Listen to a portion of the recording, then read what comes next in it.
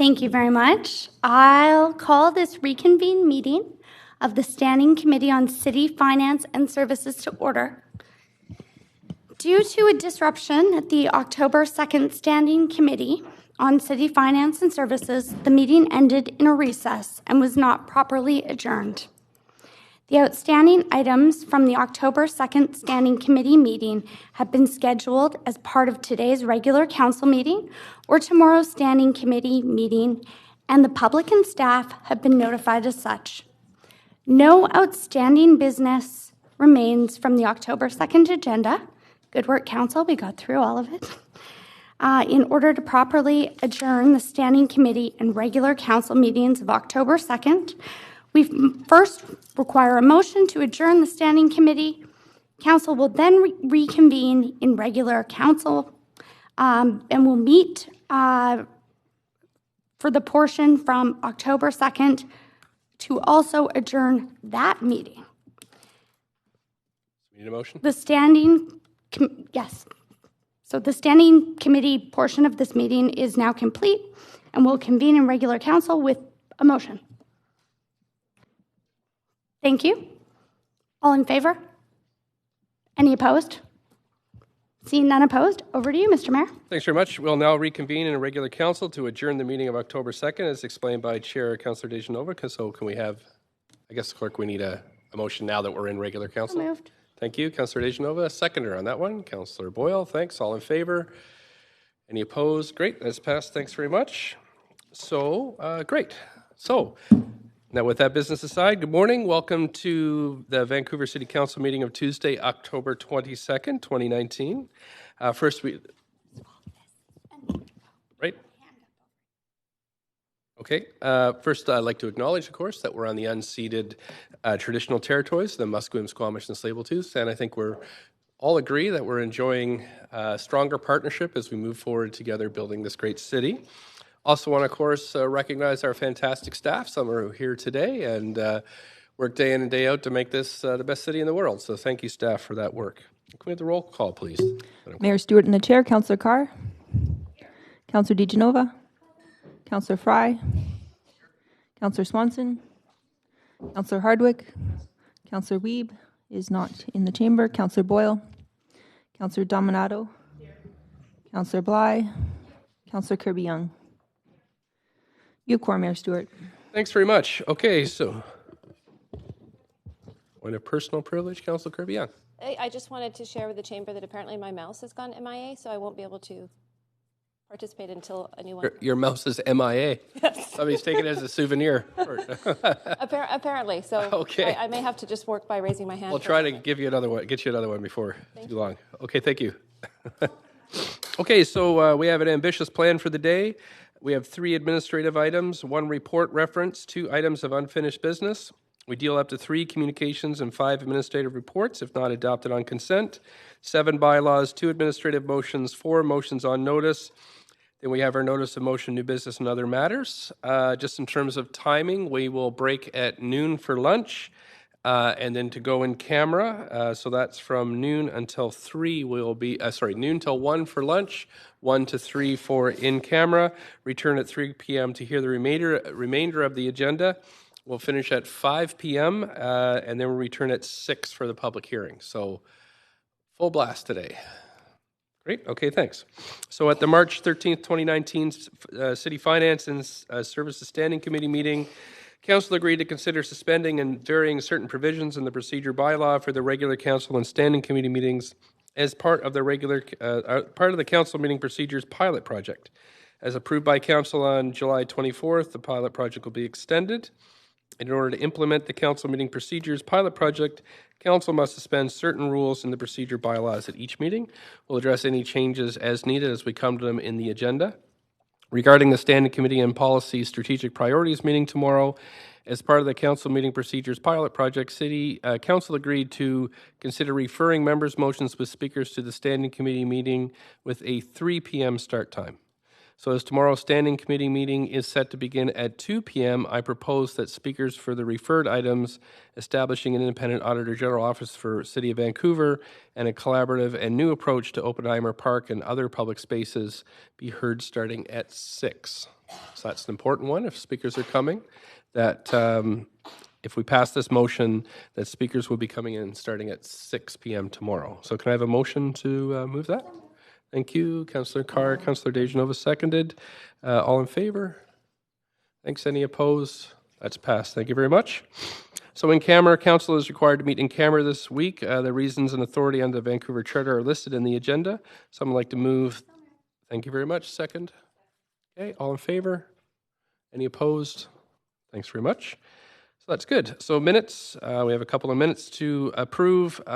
Minutes 1 of the regular council meeting minutes of October 1st. Are there any corrections? Nope. Someone like to move the adoption? Councillor Carr, thank you. Councillor Dejanova seconded. All in favor? Any opposed? Great, thank you. Minutes 2 are the minutes of the public hearing of October 1st. Any corrections? I have a mover for those. Thank you, Councillor Dejanova. Councillor Fry, second. All in favor? Any opposed? That's passed. Thanks very much.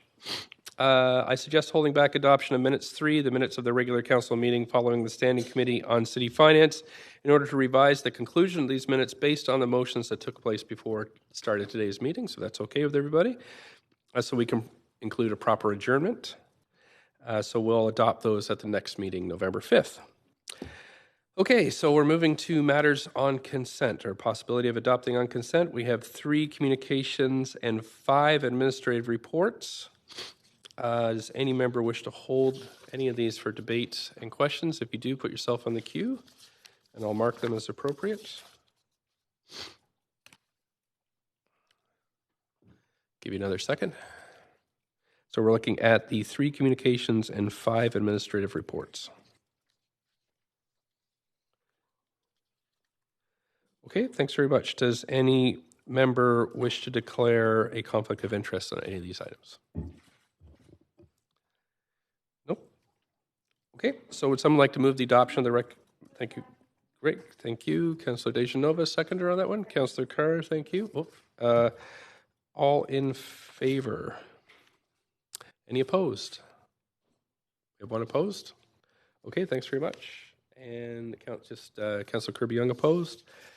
And that has passed. And I seem to be missing 1 page of... Yeah, I'm missing 1 page of my agenda, so let's see here. I think I've got one here. Okay, so communications, we have the Standing Committee Chairs and Vice Chairs and Nominations Subcommittee, November 5th to October 31st, 2019. Appointment of council representatives to regional bodies. Appointment of council representatives to boards, statutory committees, and nonprofit societies. Those are the communication reports. In terms of the administrative reports, we have the business license chauffeurs permit hearing panels, January to July 2020.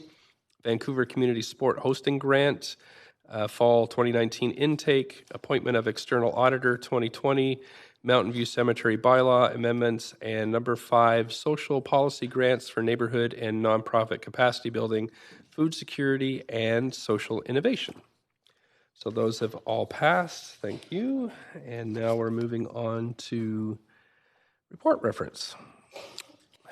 So we have Joyce Rottenberg, the planner of Homelessness Services Society and Affordable Housing, here to present. I guess we don't. We have Sandra Singh. Good morning, Mayor and Council. I'll just offer a few brief opening remarks. Sandra Singh, General Manager, Arts, Culture, and Community Services. The team is really excited to be here today to present a proposal for the next phase of our housing infrastructure grants, which focuses on a new type of program around deepening affordability, a proposed 2019 to 2022 community housing incentive program. Just want to note that this has been a real team effort between our staff team here in Arts, Culture, and Community Services, the PDS housing policy team under the leadership of Dan Garrison, and the long-term financial planning team under the leadership of Grace Cheng. I'd like to thank these leaders and their staff for their partnership. Joyce will do a brief presentation on the new program, and then we have the whole team here to answer any questions from Council. Great. Thank you very much. Thank you very much, and good morning, Mayor and Council. I'm here today to present the updates to the Housing Infrastructure Grant Framework, which is proposed to be renamed to the Community Housing Incentive Program. So today's presentation will go over some background and context. We'll go over the proposed recommendations and changes, and also outline some future incentives for consideration in continuing to work with our nonprofit and co-op housing providers. So overall, our Housing Vancouver targets and delivery strategy, we have an ambitious target of delivering 1,200 social housing units per year to equal a total of 12,000 new social housing units over 10 years across the city. As you can see from this chart, we are meeting the needs in the higher income ranges, but we understand that there are still gaps and more work to be done to meet needs of households who are in the low to moderate household income ranges. We have exceeded our annual targets, but we are looking for continued opportunities to increase our impact in meeting the needs of these households. As this grant program applies primarily to projects that are on nonprofit and co-op owned land, we would like to highlight the importance of how nonprofits play a key role in delivery of new affordable housing.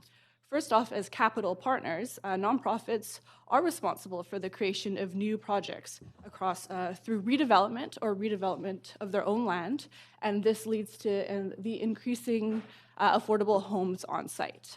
Nonprofits are also one of our primary operating partners over the life of any buildings. This could apply to city-owned sites, as you see in the chart. Nonprofits do play a key role in our inclusionary housing projects and also any developments on city-owned land.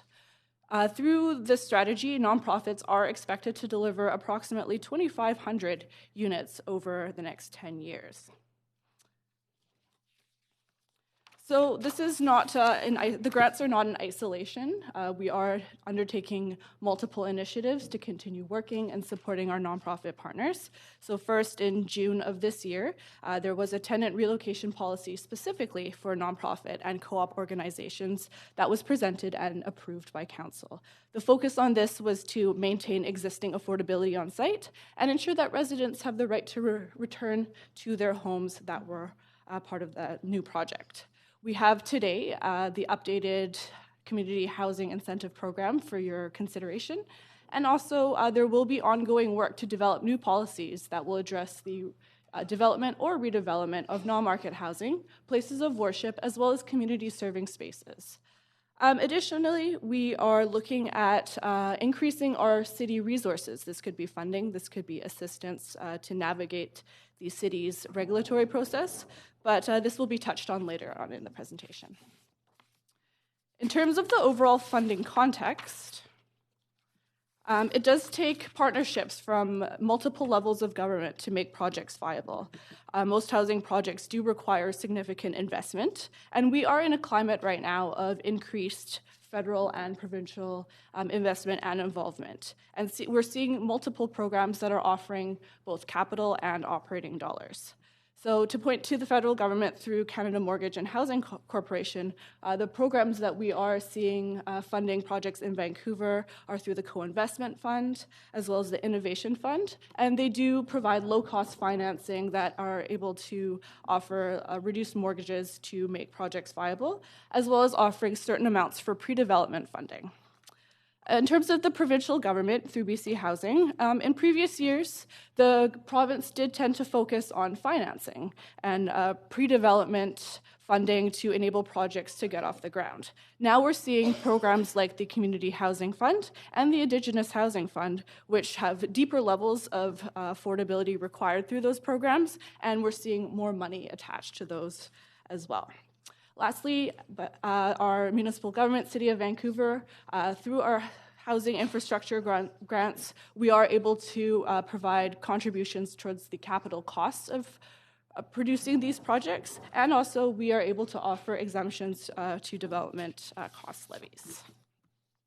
To walk you through how our current grant process works, we take applications on an individual basis. Since each project is different in where they are in their cycle, we do a rolling application as opposed to an annual call. Then we look at how much the grant amounts are calculated on a per-door basis. This tends to be a static number and is applied regardless of affordability level. Then we submit the grant request to council following the rezoning or development permit of that project. Then we create a grant program and housing agreement to ensure that our grant is going towards preserving the affordability that is mandated. Lastly, the grant is payable upon building permit issuance, and then the project is then ready for construction. So the impact of our city grant so far, since the inception of the program since 2015, we've funded 10 projects. We've created 780 homes. So the breakdown of this would look like 30% of those homes have been shelter, approximately 40 at Hills, and then the remaining at low end of market. So this has led to a disbursement of about $10.8 million worth of grant funding. The funding is towards capital construction costs, and traditionally speaking, we have seen the grant funding going mostly towards ensuring that the project is viable.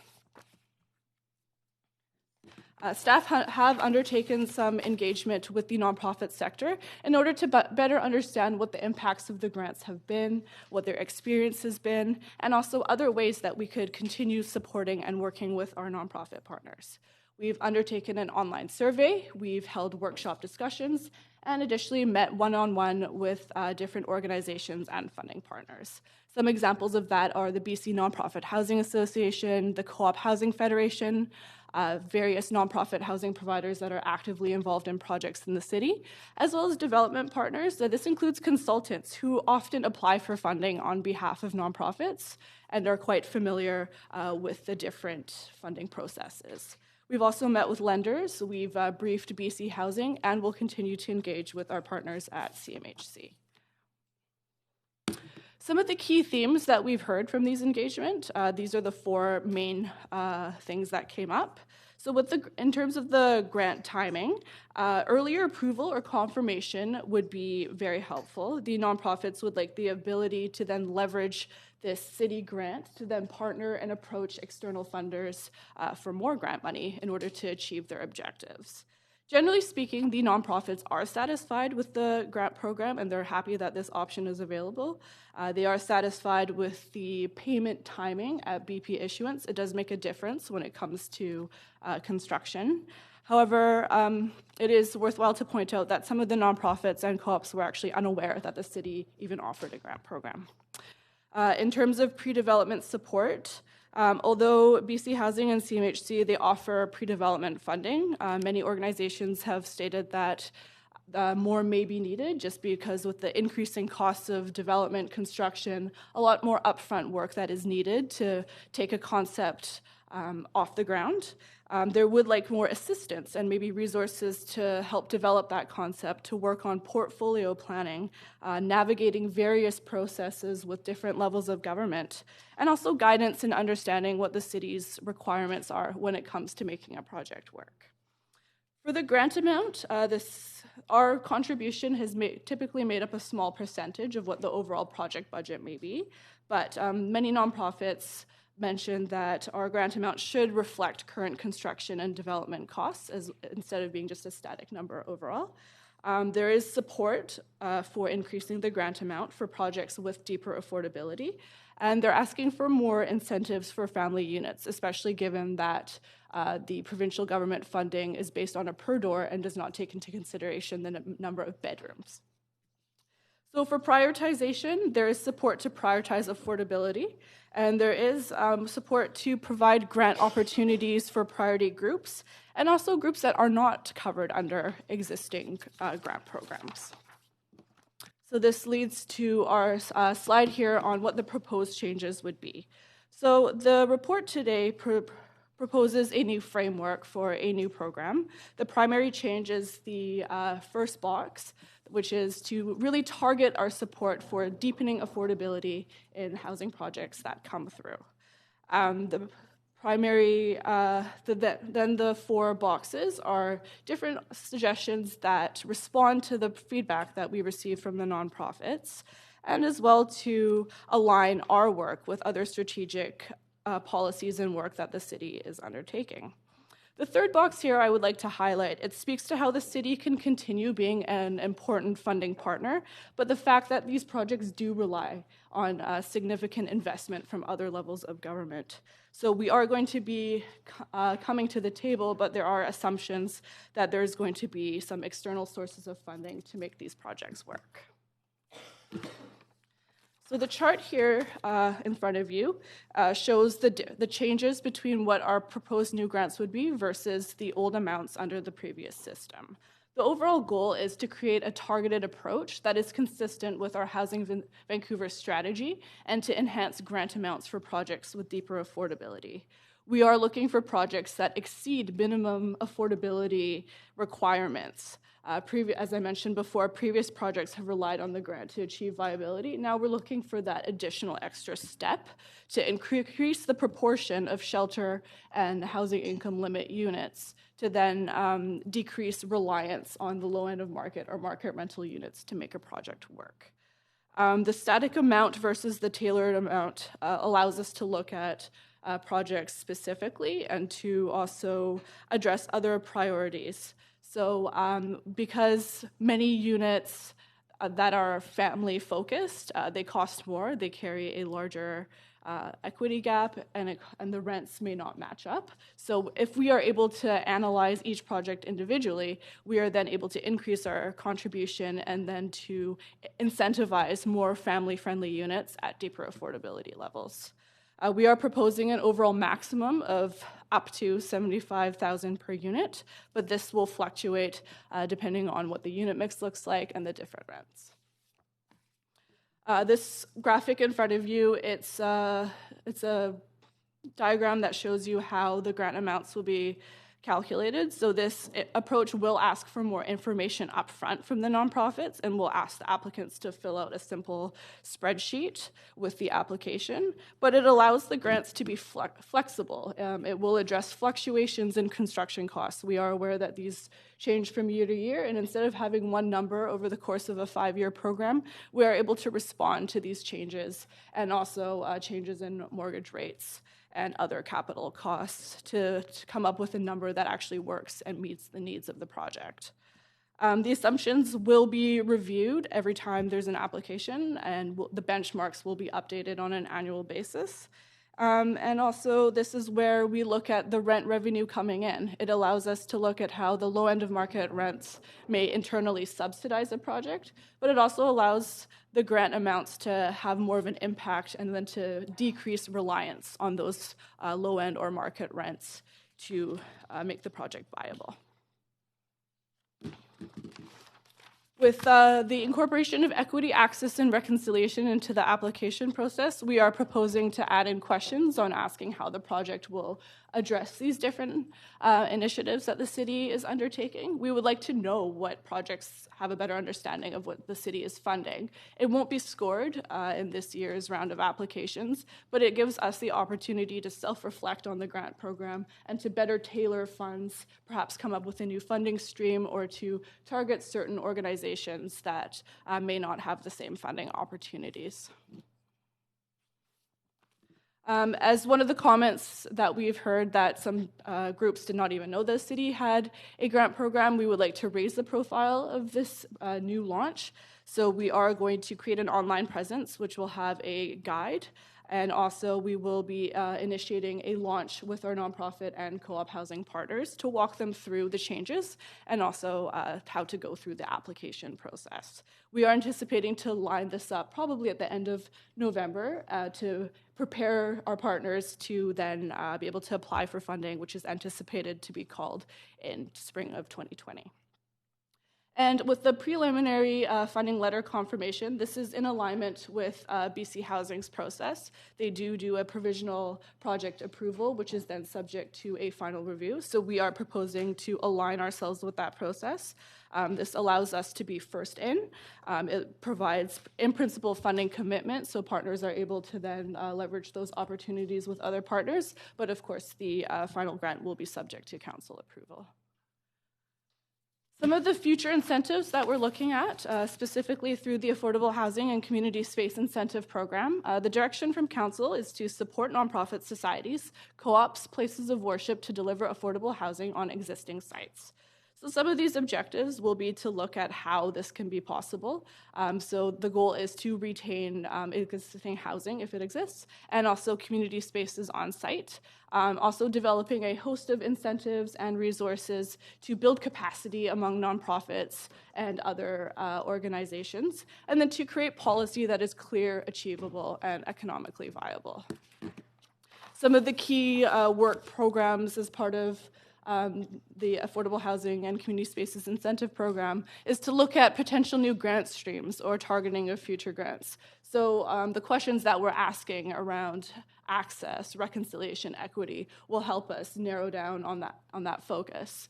We'll also, to respond to the numerous comments that we got about pre-development funding opportunities, one of those things that we're looking at is to help nonprofits who have a portfolio, a number of buildings that they're looking to redevelop or to increase their housing stock. What are some opportunities that we could work with them, help them build a concept so that they're working holistically as a portfolio instead of on a project-by-project basis. And finally, we'd like to develop a framework to partner with nonprofit and co-op housing providers to potentially acquire properties that are adjacent to existing sites so they're able to expand and achieve more homes and increase their development potential. Thank you very much, and happy to answer any questions. Great, thank you very much for that. You do have a list, councillors, with questions. Councillor Carr is first. Up to 5 minutes, please. Great, thanks. Thanks, Ms. Rottenberg and your team for this. My first question has to do, I'm really looking at the sustainability of the funding or where that funding is coming from. So my first question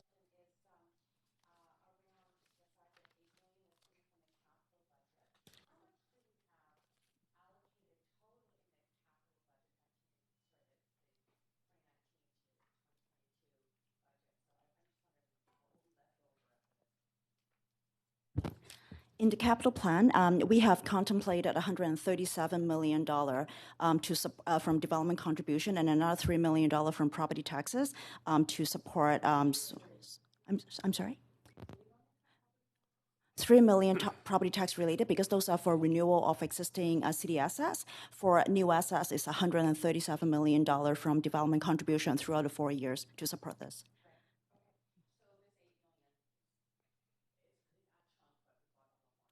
Correct.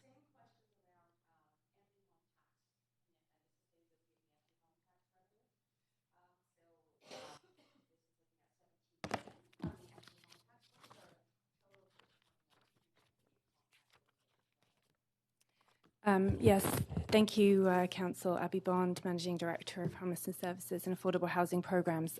Council recently received a confidential memo regarding empty homes tax allocations, and it is staff's intention to bring forward public information in November in alignment with a budget update. So at that point, we are able to answer questions about that future allocation.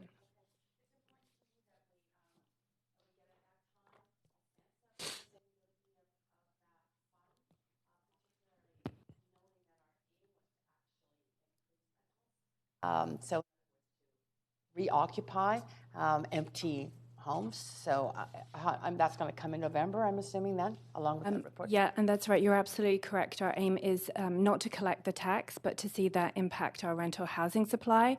And so our focus has been the allocation of money that we have already received, rather than a projection or reliance on future revenue. Right. Okay, thank you. A question around the deepening of affordability in the units and the amount of grant. I'm sorry, I didn't quite get one of the statements that you made. In the chart, it said that 2 bedrooms could get now up to from 20,000 a unit up to now 100,000 a unit. But then there said there's a maximum up to 75,000 per unit. Is that like spread out over the whole? Yes, that's correct. It is an average amount. An average amount for the actual project. Right. Okay, that's good. And my final question around around the issue of affordability. How much more are we going to be requiring in terms of a percentage in the number of units that would be at shelter rate versus Hills rate and other rates? So currently, we're looking for projects that will exceed the city's base minimum affordability requirements, which is 30% Hills and 70% low end of market. Since we are assuming a certain level of provincial or federal government investment, we will be looking at projects that are hitting a higher affordability target. For instance, the Community Housing Fund has the 20% shelter, 50% Hills, and 30% low end of market. So we are looking for projects that will be more aligned with some of those targets, 25, 25, 50. Correct. All right. Okay. Quickly add that if you go back to the Housing Vancouver targets around the income ranges, we're aiming for around 43% at shelter. That's under $15,000 income per year. And then at the Hills range of incomes that can afford a Hills rent, it's around 40%. So our aim with this grant is to get as close and exceed those targets as possible, knowing that our grant on its own is not going to do that. It still relies on provincial subsidy. But our aim is to be able to get above what we've been achieving over the last sort of 5 years and get much closer to the delivery of those targets. Okay. Thank you, Ms. Bond. Thanks very much. On to Councillor Swanson. Yeah, thank you so much. The slide 4, I don't know if you could bring it back, is providing a lot of the information that I've been seeking. The one with the green stripe in it. This one, okay. It's not showing.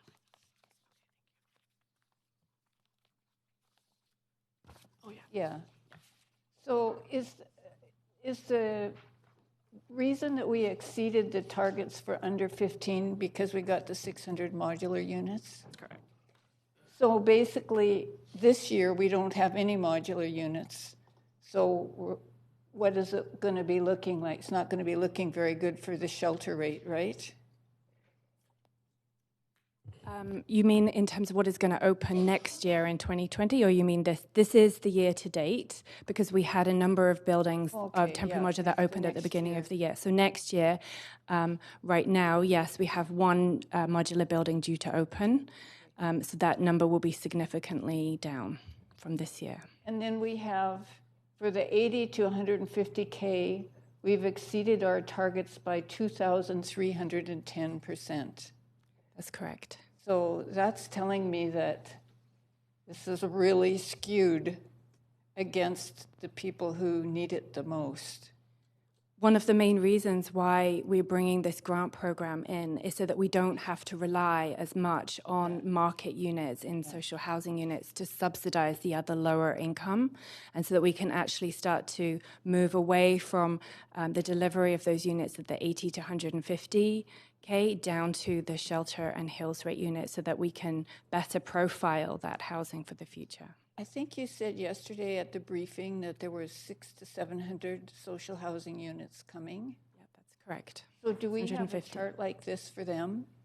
I don't have it for you today, but it's our intention to bring that forward in a memo in response to questions that we receive from Council. And hopefully if we pass this today, we'll have 25 million to stick in more at the bottom.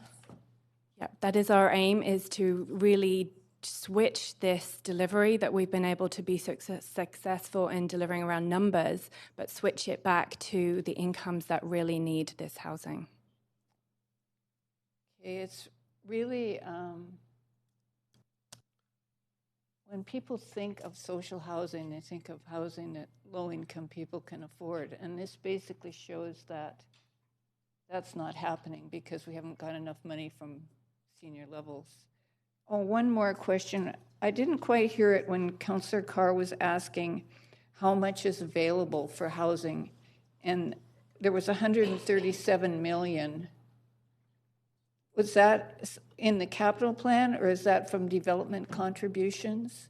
The development contribution is included in the capital plan, so that is purely for on a cash basis to deliver new social housing within the city of Vancouver, and that does not include the in-kind turnkey housing that is delivered through development as well. That amounts to approximately $400 million. So in totality, we're looking at $540 million for this current capital plan. $540 million for housing? For housing alone. And that's through CACs and through taxes? CAC, DCL, taxes, and also in-kind that council already approved. They were enacted, and in-kind are to be delivered through this 4-year period. And the rent range in this housing that we're getting from $540 million is it mostly like this chart? This chart is the profile of what's affordable by income in the housing that we have already approved to date. It is our aim to start to shift those income ranges as we go forward, but we're being accountable and reporting out what we've been able to do so far. The influx of provincial and federal money really helps us with this, plus this grant program, and plus council decisions around inclusionary housing projects. So this is what we've been able to do so far, but we're intending to get this more closely aligned to the Housing Vancouver income targets. Is there actually an influx of federal money? We have a number of projects that we're working with our partners and the federal government and CMHC to see investments made in the city of Vancouver, and we remain optimistic about the delivery of those projects to a much greater affordability level. Okay, thank you. Thanks, Councillor Bly. Thank you very much. Thank you for the report. I just have a couple of questions. The first one is regarding it says under the target support for deepening affordability is based, and looking at the 10,000 per studio, for 1 bedroom, 20,000 per 2 bedroom, 30,000 for 3 bedroom. And then as you scroll down in the report to section 3, city's role in supporting affordable housing, it talks about the proposed level of senior government support would be modeled at a minimum of 100,000 per home. How does that, I just see there's a variable based on the 1, 2, or 3 bedroom, and this is a fixed assumption. So I'm just wondering how you balance those two. So the assumption of the senior government is the $100,000 per door. This is based on an existing funding program from BC Housing through the Community Housing Fund. So there's been a number of projects in Vancouver that have received that funding, and it is a static number per door. So one of the reasons why we are looking at this number, but also looking at how we calculate the grant methodology, is to be able to increase the grant amount towards family units to make up for the static number that other levels of government are providing. I see. Okay, that's helpful. Thank you.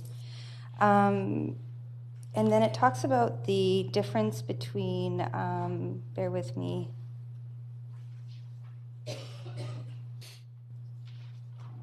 Okay, I'll come back to that question. So this is more about what I have heard from a few different people in the industry around and this is a bit more after market product, after sort of construction and process product, is the difference in the long range cost of operating different social housing developments, that the quality of the finishings and the things that they choose to use in terms of flooring and countertops and things like that, windows, can affect the long-term affordability, and I just don't see that reflected in the report. So this program is primarily focused on capital grants because the city does not currently provide any ongoing operating subsidies. And once it turns over to operations, we do rely on our nonprofit partners. That being said, we do have different documents such as our housing design and technical guidelines that offer guidance on different finishings and materials that could contribute towards the long-term durability of a Okay, I appreciate that. So I guess my question is, what role do we play after the fact in whether it's occupancy, or how do we manage that? We support our partners all the way through the process, and often they're hiring excellent consultants who can support them as well. But we're always happy to share our knowledge and what we've learned through our inclusionary projects around things like materials, design of the building. And so we'll support them all the way through that process on a one-to-one basis, sharing our knowledge with them. And we're a resource for any of our partners wanting to engage in development of nonprofit housing. Okay, I appreciate you entertaining that question. I realize this is about the grant program, but I do feel like that's something that can be ongoing. So thank you. Those are my questions. Thanks very much. Councillor Kirby-Young. Thank you. I don't want to repeat the question, so I'm going to move on to something else, and it really relates to the commentary around equity, access, and reconciliation. And I'm referring to the part of the presentation that talked about that it wouldn't be scored in year one, but potential targeting funds or new grant streams in years 2 and beyond. And I'm wondering, since that's such a target for the city, and further sort of the earlier questions around getting the housing to those folks that need it most, why we don't have the ability to focus on that in year one. So the ability to provide deeper levels of affordability was the primary focus. We are trying to see how this will play out in the first year and see how many applications we will get and how much funding will be allocated towards each project. I think when it comes to evaluating how a project meets these objectives, it can be really hard to score that on a matrix. So we are looking at how the different organizations will respond to that, because then this allows us to come up with perhaps a separate grant stream, or it allows us to approach and work in partnership to attract more organizations to then apply in year 2. So follow up to that, I guess the question is, how will council have confidence that the units are going to people that really need them, or are we prioritizing nonprofits or as part of the application process that are indicating that they are serving those identified populations? So the nonprofits... Or is it simply targeting an income level, but not necessarily looking at the other factors in year one? So the primary focus will be on the different levels of affordability, but we also will be looking and seeing how the different organizations respond to these equity and access and reconciliation objectives. We will summarize that in a grant report with the request coming to council for final approval, so this information will then be provided for your information. Okay, so just reflecting that back so I'm clear, so fair to say that the ultimate goal is to have sort of a two-pronged approach for the fund, and one being affordability kind of from a numeric point of view and the other being qualitative, so that's what we're actually aiming towards? That's correct. Okay, thanks, that's helpful. And then my follow-up question is just relate a little bit on the finance question, and I know we're going to get a more detailed update on the empty homes tax, but am I correct that this is one of the first times we're actually able, based on previous empty homes tax updates that council has received, to actually budget these taxes? Because for a year, and this might be a finance-related question, but I understand, is it correct that for years 1 and 2, that revenue stream wasn't stable or subsidized, so we're now actually budgeting that revenue stream? Is that correct? I think we will provide more information going forward how we're going to incorporate this into the financial plan and budget in future years. But right now, not unlike some additional development contribution coming in, we are trying, when we get it and when we affirm that the money is coming in, then we will adjust the capital plan and also the budget to reflect that. But going into the future, I think we need to come back to council what the best way to incorporate that is. Okay, so just follow-up clarification to that. So based on previous updates council's received, the idea was that we actually knew that we were receiving that money, had banked it before it was allocated. All the time. Okay, so if we don't have the money, we won't. And the governance of that fund requires that it is dedicated towards these housing. Affordable housing, yes, correct. Right. Thank you very much. Appreciate it. Thank you. On to Councillor Dejanova. Thank you very much. My first question is regarding the statement you made in your presentation. And first of all, thank you very much. I know that this has been a long time coming. And this is moving forward. There's different parts of this that we'll see in our housing update also later on in the entire housing update. But I get a lot of meeting requests from faith-based organizations, nonprofits, and I understand it. Working with a nonprofit housing organization inspired me to run for council. So my question to you is, when you had said acquire, we're looking to acquire these sites, do you mean like a joint partnership, as in they, for instance, give you an example, a faith-based organization decides to maybe venture into a partnership with a private developer, but they would still have ownership over some of the units there for their, or recreation space or whatever that might look like or be to them, would you expect that the city would own that or that the nonprofit would own that? So we are going to be looking at different options around that. It might not be just one, it may be a multitude of options. So we will be looking at perhaps that joint partnership venture. It could be providing a grant for the nonprofit to outright purchase the land, or it could be the city purchasing it and entering into a long-term lease arrangement. More work still needs to be done on fleshing out those options, but we will be reporting back through the Affordable Housing and Community Spaces Incentive Program with the different options laid out. That's great, because I have some concerns about 60 years down the road with the building, and maybe, the nonprofit gives us back the keys, then the capital costs are on the backs of the taxpayers, and we see the budget continue to move forward. Also, looking at, and I understand this is a little bit different, but looking at the amount of granting fees, how are you moving forward, not only with the communications, but with the schedule of fees? So for nonprofits that are developing their own property or working with developers, I know that, for instance, an airspace parcel, I know this off the top of my head, with inflation, but last year it was $42,600, whereas City of North Vancouver, $3,000. So are we looking at how we offset those costs and make sure that the private developer isn't charging back in something else cost to the nonprofit organizations? So I'll start by saying, and then maybe pass Sorry. it to Abby. No, it's okay.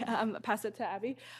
So this program is focused on nonprofits and co-ops that own their own land. So it wouldn't be applicable for the partnership with the developer at this time. Yeah. Thanks. They're paying $42,600, which is a discount from the $81,000, but it's still quite a bit more than other.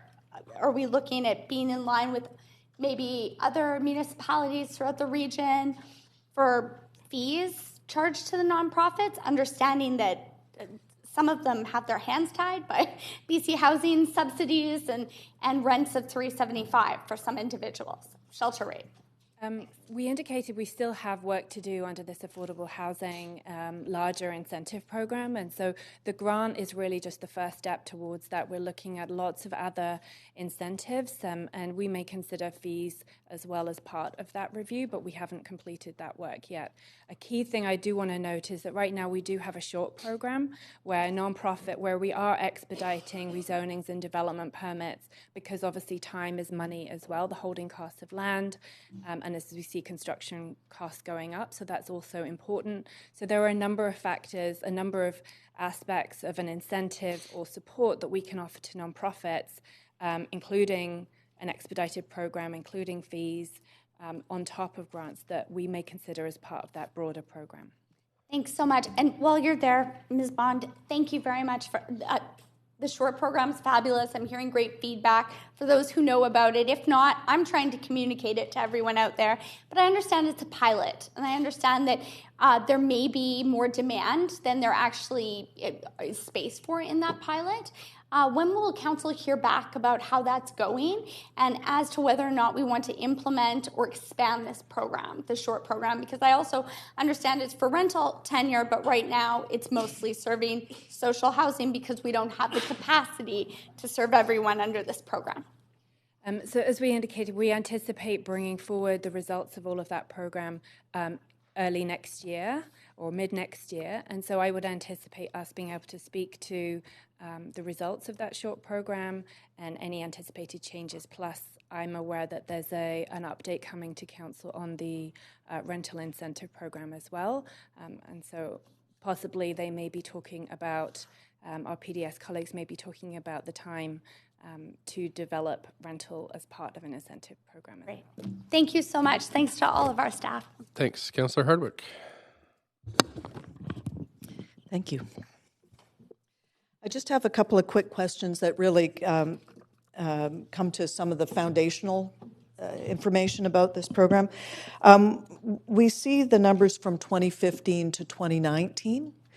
When did the city start this grant program?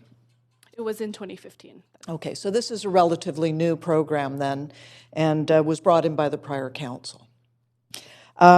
So we are looking at more than double the amount previously done in this program. We're going from 10.8 million to 25 million, correct? Okay, thank you. I'm interested in the targets as they're described. There's 12,000 units you're contemplating 12,000 units over 10 years.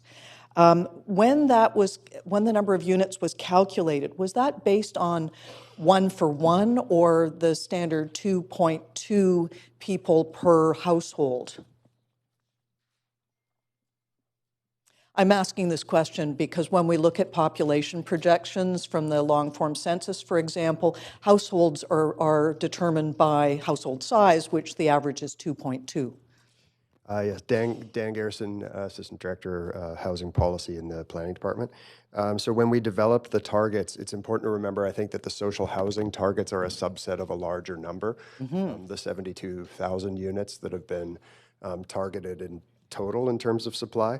The social housing number specifically was a very focused needs-based assessment that took into account both the number of units that we thought would be required by growth, the amount of growth that was going to happen in the city, as well as a needs-based assessment of existing need and underserved households in the city. So households, for example, that are currently in undersized units, spending more than 50% of their income on housing, those are the kinds of measures that we use to determine the need for new non-market housing units. So this was more of an income-based needs approach, which blended both growth and pre-existing need in the community. Well, as you know, I've questioned before the veracity of the number of 72,000 since, as we've established before, the 2017 to 2027 period, that decade that Housing Vancouver covers, the population projections, reasonably based on historicals, would reach maybe 72,000. Yes. So my concern is that we need to do more work in understanding what our quote-unquote targets are, and this is across the board with Housing Vancouver. But my question very specifically here was with reference to the target of 12,000 units.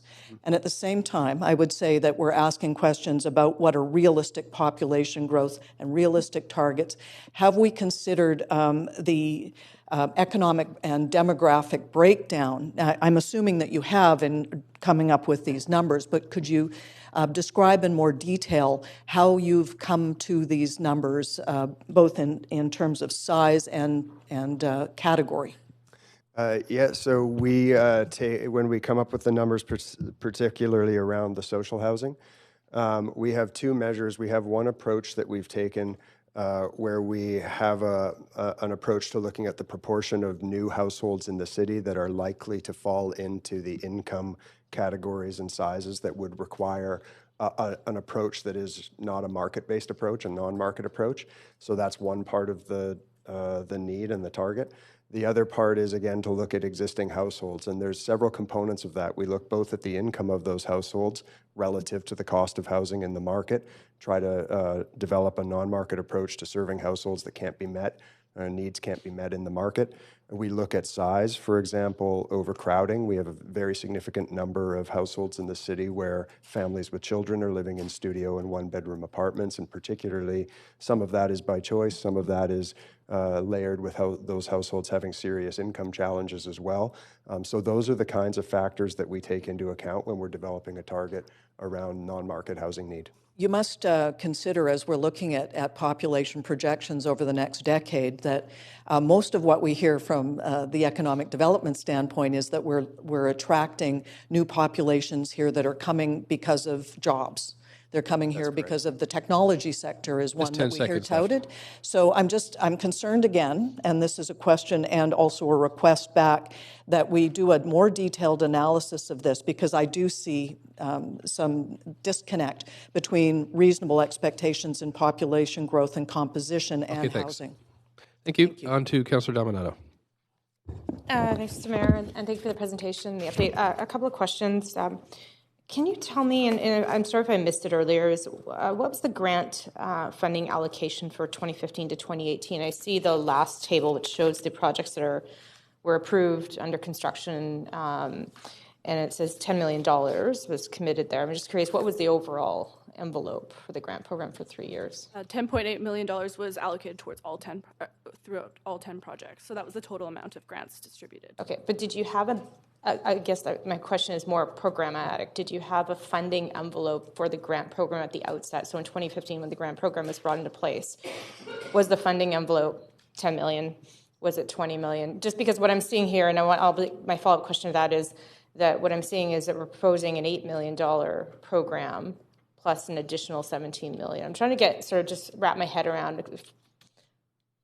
before and after and what's being proposed. Thanks. So the allocation we had was around $10 million. So we basically allocated all of the money that we had in the previous capital plan under the grant program. We could have, if we'd had a higher number of applications or an increased demand, we could have looked to reallocate or rejig our capital plan to accommodate that. So we basically allocated everything we had. We're not necessarily anticipating being able to help more projects. It's actually about being able to help them to a deeper level. We are anticipating, as we said, doing more advertising and reaching out to the nonprofit and co-op sector.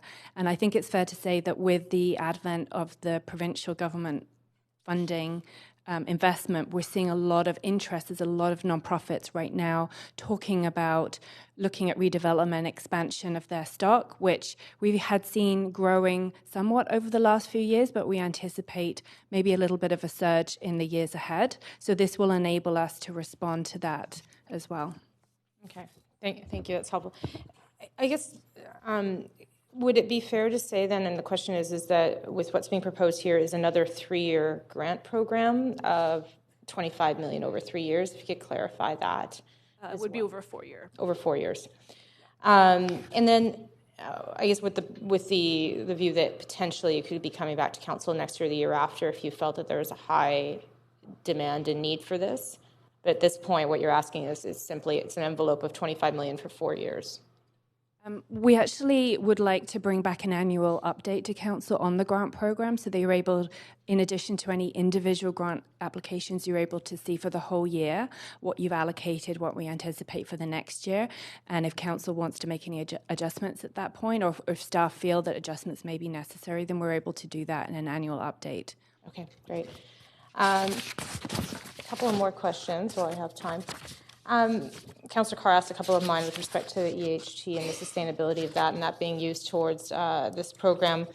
I'm curious, 2 questions. One, we've asked a couple of times around the federal dollars and the partnership with CMHC in the province. Do we have any federal dollars coming directly for this program? And is that something we'd be looking at? I know that we've only just now elected a new government yesterday, but I'm just curious if that's part of the conversation in terms of the sustainability of this program. And then I have one more question after that. We are aware of a few nonprofit partners that have received federal government funding, and we're also aware of VAHA and Community Land Trust projects that have also received that. The funding commitments are not finalized, and we anticipate that to be sorted out probably in November after our cabinet has reformed, but we are aware of a number of projects that have received federal funding. Okay, thank you. And then a last question, just with respect to Appendix A, and the projects have been completed and under construction. That's great work. I'm just curious, in terms of outputs and outcomes. Outputs, we've got buildings, we've got housing, we've got people housed. In terms of broader outcomes, how do we know these housing projects are functioning, the ones that have been completed? How do we know in terms of effectiveness they're being operated by nonprofits? And also, do we have a sense, and I see there's only 3 complete here, but of individuals who are getting into that housing, is sustained? Are they staying there for the long term? Are they needing other types of housing down the road? So that's a broad question. Probably won't cover in 2 minutes, but thanks. One of the implementation measures that are going to be considered through, should council approve the Community Housing Incentive Program today, is going to be a survey or a follow-up email to projects that have received this funding, and then to get some feedback on how the funding has been applied. It's good for our understanding as well and can help us target more funds more specifically in years coming, but we would like to get a better sense of how the funds have been used and what the outcomes and outputs have been of those projects. Thanks. Thank you. Thanks. Councillor Dejanova? am prepared to move the motion. I was also hoping maybe for another round of questions. Sure, you can ask a question. I want to ask a question. Oh, is that all right? Yeah, please go ahead. Okay. Thanks very much. A question that I had, and I'm not sure who on the team this would be for, maybe Ms. Bond, in regards to replacement of social housing. So let's say a nonprofit owns their site and they want to sell that site to a private developer and cash out, or they're going to put their money in another municipality where maybe they have other housing opportunities, as some nonprofits are regionally based. I'm just wondering, or I should say organizations that provide social housing, because I understand that this isn't just at the shelter rate, we're looking at the hills rates as well. So I'm wondering, what are we doing to ensure through this program that we are not only encouraging the nonprofits to stay here, but in fact, is it going to go a step further to make sure we don't lose housing from this? And if that question's not fair for this report, just as I read through it, I was thinking about that. Thank you. The focus for this report is very much as an incentive. We feel that the best way to encourage nonprofits to reinvest in Vancouver, to try and get federal and provincial money for their projects in Vancouver, is for us to provide a robust grant program, perhaps in excess of some of the incentives that other municipalities are currently offering, to enable that reinvestment and to encourage that reinvestment to take place. As part of that larger incentive program, we may consider other further incentives, but at this point, apart from our rental housing official development plan, which requires replacement, we aren't considering any specific requirements. It's really everything that happens within a normal rezoning discussion of council in terms of replacement. Okay, but that could be changed, sorry, follow up, that could be changed with policy regarding not only replacement, but replacement at particular rates. Is that correct? Yes, it is. And the only thing I would add is that in most of these cases where there's existing nonprofit or co-op housing, while there isn't a specific requirement to replace and protect, generally speaking, the only policies that the city currently has in place that would enable rezoning and increased intensification of the site are policies that are related to the renewal of non-market housing. So I think while we don't have a specific policy that says, lays out the requirements and a protection regime, such as like the rental housing stock ODP does for rental stock, we do have a planning and land use regime that does require replacement in the vast majority of cases if additional density is being sought. Well, you have me thinking about the fact that we don't have a policy, but I'll wait until our housing update. Maybe something will come with that. Is that fair to ask? If this is something that staff will be looking forward to, even if it's not robust policy, but yeah, and I think it's fair to say as part of the program that Ms. Rautenberg was outlining as a broader approach to looking at support and renewal in the non-market stock, this is an idea we can also explore through that in terms of what land use, both incentives and protections we might want to consider. So that's something that we do intend to at least put some thought to through that process. Great, thank you very much. I'm happy to move forward. Right, I just actually have a question myself. Myself on here. Councillor Swanson, do you have questions or? No, I was going to make an Okay, so I'll just go ahead with the last question.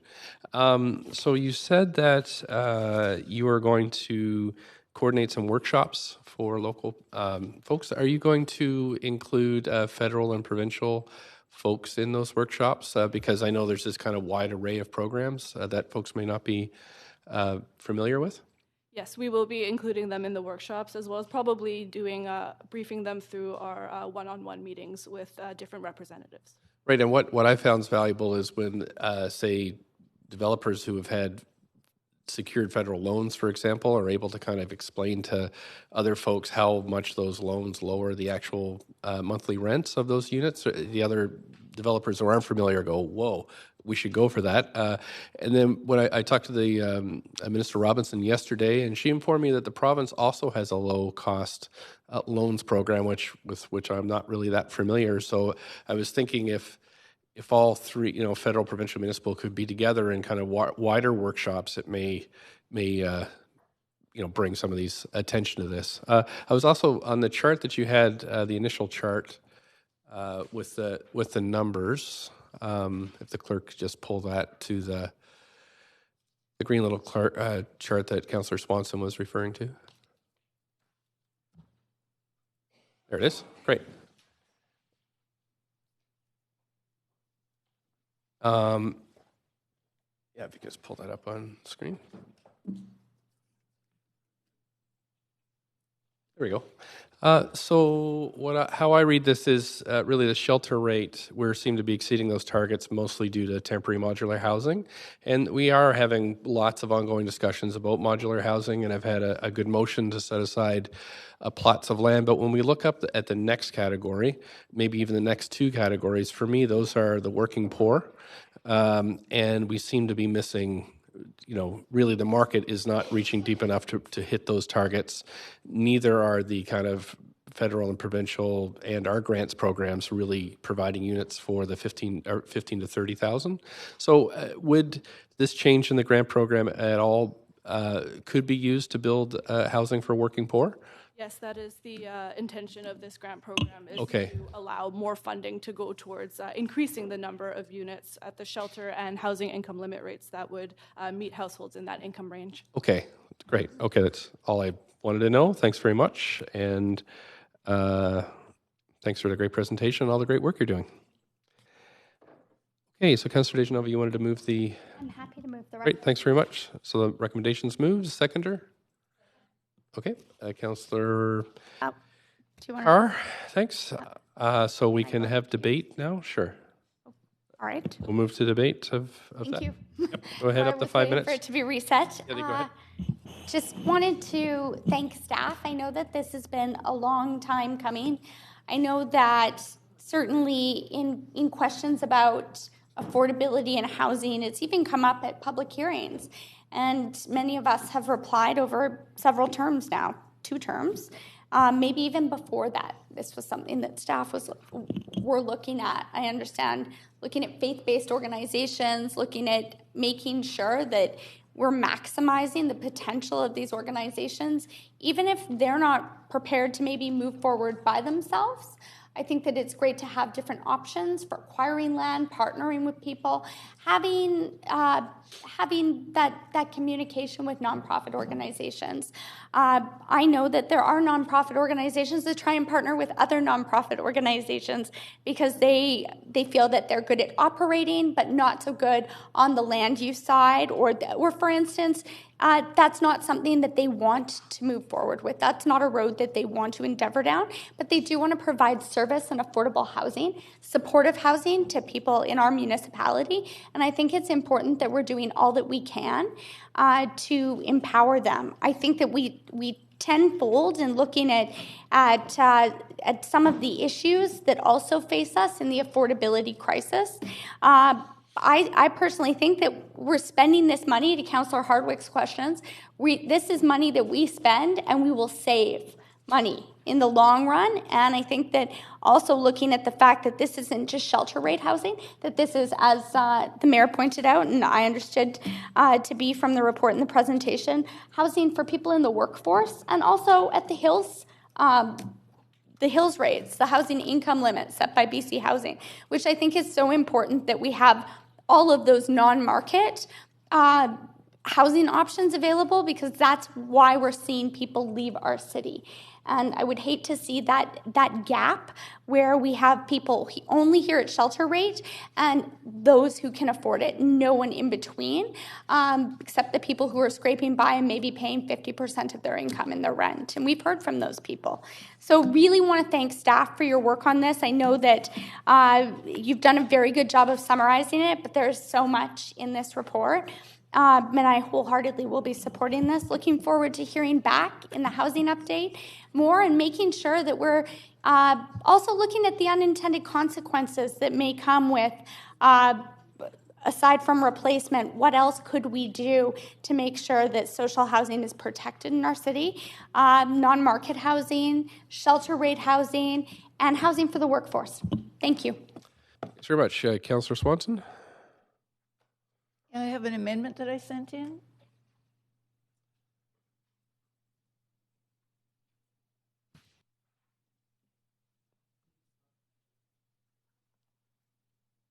So this is basically because we don't have any modular housing coming to speak of except for the one building. And I'm afraid that if we don't put funds in at the bottom end, our homeless numbers are going to really escalate a lot. I personally know of 180 units that will probably be gone to low-income people by the end of next year.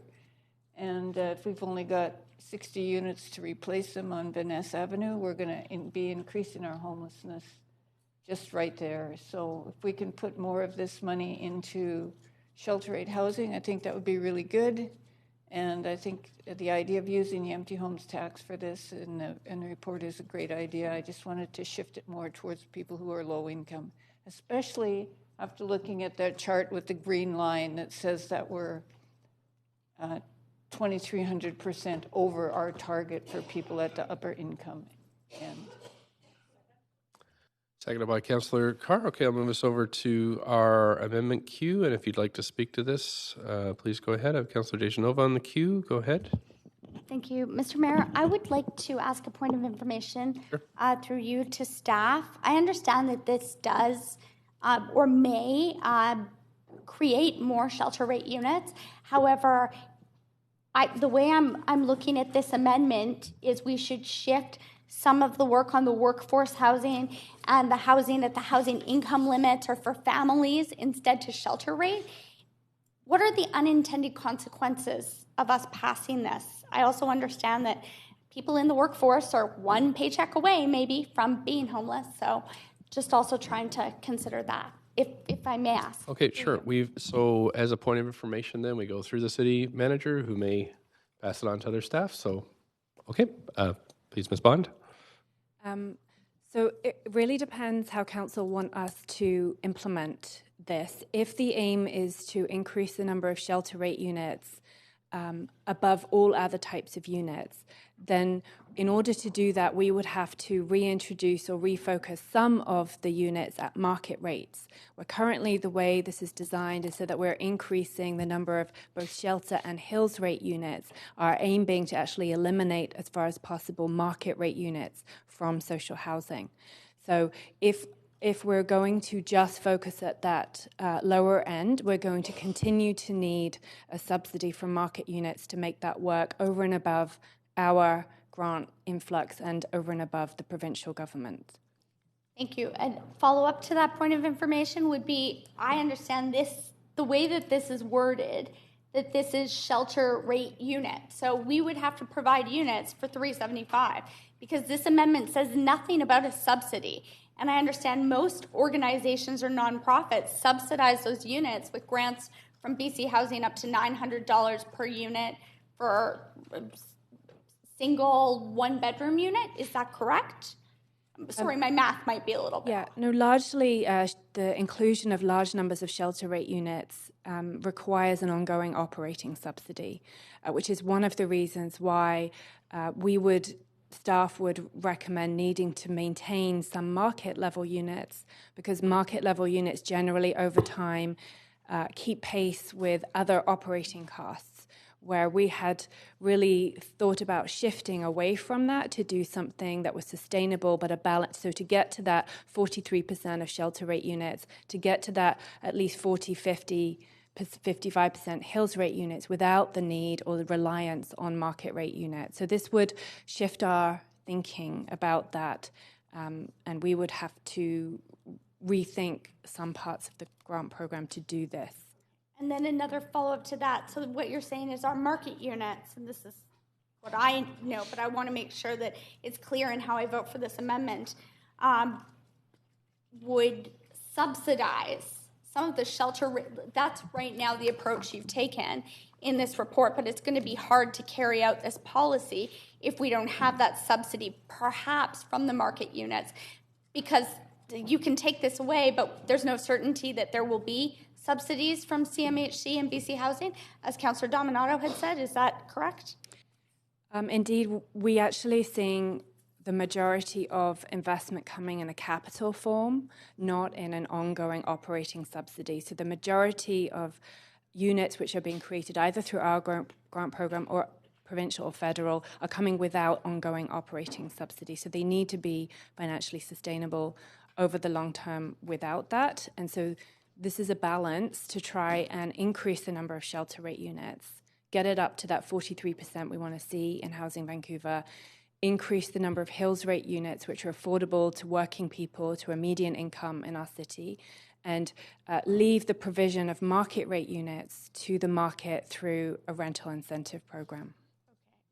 I have so many questions, also through points of information about regionally, are we going to be taking the other regional shelter rate units? I'm sorry, Mr. Mayor, I'm just wondering what the impact is on this, but I think that I understand that it's going to be difficult for staff to carry through. That's my understanding, unless I hear differently. So I will not be, now I may speak to it, I won't be supporting this amendment. And it's not because I don't support shelter rate units. I do, and I understand that that is included in this report. However, I understand it would be at the cost of other types of units. And the people that we have all made a commitment in several motions and reports brought forward by staff to provide affordable housing to in the city of Vancouver. Thank you.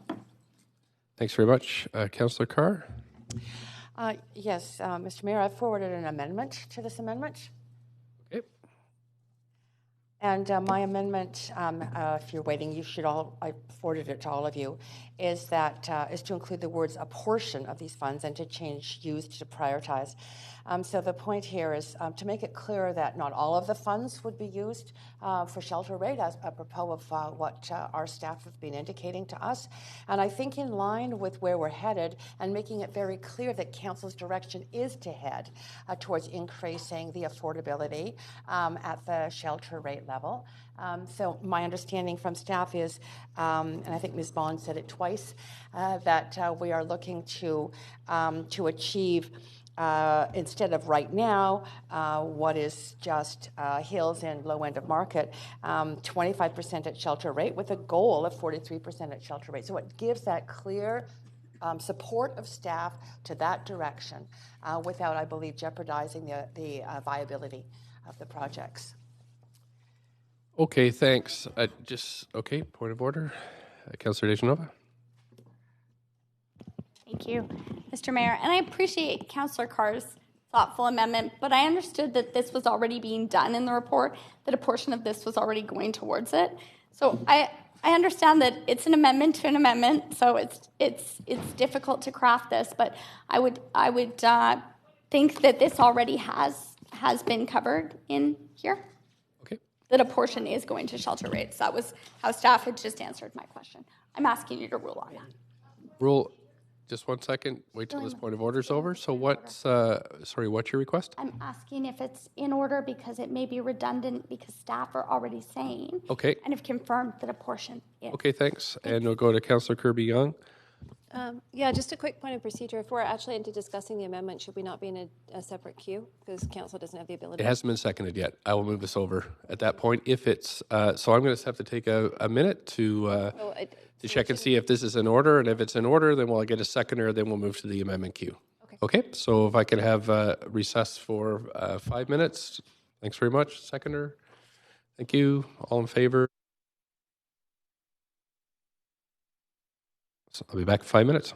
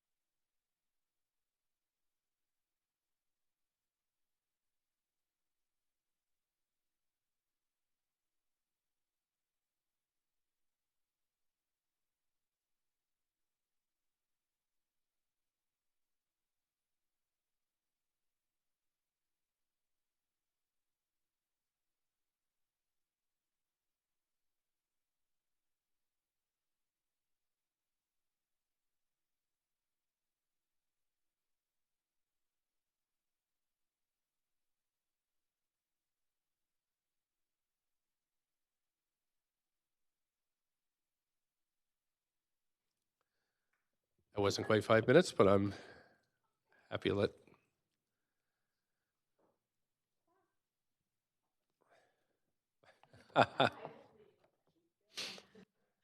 Okay, I think we have quorum here. If that's okay. So, it does look like Councillor Swanson's motion is in order because her amendment to the report is in order because it substantially changes the current policy.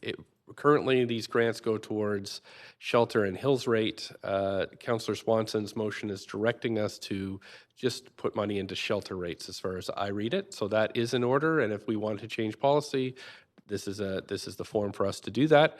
However, Councillor Carr's amendment really says just do the same thing. You know, it changes it back to let's just do the same thing that we're currently doing. That's how I read it anyway. It would say that a portion of these be prioritized, which is already being done, and it's already being done to reduce homelessness. So I was, my ruling is that the amendment is out of order. The amendment to the amendment is out of order, but the amendment is in order. So my suggestion would be, if you don't agree that all the money should be used for shelter rate housing, then the amendment not pass. So that's the ruling on this one. So we're back to the queue with Councillor Carr still on the queue.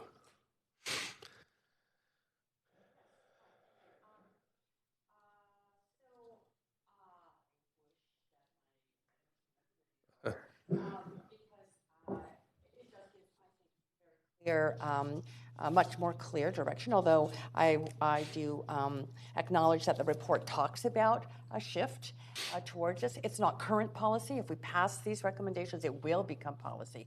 So it's not what we're doing right now. That was clearly stated. So it's not that it's out of order from the point of view of what's currently happening. We are talking about change.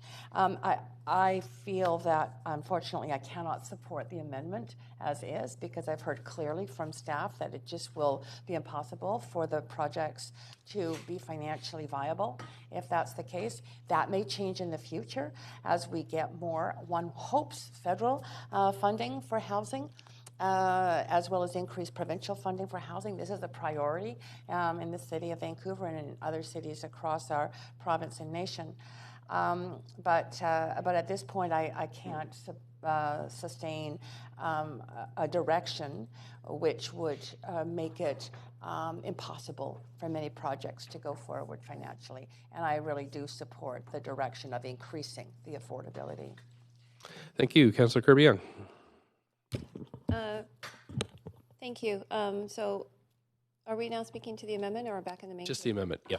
Okay.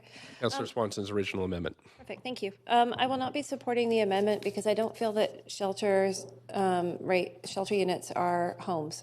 And I think the ultimate goal is to get people into homes and permanent housing. They certainly have a role to play. But I think that there is a diversified approach that is articulated.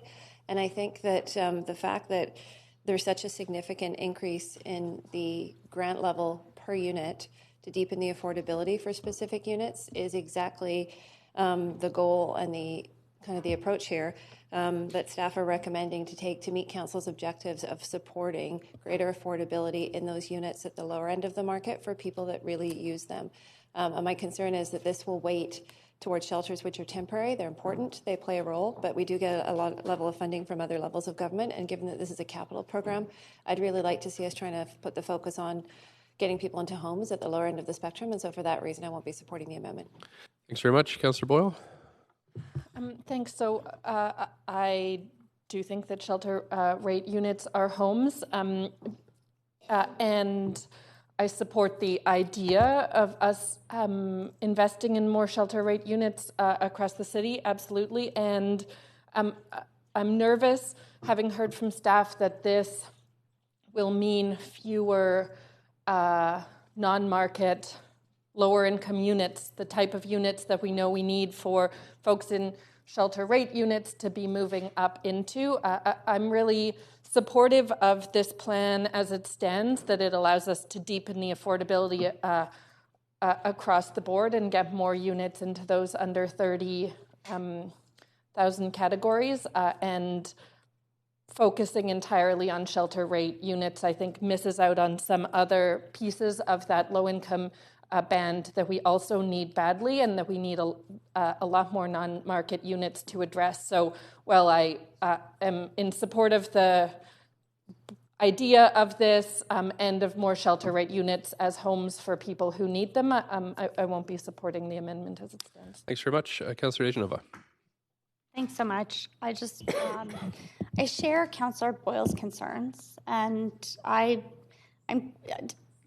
wasn't going to speak again, but to a point made by Councillor Carr that eventually this funding will come, I don't want to wait to build housing. I don't want to wait to empower these nonprofits until or if that funding comes. I'm also quite concerned that some of these organizations that currently apply under the current policy that we're reading and recommendations here might not be able to be eligible for the grants anymore unless they provide 100% shelter rate housing. I'm not sure how this amendment could change that, but I know many nonprofits have moved to a model of in the absence of rent supplements, as was noted before, and BC Housing giving less and less rent supplements and more of a capital investment, that in fact market units help to create rent supplements for lower end of market, non-market, social housing, and shelter rate units, including supportive housing. So for that reason, I won't be supporting this because I'm afraid that this will be a non-starter and a number of nonprofits would not be able to access this grant any longer. Thanks. Thank you. Councillor Swanson.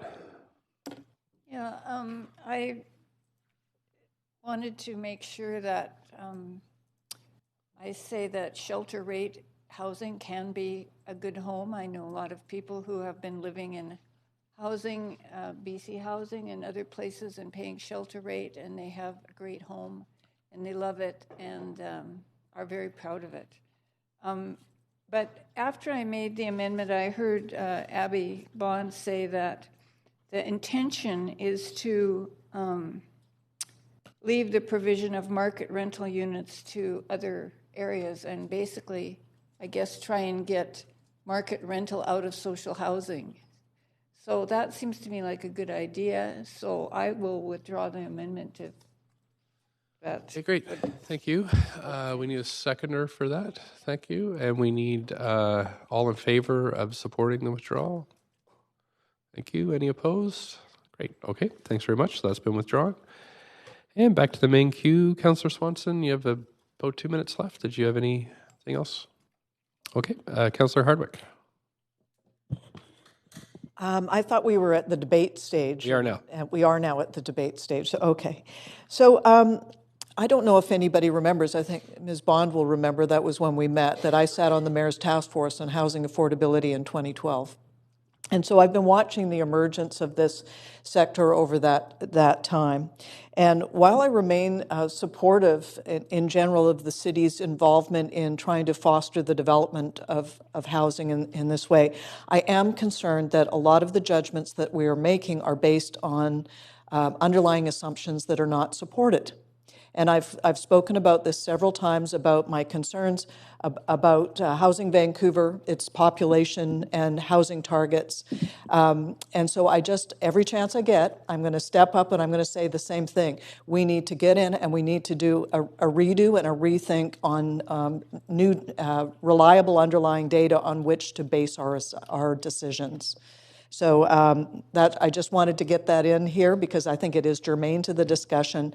And as we move forward, we are seeing a doubling now of the city's commitment. We're fortunately that we have the empty homes tax that we can fall back on, and that there is room within the capital budget to accommodate this growth.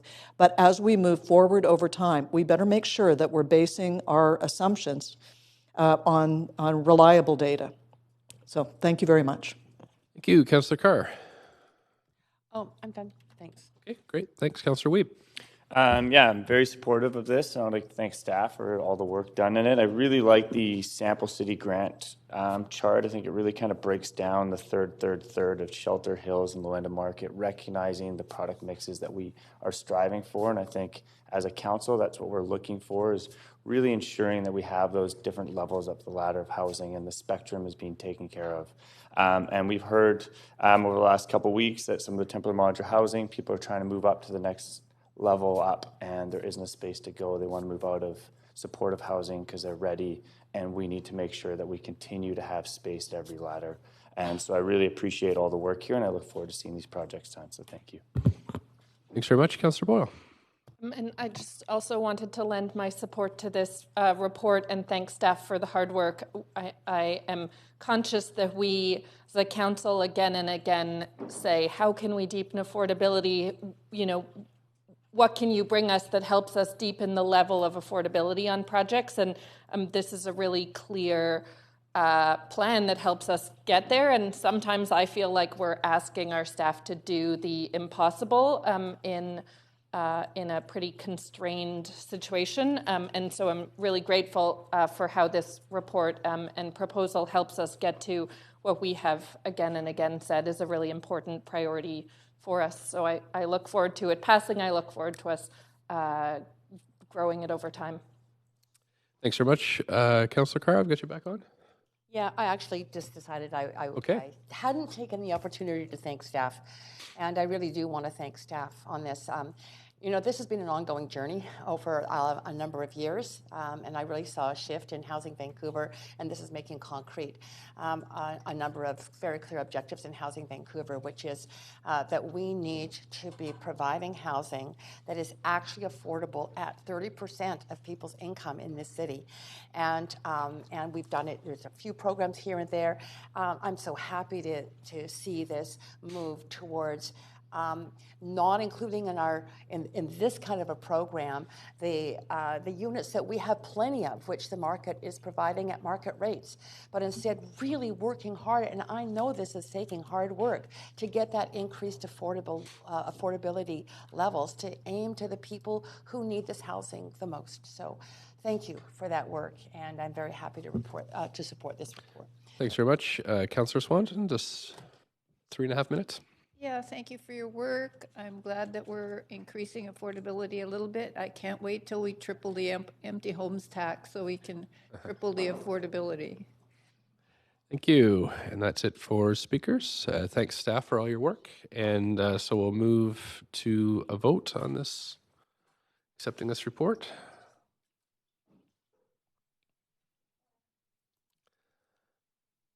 And that's unanimous. Thanks very much, everybody, for all your work. Great. Okay, on to the next item, which is unfinished business. So we have 2 items of unfinished business today, just as we're at 11 o'clock, so just an hour left to go before the lunch break. Adopt report of Standing Committee on City Finance and Services meeting. We did not convene after the Standing Committee to adopt the report of the Standing Committee on City Finance and Services. Therefore, we need to adopt the report related to items, I just have to read them out: improving transportation safety around Vancouver schools, back to basics, prioritizing public realm maintenance and cleanliness in Vancouver, and expediting an elementary school for the Olympic Village community, the city's role. Very dramatic title, that one. I'd like to move the motion. Thank you very much. I saw Councillor Kirby-Young, I thought I heard. Yeah, okay. Councillor Dominato seconded. All in favor? Any opposed? We don't have to. Do we have to vote on screen for that, clerk? No. Okay, so that's passed. Thanks very much. Okay, so now we're moving to the Broadway Plan, Phase 1, Engagement and Proposed Guiding Principles. We begin with a presentation of this item from John Grottenberg, the lead planner. Oh, looks like, though, it's a surprise every morning here. So we have Gil here this morning. So there's a presentation, and then we'll have questions afterward. General Manager, Planning, Urban Design, and Sustainability. I'll be very brief, and then we'll indeed turn it over to John Grottenberg, who will provide you with a presentation. I just wanted to say we're very glad to have completed phase one of the Broadway plan effort. And we're happy to bring that to you today in the form of a report and the proposal that you adopt guiding principles for the next phase, the remaining phases of effort. So this is phase one. We will begin phase two immediately upon your adoption of these principles. I would note that we proceeded under an original terms of reference that was adopted by the prior council in June of 2018. And have been working very actively with the community. And in fact, we used a neighborhood by neighborhood approach and engaged around 10,000 people in this effort. And the conclusion of that effort, reflected in the principles, shows a very high level of endorsement for a priority for rental housing and job space, and for the action we took to hold land values down through the DCE or Development Contribution Expectation a piece that we put into place in July of that year of 2018. There's also been very strong sentiment toward creating Broadway as a great boulevard and doing placemaking and good urban design along the way. So just wanted to sort of summarize it in that way. We're anxious to get forward with the next phase, and that you will be seeing some development proposals coming through during the life of this plan, which is about another 15-month effort before we adopt it, that are sort of grandfathered rezoning proposals that will be considered by council, some of which will come during that 15-month period. So with that, let me turn it over to John. Great, thank you.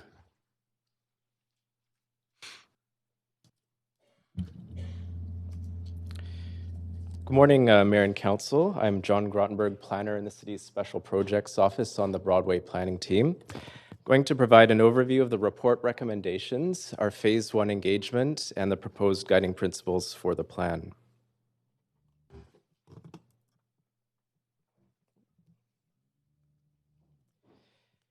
In terms of the report recommendations, they're as follows. A, that Council receive for information the Broadway Plan Phase 1 Engagement Summary Report, generally is attached in Appendix A, and B, that Council endorse the proposed Broadway Plan Guiding Principles, generally is attached in Appendix B, to provide guidance for the creation of the draft Broadway Plan through continued extensive community engagement.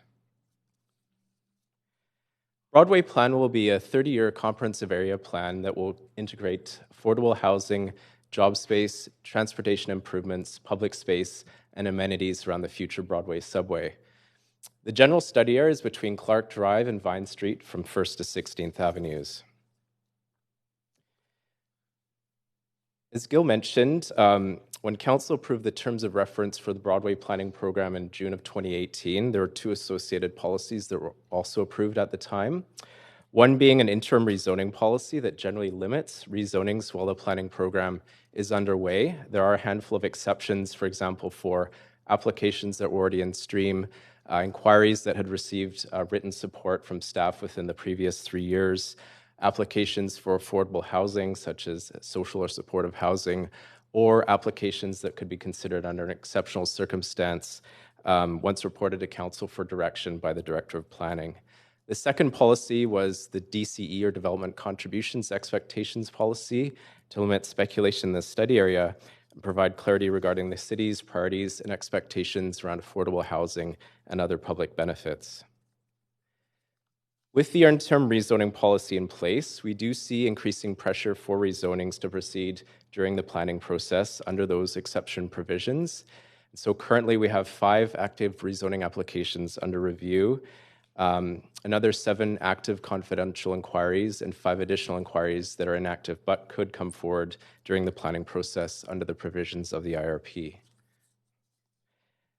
In terms of the area west of Vine Street, just wanted to clarify that in this area of Broadway, land use planning in the neighborhoods of Kitsilano and West Point Grey, excluding the Jericho lands, will be planned through future collaborative, neighborhood-based, and citywide planning processes. April of this year, Council endorsed an interim DCE policy and interim rezoning policy for this area to limit rezonings and speculation up to and through a future planning process. In terms of the Broadway Plan study area, it has 4 distinctive and diverse neighborhoods, including Fairview, Mount Pleasant, portions of the False Creek Flats, and Kitsilano. Has over 84,000 jobs, being the second largest employment center in the province after downtown Vancouver. Has over 78,000 residents, and 42% of homes are rental housing. Broadway Plan provides an opportunity to advance a number of urgent council priorities, including opportunities to create new rental housing close to transit while minimizing displacement, align with senior government funding programs to create additional social and supportive housing, as well as market and below market rental, to provide additional job space, and align with current master planning processes that are underway for both the City Hall campus and the Vancouver General Hospital campus, to increase the supply of child care spaces in the area, to provide safe and convenient active transportation and transit options, and to reduce reliance on motor vehicles, to respond to utilities challenges by developing an integrated water resource management plan for the area, to help advance Council's big moves as part of the climate emergency response, to advance the goals and actions of the recently approved Culture Shift and the Cultural Infrastructure Plan, to engage with the Musqueam, Squamish, and Tsleil-Waututh Nations and urban Indigenous communities to incorporate First Nations and urban Indigenous perspectives into the process. And finally, to align with efforts to develop a citywide equity framework to ensure an inclusive city that is safe and welcoming for all. Broadway Planning Program is a 2-year process with 4 phases, and the goal is to have a draft plan ready for Council's consideration by December 2020. Throughout the process, community engagement is intended to be broad, inclusive, and innovative to involve a wide range of people in shaping the plan. This is a community planning process very much at the neighborhood-based level, so it's not corridor planning, and the approach will reflect the unique qualities and character of each neighborhood within the study area. So we've just wrapped up phase 1, which was really a deep listening phase designed to achieve values-based conversations with people who live, work, or otherwise have an interest in the neighborhoods within the study area. Phase 1 engagement launched in March of this year with 5 public events that had over 3,000 people over 5 days attending. And since then, really 6 months between about March and September, there was a broad range of engagement activities and events, and this kind of provides a snapshot of what we did and how many folks participated in each. And this resulted in over 10,300 engagement contacts.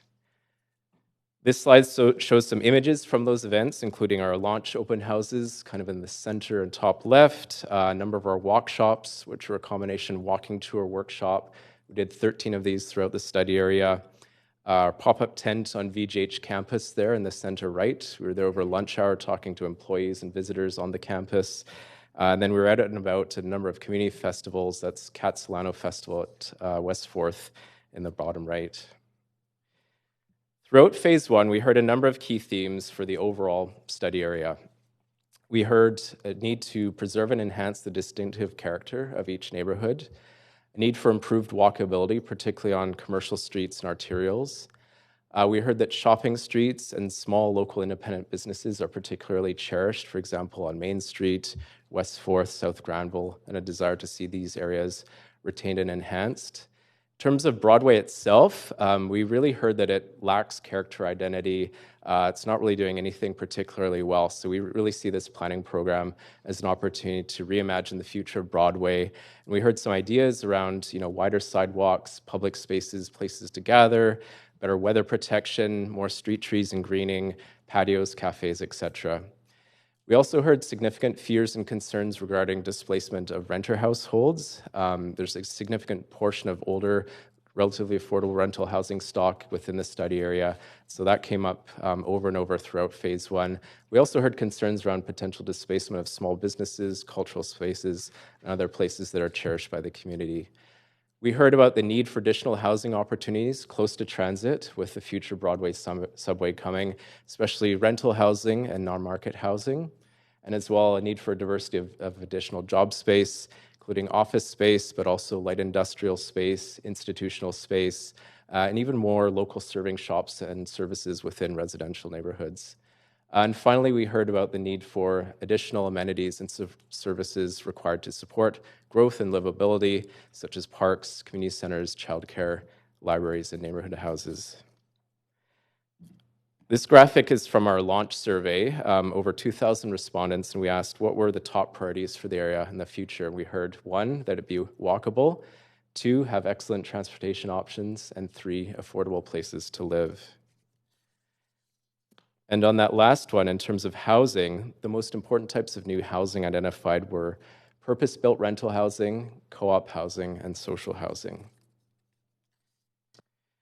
Throughout phase 1, we had extensive engagement in each neighborhood to learn about their unique qualities, what people love about their neighborhoods, maybe what isn't working so well, what we need to focus on as part of the planning process, and a range of ideas and interests and opportunities to consider for the plan. So based on what we heard, we developed a set of core community values for each neighborhood. And this slide's just an example of the input that shaped those values, in this case for Mount Pleasant. And those are described in more detail in Appendix A. In shaping the draft principles, there are also a number of citywide objectives that we need to consider from existing and emerging citywide policies. Based on the community values that we heard through engagement and our citywide objectives, we developed a set of draft guiding principles that would guide planning for the Broadway area. We shared the draft principles for public review and input at a series of open houses in July, and that included a survey as well to make sure that we got them right.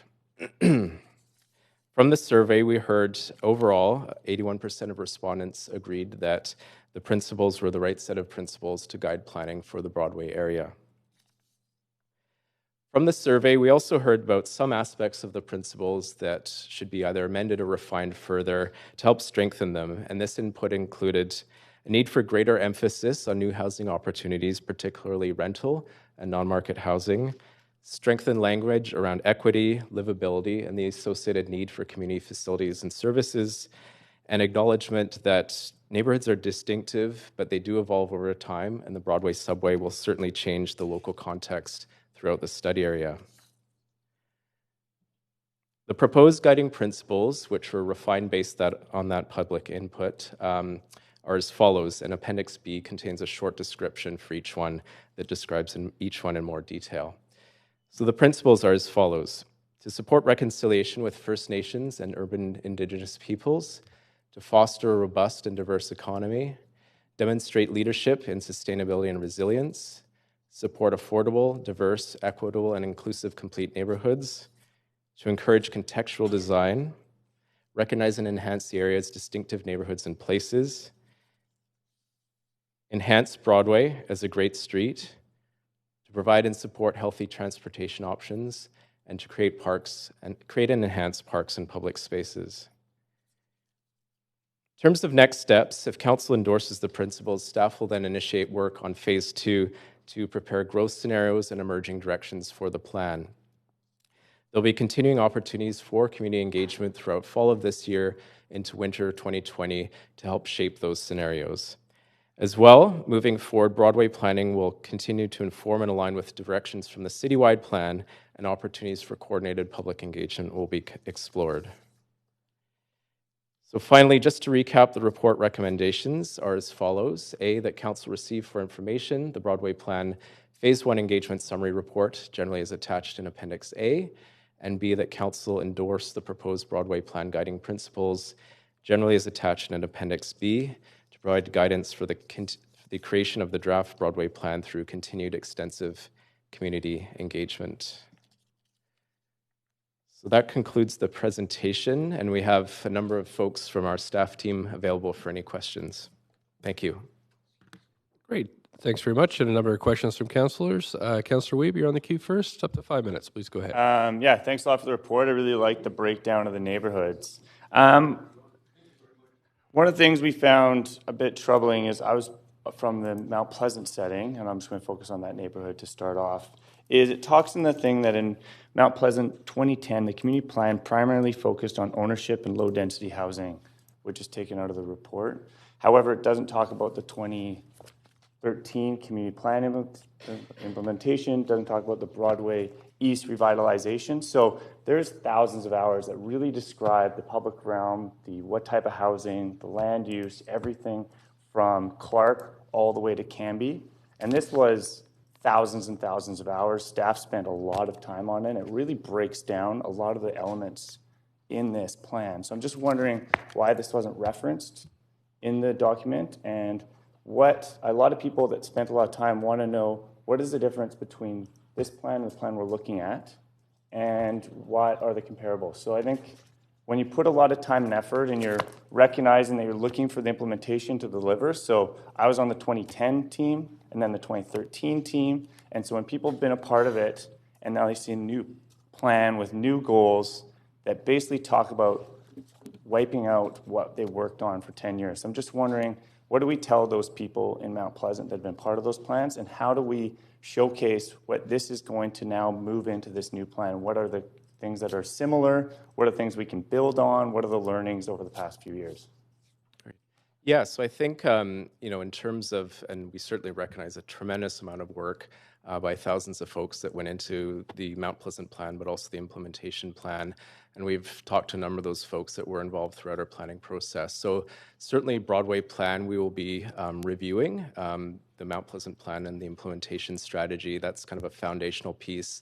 And then seeing if there's aspects of those plans that may need adjustment, further refinement, recognizing that certainly it does identify opportunities for new housing, but there are very few mechanisms within that plan, for example, to deliver rental or affordable housing. We've seen mostly strata housing coming forward in Mount Pleasant. And I think based on kind of where we are today, there are certain aspects of the plan that we see in need of a bit of a refresh, but certainly the existing policy is kind of the foundation, and then we'll see if we need to make any adjustments to that policy through the Broadway plan.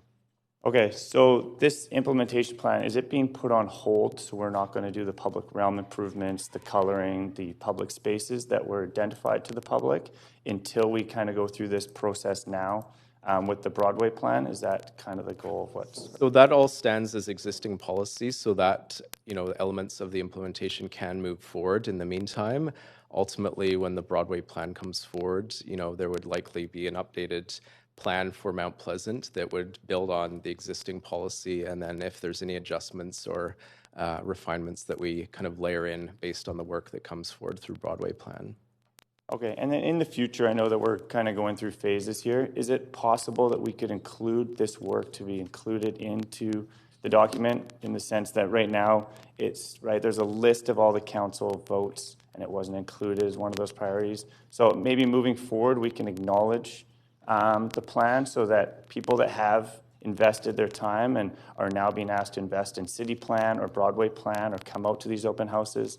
I know a lot of people that might not feel comfortable coming to a new open house because they felt that their time in those Tuesdays and the strain on the relationship to put in that community time is not being acknowledged. And I think that's something we really got to recognize as a city moving forward with community plan, is that we have to recognize the time spent by our volunteers, which have really made this city a much better place. Absolutely, we can do that. Thanks very much. On to Councillor Boyle. Thanks for this work.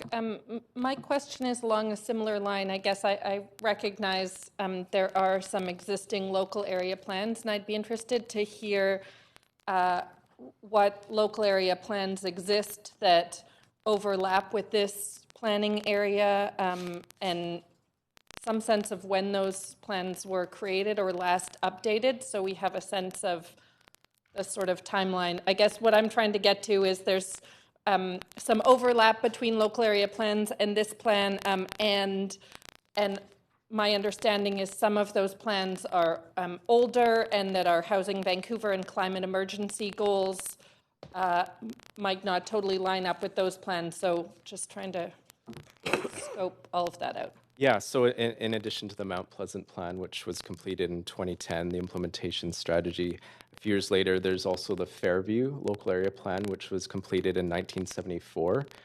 And a portion of Kitsilano is within our study area, and that plan was completed in 1977.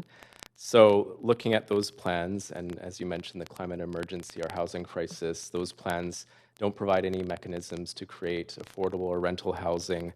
They don't have associated public benefit strategies to deliver amenities and services at the neighborhood level. So we'll certainly be reviewing those as part of Broadway plan, but we see those plans, particularly Fairview and Kitsilano, as being quite out of date at this point, not reflective of current needs.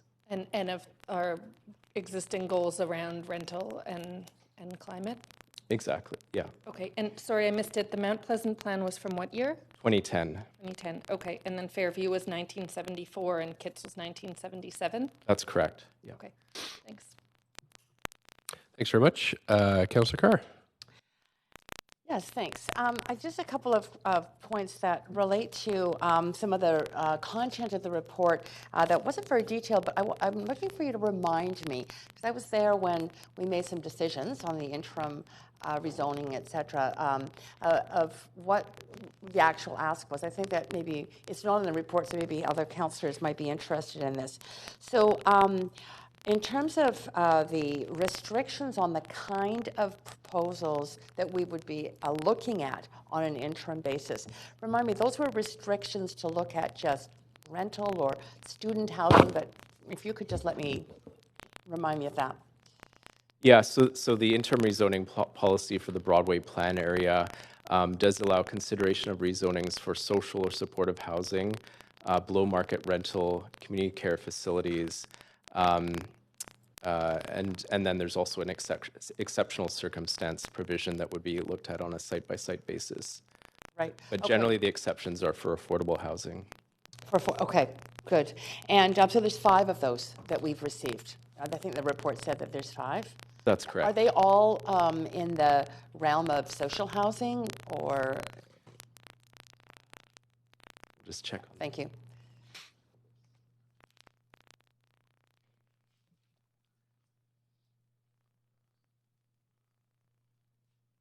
Yeah, so in terms of the current applications, there's one for moderate income rental, there's a couple office applications, so it's a mix of affordable housing and job space. Okay, that's good.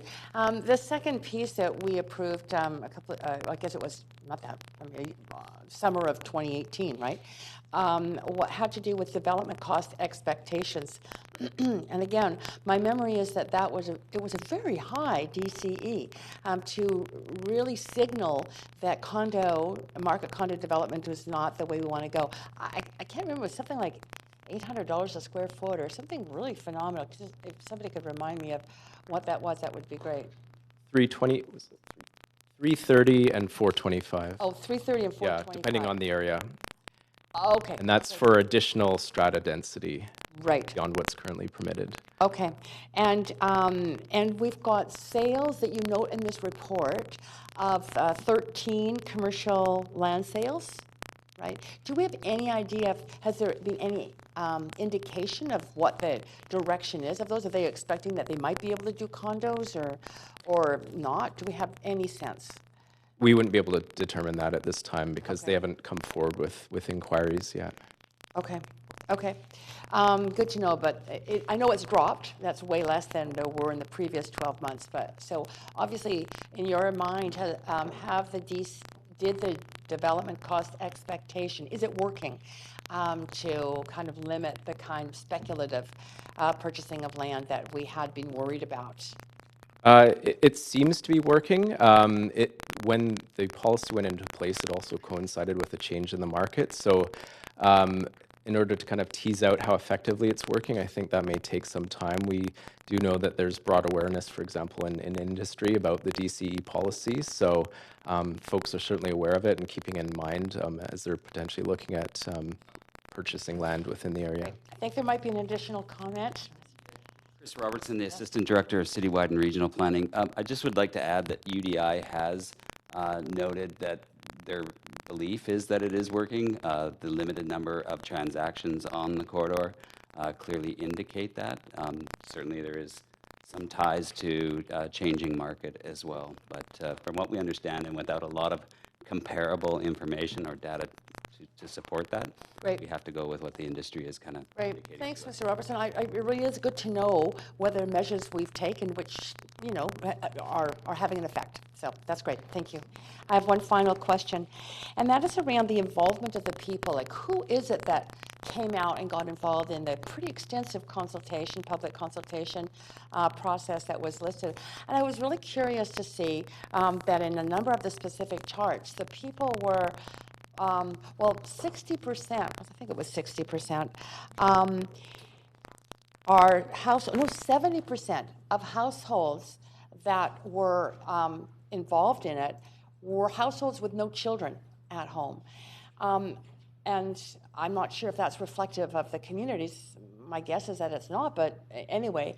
There was another very high percentage of people who don't use the local community centers. We're just at the 5.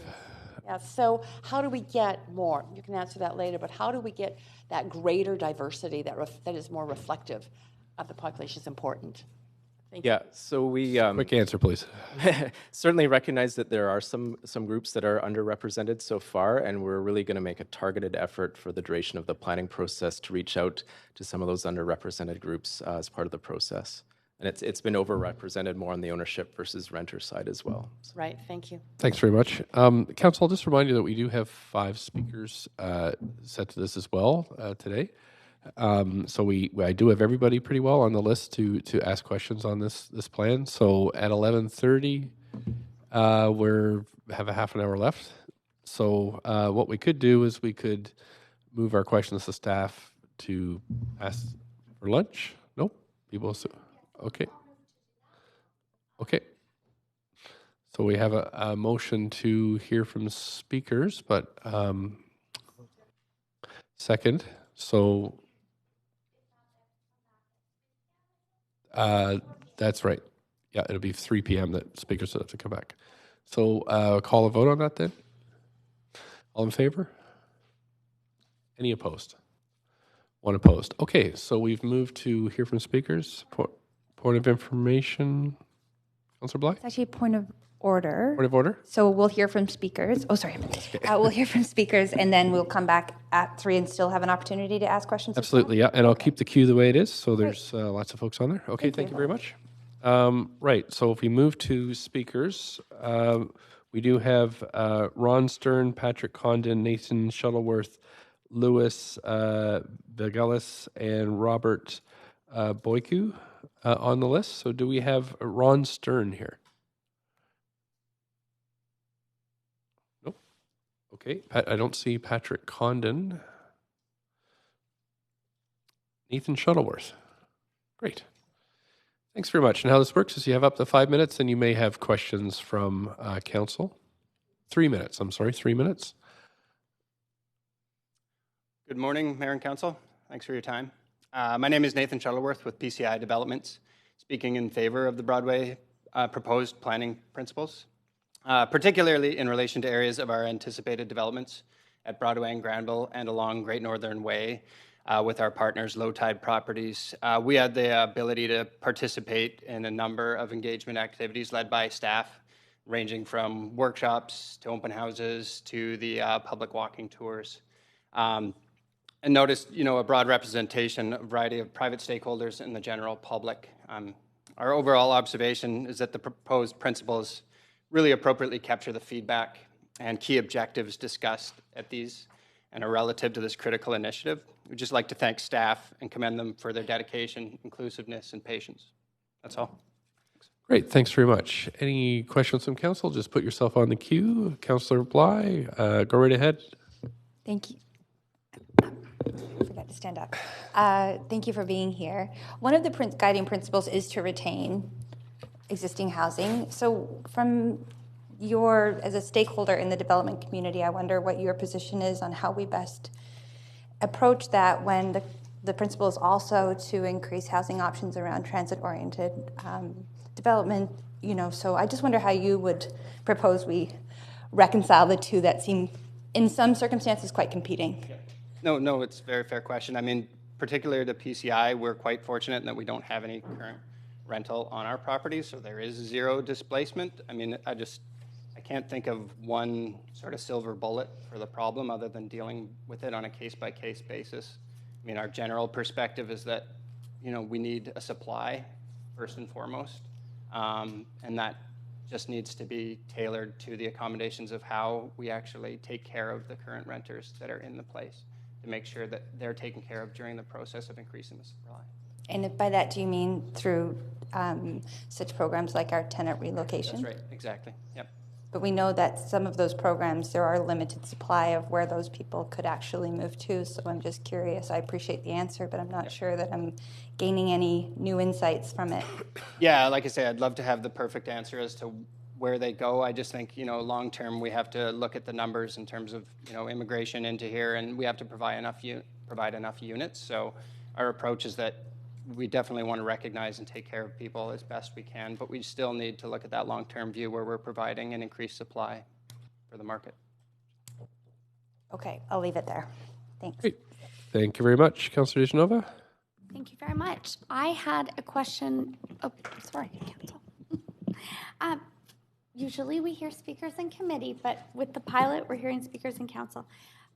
My question to you is about some of those growing pains and looking at someone needs to maybe go first, but eventually rental will be relocation for other rentals, so newer rental.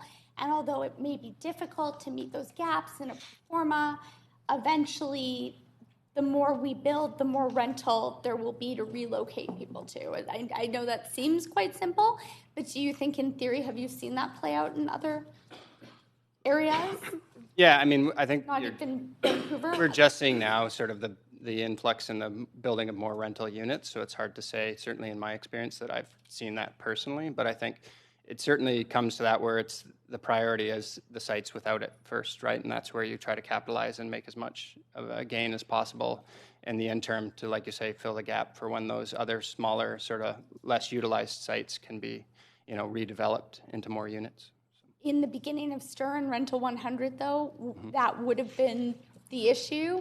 Would you see that being similar to this issue? And as more is developed, more likely will come online? Exactly. Yep. No. Okay. Yep, for sure. Thank you. Thanks very much, Councillor Swanson. Okay, thanks very much. That's it for questions. Thanks for coming in today. We have Louis Villegas. Sorry, I've Villegas? No? Both work. Okay.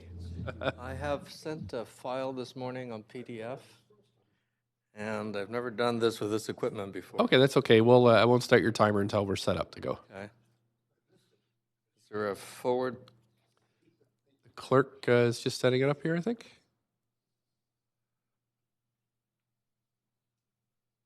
Yes. Yep. Do I move there?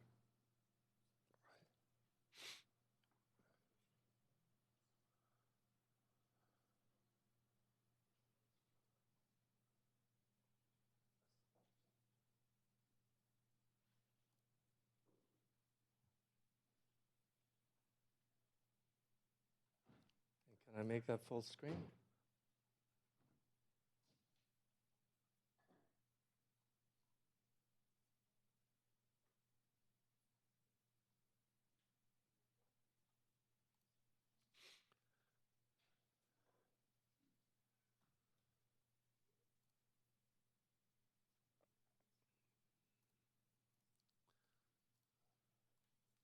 Excellent. Mayor and Council, a change election put you here. We pressed the pause button so you could hit the stop button. A vote for the Broadway Plan guidelines is like pouring gasoline on the housing crisis. Government made the housing crisis. It's up to us to end it. It is irrational to keep doing the same thing and expect to get different results. Towers and SkyTrain urbanism has not been good for business in our city. This is our last chance. Towers and SkyTrain is a symbiotic system. If we vote down the Towers and SkyTrain plan, then we starve the subway. That is what's written on page 18 of the report. On streets with trolley wires, we can build Olympic tram at 4% of the cost of the subway. On 4th Avenue, Olympic tram can get all the way to UBC, and then it can deliver 12 times more service for the same buck. And on streets where there's trolley wires, we can do 24 times more service for the same buck. It requires, lost my slide. It requires 40, can we go full size? It requires 42-story towers to pay for the subway. If the transportation costs 12 times less, we can pay for it with 3.5-story structures. That is human scale urbanism. The laws of economics are clear. If we build private sector mega projects on the same site as public sector mega projects, that's how we trigger a housing crisis. We can get just as much municipal revenue if we put the tower on its side. Human scale urbanism on the arterials can double the city population. Our arterials right now are open traffic sewers. We can use trolley and tram to revitalize the arterials and provide much higher levels of social mixing. Council decides. A vote for the Broadway Plan guidelines is a vote to feed the monster. Is that it? Thanks very much. You have a question from Councillor Isanova? Thanks very much. And thank you for your thoughtful presentation. I'm wondering, though, you talked about pouring gasoline on housing in Vancouver, but I don't see it getting, I really don't see prices dropping substantially to the degree where I feel that my 2-year-old daughter could live here when she's older, when she's an adult. So my question to you is, I look at, for instance, the Little Mountain housing site and what rents could have been had, you know, and I'm not placing blame, I'm just saying, had it been built several years ago. So as you said, you know, you elected a new council to consider those issues. I was on that council. I stated very clearly that I would have moved forward with that sooner so that those rents, if possible, so that those rents would have been lower. So how could I not apply the same thought process to moving forward with housing and increasing density and looking at that as a part of building transit? Do you not think they go hand in hand? I think that the SkyTrain and the towers is one system. I think human scale urbanism and Olympic Tram is a different system. I think there's a 96% saving in building this system versus building that system. And I think around the table today, there are lots of good ideas I heard this morning about how to spend some of that 96% savings. I have an 11-year-old and a 14-year-old, and like you, there's a very small chance they're going to be able to afford to live in the city where they're growing up. But the pouring the gasoline on the housing crisis has to do with recognizing that if the Broadway plan is not changing what we have been doing for the past 10 and 20 years, then how can we expect to get a different result? And we have to include in that different result affordable housing, bringing the prices down, taking care of Oppenheimer, the kind of things you voted to do on prior, and so on, all through the neighborhoods of the city of Vancouver. Thank you very much for answering my questions. One last quick question is, if here is not where you think that perhaps the density, because you had talked about the density proposed or possible density, because we don't talk about that specifically until rezoning, but where in our city do you see that type of density being appropriate?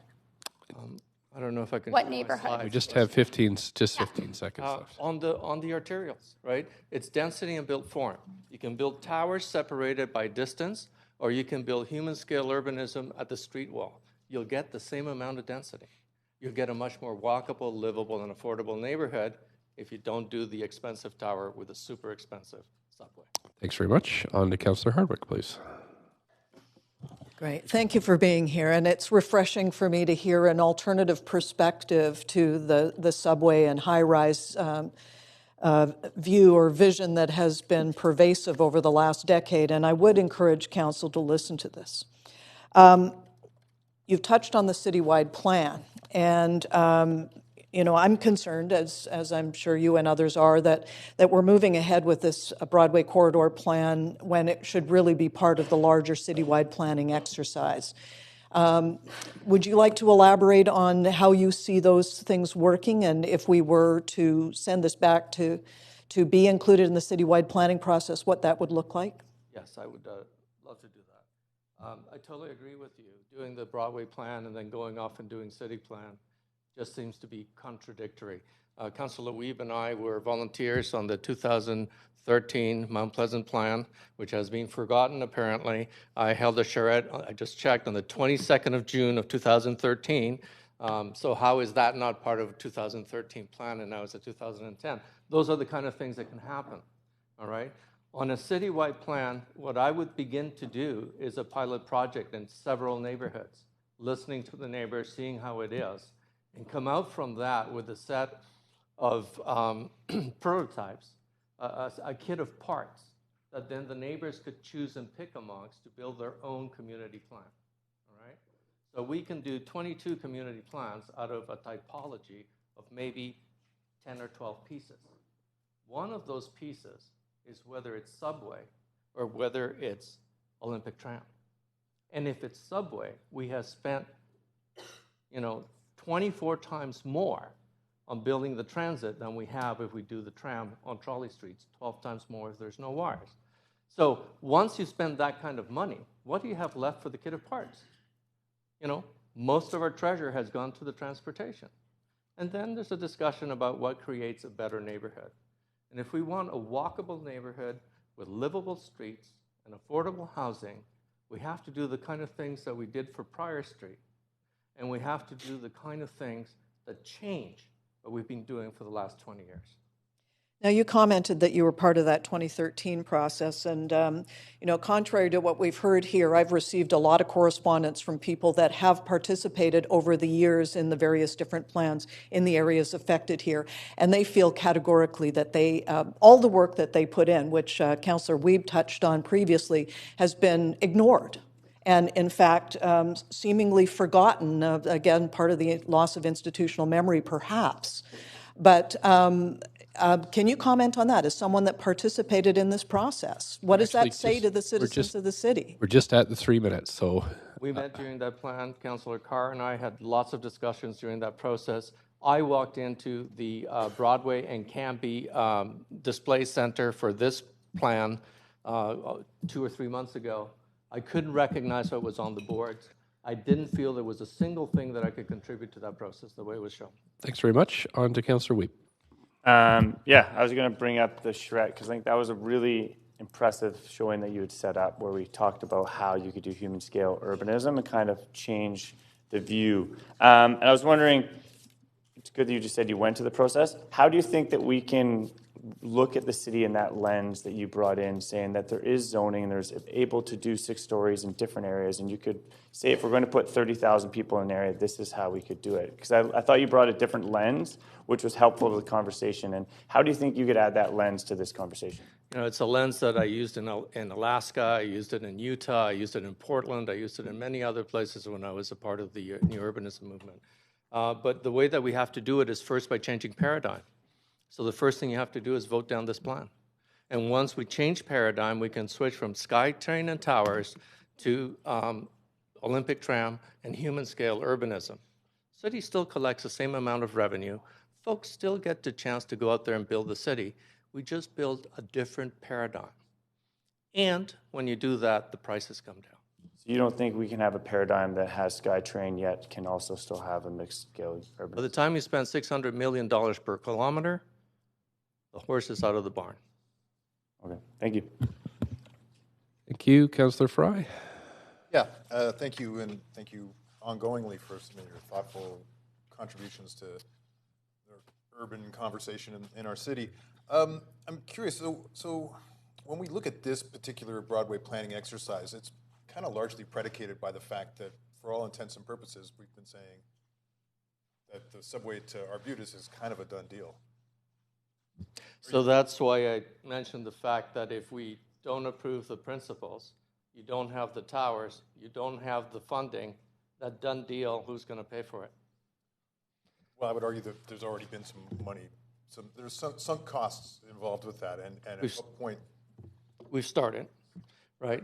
But it is predicated on generating about a 2.7 return by selling towers, okay? All over the world, when they do subways, they do towers. It began in New York in 1908, okay? There is no model for building subways with human-scale urbanism anywhere that I know.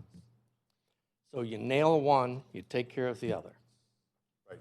Now, but I mean, when I look at that particular part of the Broadway corridor, like say from here to Burrard, there's not a lot of human scale urbanism opportunities, really. It becomes sort of, I mean, from Cambie yes. over to Burrard, it's pretty much all not human scale urbanism. It's a bit brute.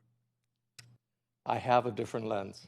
When I look at Broadway from the Beaumac sign to the Lee building, I see a street that does this for 1.5 miles. The only other place I know where there's a street like that is in Paris when I'm standing at Place de la Concorde looking at the Arc de Triomphe. We have an incredible city with all kinds of opportunities that haven't even been scratched. Strathcona is one of the best neighborhoods in North America. It's been killed for the last 20 years. That's how I see it. Right. So, but again, I'm not talking about, I agree with you on the Mount Pleasant side, but I'm talking between Cambie and Burrard more. Okay, well, the Beaumac sign is almost at Burrard. Right? It's just a couple of blocks east of Burrard. When you look at Broadway from, let's say, First Street west, there's a drop in the density. There's a drop in the built form. I agree, yeah. Right? So the opportunity is there. Which is a separate planning process. And the other thing you have to think about, it's not happening in your neighborhood, it's happening around the corner from where I live. They tore down a 3-story wood frame building to put up an 8-story building, okay? We can work much more sustainably if we take that 3-story building and we revitalize it, maybe add a half-story on top, not tear it down, then you can make a good business plan without having to go up 8 stories. If That's the 3 minutes. Around tearing down all those buildings along Broadway and the places we're talking about, you're going to have to go up in order to make a buck. Thanks very much. That's the 3 minutes. Right. Don't have any more questions. Thanks for coming in today. Thank you for having me. Okay, we have Robert. I'm sorry, we have Robert Boyku.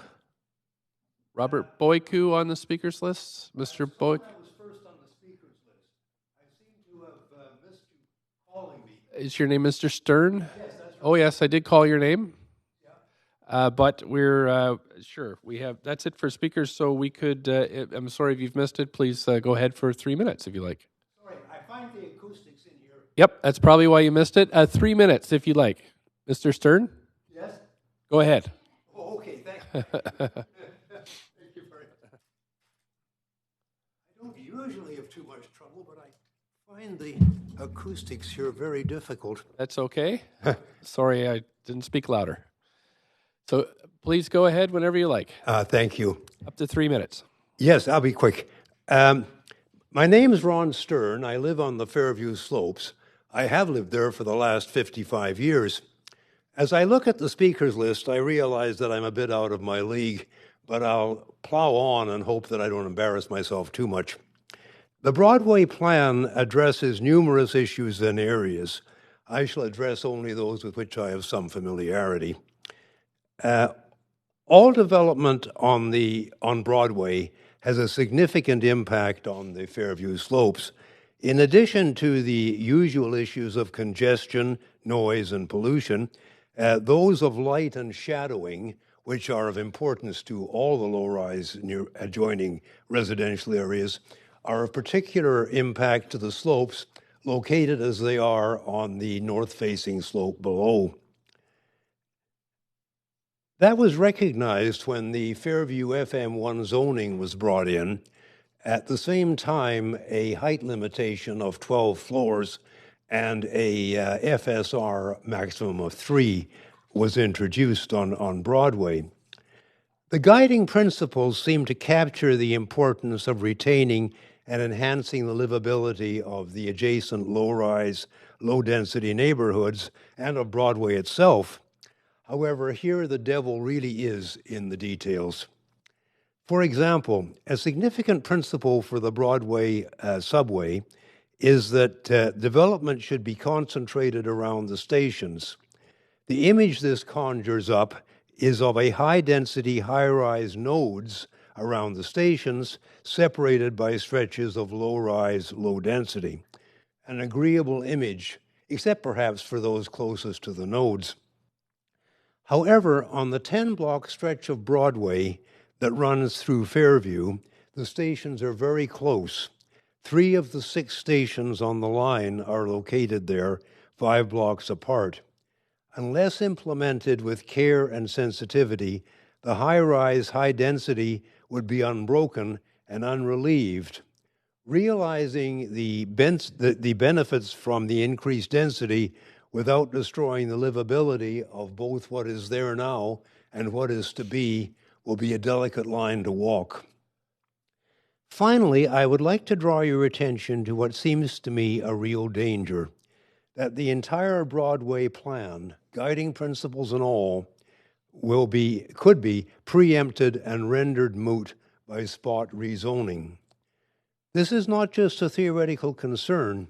It is my understanding that a proposal for a massive 28-floor, 10.5 FSR project will shortly come before you. Approving it would do an end run around the plan and all the work that has gone and will go into it, and pretty much make irrelevant the guiding principles you are considering. Yet there will be pressure to approve it because of the density, because of the rental units that it contains.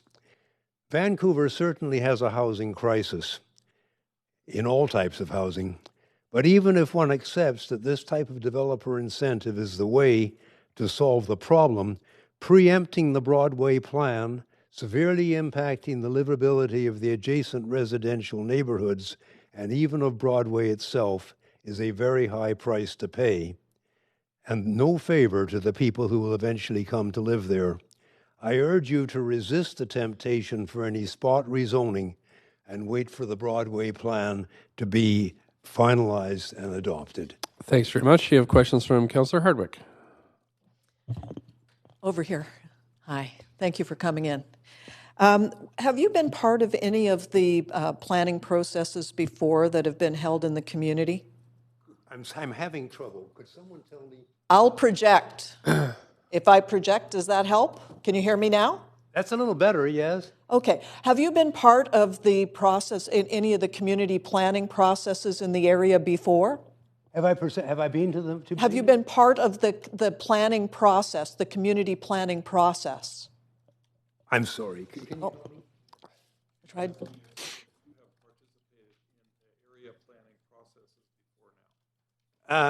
Yes.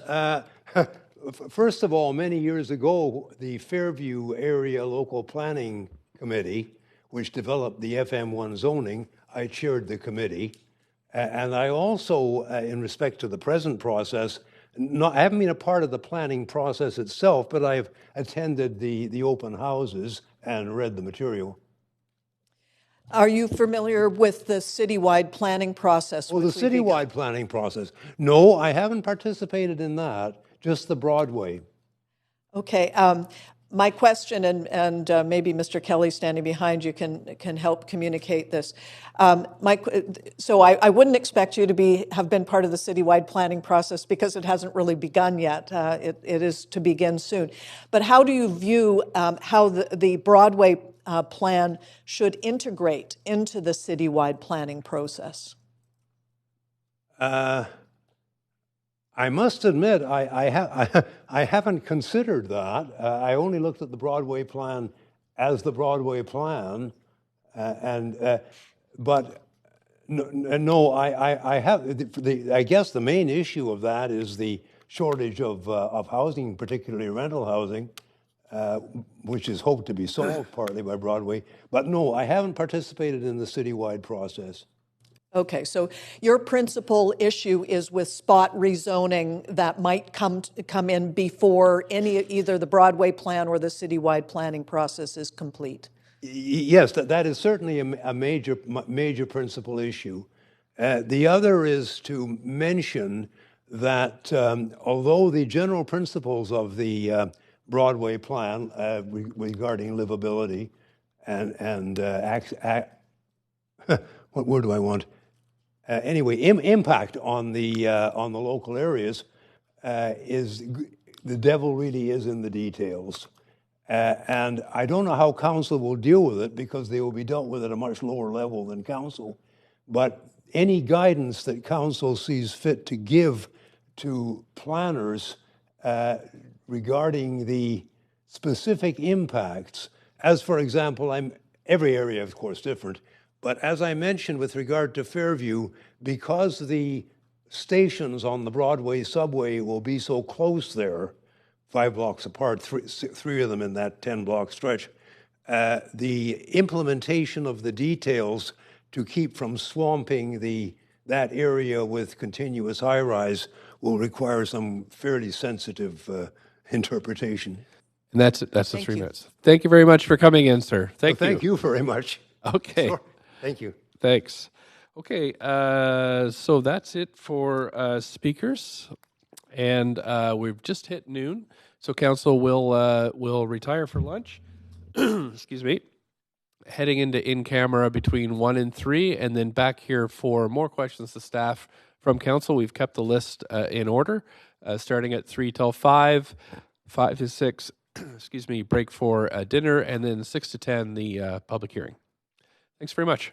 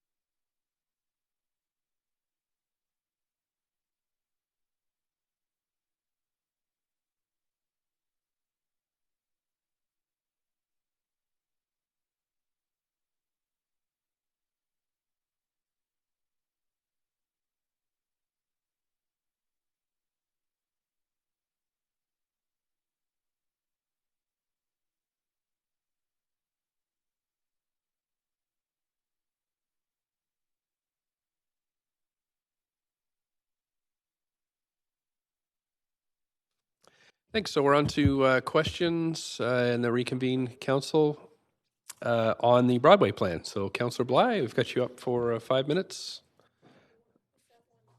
Oh, but before that, I'm sorry, you had some things you wanted to clarify? Yes, just a few Sorry items about that. I wanted to follow up that was discussed this morning. So just wanted to speak to briefly funding for the subway, land use, heights, and form of development in the study area, and existing community plans. In terms of funding for the Broadway subway to Arbutus, this is approved and fully funded. $2.83 billion in funding has been secured from the federal and provincial governments, as well as in-kind contributions from the City of Vancouver. The city's contributions will not come from new development. Rather, they have been committed primarily in the form of land for new stations. And the province is currently seeking design-build partnerships through an RFP process and is expected to begin construction next year with an anticipated completion date of 2025.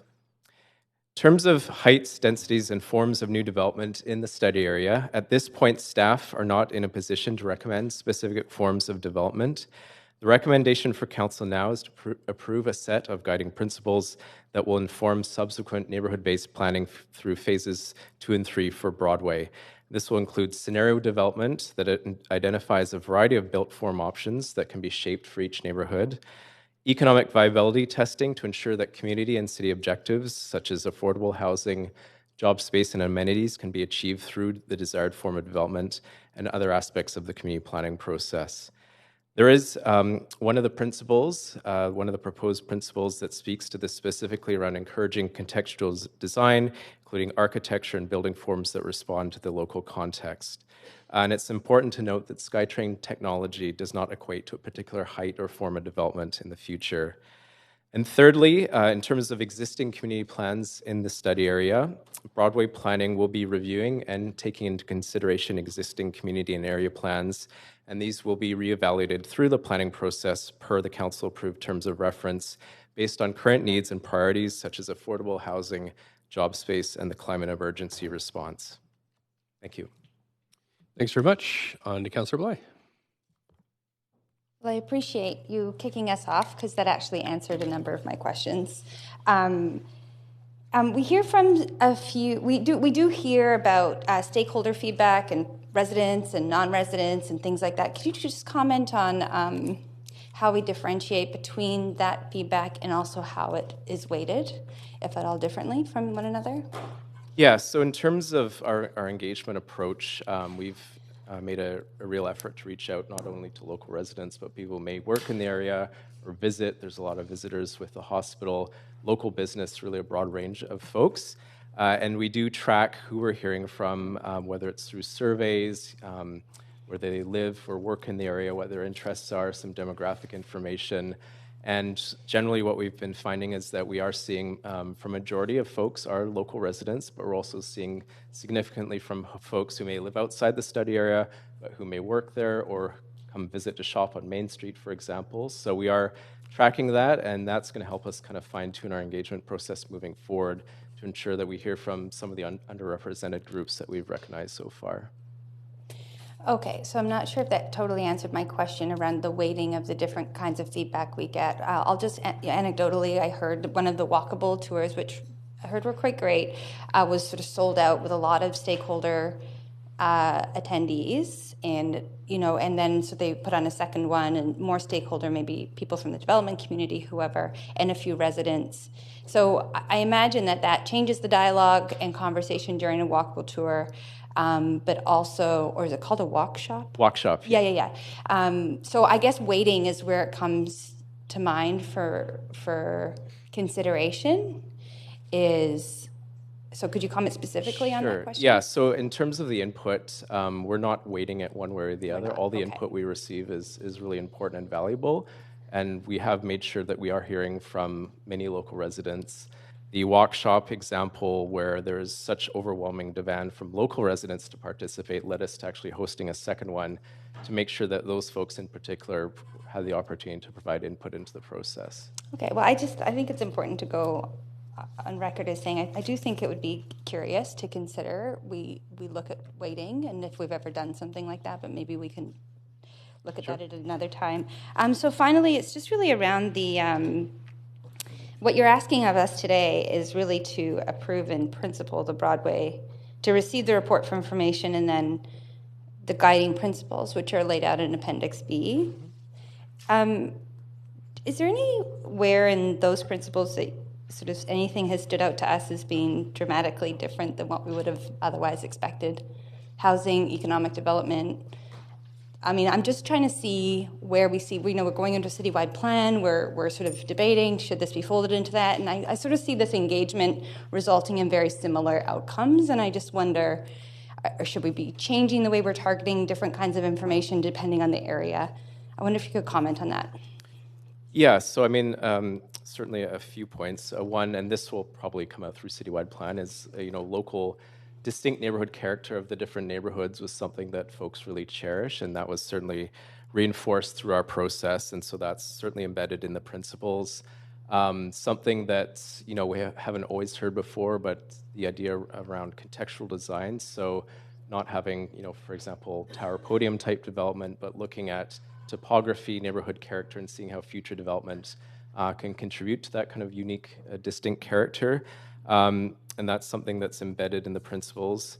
In terms of Broadway is a great street, certainly that's unique to our study area, but that really kind of overwhelmingly convened a lot of conversations around the future of Broadway. So there's certainly some principles that likely could apply citywide, but others that are more Broadway focused. Okay, I guess just looking at Appendix B, I don't mean to nitpick here, but it's just we go through a lot of these reports that are very, very lengthy, and it asks to refer to Appendix B, and yet they sort of the highlights are connection, Broadway in the future, housing, economy, and employment. So am I not looking in the right place? Sorry, I'm just looking at Appendix B as it's set out in the resolution. That has the full description for each one and the little sketch next to it. Okay, sorry, I've had this and gone through it, but it just seems to me like I'm not able to follow along exactly what you're suggesting. So maybe I'll come back if there's another round. It talks about Appendix B and the guiding principles, so I'm just hoping that they would be laid out as guide. Yeah, maybe I have a different reference here. Pages of the council report. Let me have a look, and I'll jump back on the queue if I need to. Thanks. Thanks very much. On to Councillor Hardwick. I'd like to understand more the philosophy and approach around integrating this approach of the Broadway Corridor Plan within the context of the larger citywide plan.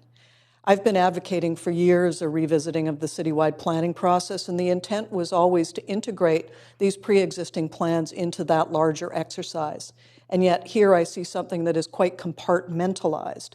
Could you comment on that, please?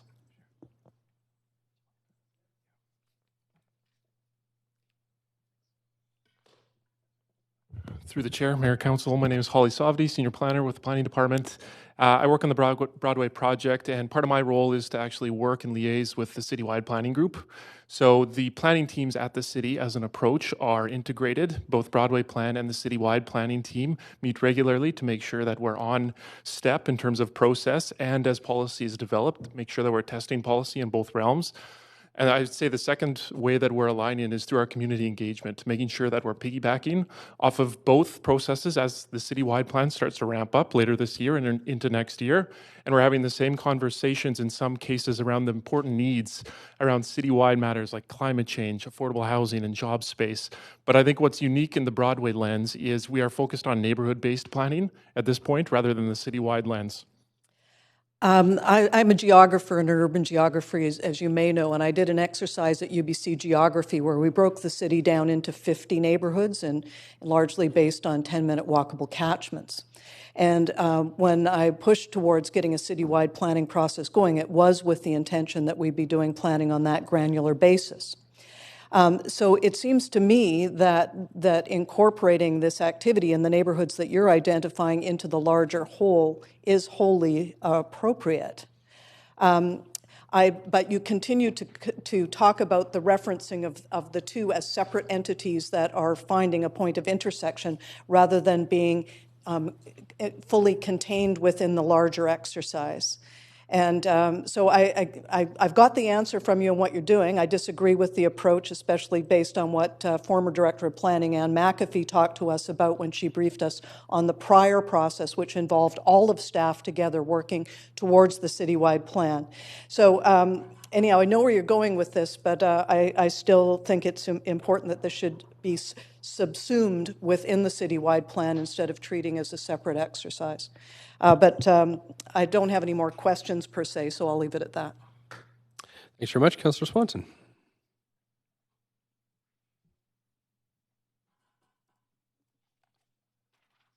Yeah, thank you.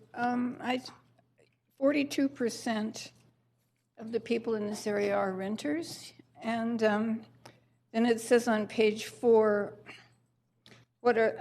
talks about enhanced tools for tenant protection and protecting affordability. And I'm wondering what those tools are.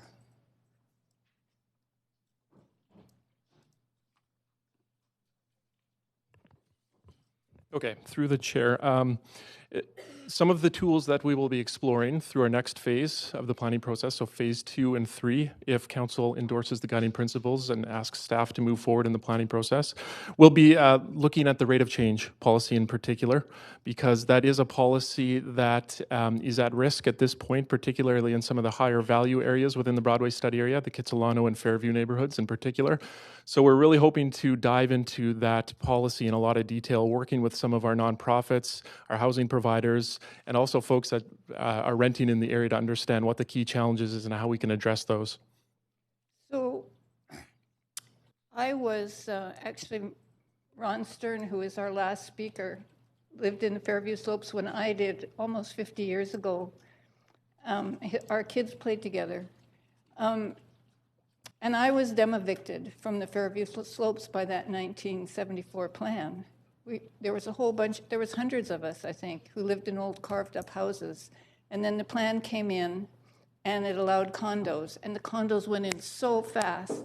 And Ron owns just about the only house that didn't sell out for condos, and he still hasn't. So I know really firsthand what it's like to be dem-evicted and what a community plan can do in terms of gentrification and dem-eviction. So I'm wondering what, it's a nice goal to have in there to protect renters where possible, but to have the where possible and not have the how possible, the how part of it is a problem to me. Gil Kelly, General Manager of Planning.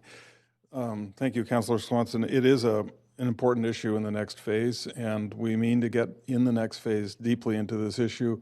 We have tools that we didn't have previously, like rental tenure zoning, for example. You mentioned the proliferation of strata at the time.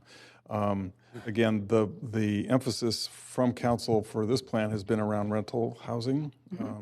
And so both replacing aging stock but protecting tenants at the same time is a key part of the puzzle we need to figure out in the next phase.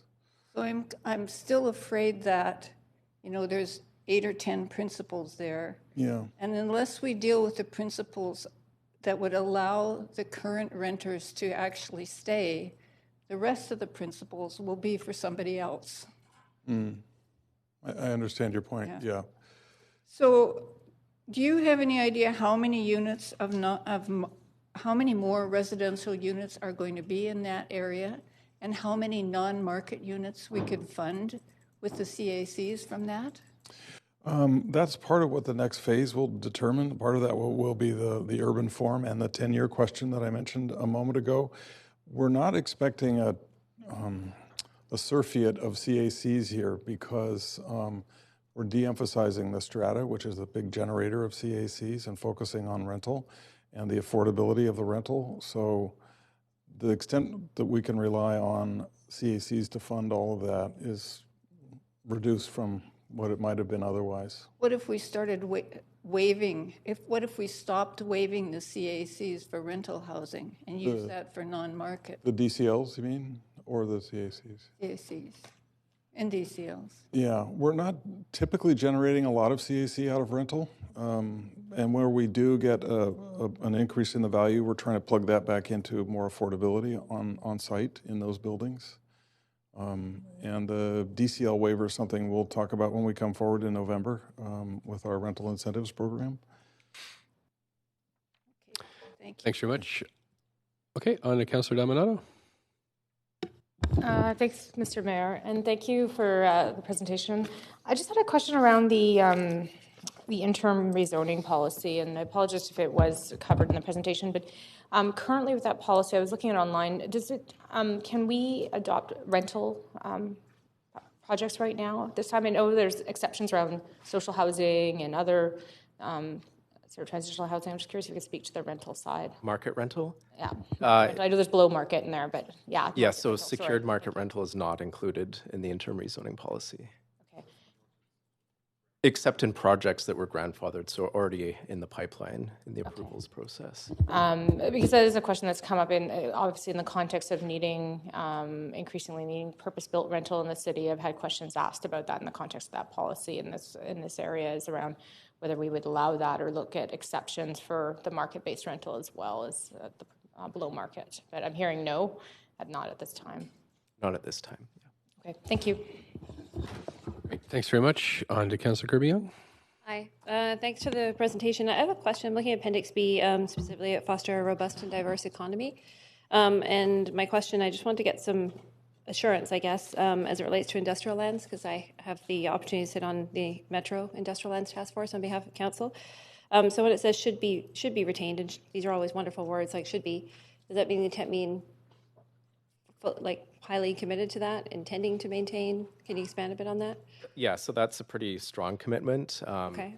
And through phase one and also recently, as we were wrapping up phase one, we've had a number of engagement sessions specifically focused on the industrial lands and looking at the future of those lands as very important places for jobs in the Broadway area. Okay, and also jobs, and in terms of supporting, is that the perspective of staff and supporting complete community so that we don't have to be trucking goods back and forth and the impact on sustainability? Absolutely, and we've heard that loud and clear through our engagement that that's really critical to the city's economic success. Thank you, and on that note, and I'm just wondering, because the same principle also includes enhancing neighborhood serving shops and services, and I know that's part of neighborhood character, but also sort of running around sort of emerging viewpoint around planning of appropriate sized spaces and also any learnings from the Cambie corridor process, not just when the subway was developed, but also in terms of the vision and the type of streetscape that was developed, because I actually live near there and I think it was a missed opportunity. I think there's a lot of housing, but there's not a lot of neighborhood.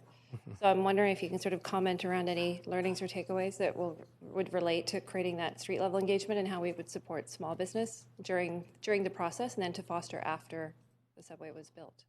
Absolutely. So we've certainly learned a lot from the Cambie experience, and that's something that we've heard through our phase one engagement is, perhaps some areas where it didn't quite hit the mark around that local serving shops, services on the streets and that's something that we really want to see for not only Broadway itself, but also within neighborhoods. We've heard ideas for more local serving shops and retail within residential areas. And so that speaks to kind of the climate emergency, the big moves around walkable, complete neighborhoods. So that's something that we're going to be looking at in the next phase. Really, what does that mean for Broadway itself, but also for other shopping streets in the study area and within the neighborhoods themselves? And could that manifest itself, for example, in the type of zoning requirements or storefront sizes or appearance of storefronts? Like, might we see sort of strategies like that coming forward to support that? Yeah. So once we kind of land on a preferred scenario and progress that with community engagement, we'll be looking at different tools, whether it's through zoning, design guidelines, other tools we have to help implement that vision for local serving shops and retail. That's great to hear, because I don't live in it. I feel a complete community, and if I want to go to a local store or restaurant, I have to travel, drive, or hike or walk somehow to a different neighborhood, right? Because I don't have a butcher or a baker or a local restaurant. So we're trying to envision that as a complete community. Yeah, absolutely. So that's exactly what we've been hearing. And, some examples are the Federal Store. I'm not sure if you're familiar at Quebec and 10th, and, really cherished community hub. It's a grocer, it's a coffee shop, and having more of these types of places kind of sprinkled throughout neighborhoods. Great. Thank you very much. Thank you. To Councillor Dejanova, up to 5 minutes. My first question would be to Councillor Bly's questions and points about the citywide plan and the engagement process and how we're moving forward with that. I've been here on the other side where it's been said and by the public that, in fact, we should have separate processes and not incorporate it into a larger process. I remember one individual saying it was being buried in a process. So is this process specifically, this may become a part of the citywide plan, and I'm not asking you to answer it again, but the reason staff came forward with this separately is because it is to be considered separately, whereas we haven't considered the citywide plan. So if that doesn't move forward, everything else that's considered in it may not move forward. So we'd have to move forward with some things, or at the end of 4 years, we may not have moved forward at all. Is that a fair representation of why we look at things individually and in a larger context? Sure. So in terms of Broadway plans, we have our scope, our study area, our timeline, and that. So we are moving ahead on slightly different timeline from the overall citywide plan. We have our own very robust engagement process that we're undertaking, but as Mr. Sovdi mentioned, we will be looking at opportunities to piggyback or coordinate with engagement happening through citywide plan and vice versa to ensure that our processes are aligning and informing each other, and also just for public to understand how Broadway fits within the larger planning effort and vice versa. Okay. Also, in looking at the actual engagement, when we look at people who may not be currently using or utilized in this area or using transit for the reasons that Councillor Kirby-Young pointed out, how are we making sure that we capture that and reach out to them, aside from just moving forward with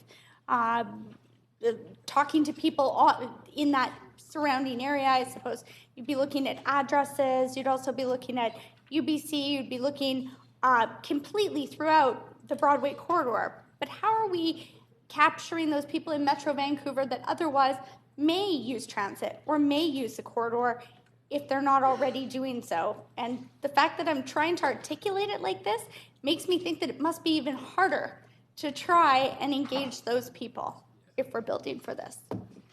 Yeah, so certainly it's really important to hear from folks who may not be living or working directly within the study area. And we've found through our initial surveys that use the Talk Vancouver platform that we are hearing from significant numbers of folks who live outside of the study area. And in terms of our engagement, we do try to have a presence at, say, community festivals or events that may be drawing in folks from outside of the study area. At key milestones, we do broad media blitzes and in terms of notification and advertising that would reach beyond folks just within the study area. So we are cognizant of that need, and we'll be looking to further strengthen that approach as we move forward. Okay, thank you very much. Thank you. Councillor Hardwick, just before we start, Councillor Hardwick, just to remind Council that we've still got a bunch of things to get through, and it's 10 to 4 now. So, of course, and yeah, we have a public hearing course at 6.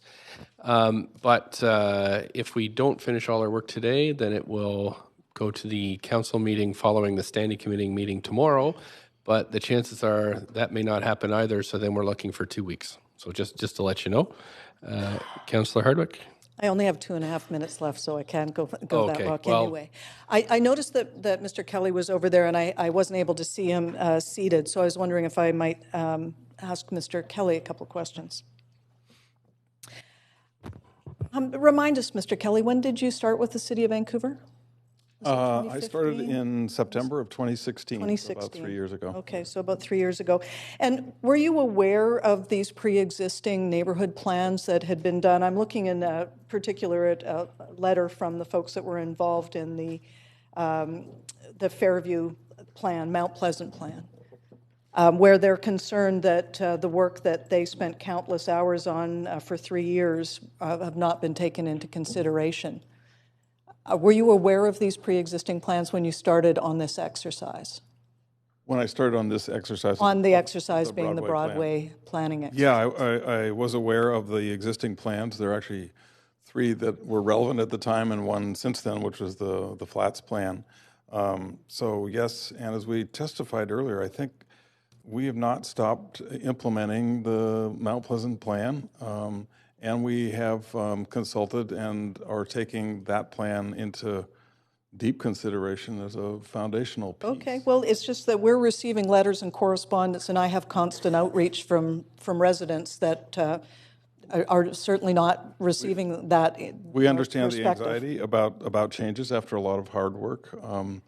If I could characterize Mount Pleasant as sort of a light touch review as compared to 40 and 45-year-old plans in the case of Kitts and Fairview, which were done, frankly, before the Strata Act was even in place. So planning has been going on over the city over decades. Of course it has. And Correct. I'm just concerned that we don't forget that as we move forward. Now, the citywide planning process, we had a briefing on that where we saw what I would characterize as very high-level and aspirational values. And I asked the question, why are we not seeing any maps, things that are looking at things at a granular level in the city? I can see that there are maps and a granular level of activity here on this particular plan. Will this then be integrated into the citywide plan in its approach? Because I'm concerned that we're taking a very top-down deterministic approach to our planning instead of ground-up, grassroots up and engaging people at the neighborhood level. So my question and my request then is that we do see more map-based, place-based exercises that are showing how these plans work together rather than just high-level aspirational stuff. Because for someone like me, it's really important to be able to get that kind of level of detailed understanding, and I think the public want to hear it as well. You're now speaking of the citywide plan, and yes, of course, we'll be having maps in that, and whether we start with this hyper-granular level or get to that in the process is part of what we're wrestling with right now. So we'll be happy to continue that discussion with you on the citywide plan. Okay, well, I know there was talk here about we're looking at people outside the city, but I always remind us that we were elected by the people that are eligible to vote in Vancouver to represent them. Thank you. Great. Councillor Carr. Yes, Mr. Mayor, I'm actually prepared to move the motion. Okay, I have a point of information, Councillor Titchen. Okay, 1 second here, Councillor. Could I ask for some confirmation that there are people who may be property owners in the city that live outside of the city Sounds like a little that bit are like able debate. to vote in the city? Sounds a little bit like debate to me, so I'm just wondering, because there was a statement made. not really a point of information. Okay. I'd see it as debate, but okay, Councillor Carr, please continue. Yes, thank you. Mr. Mayor, I'm prepared to remove the recommendations with one change that I have forwarded. I forwarded as an amendment, but since I'm moving the recommendations, I want to incorporate my forwarded amendment, which I have modified, so I want to make sure that councillors are aware that I, in respect of the debate that is being going on, not the debate, but the questions and answers, that I incorporated an additional principle of respecting recent neighborhood plans, such as the Mount Pleasant Local Area Plan.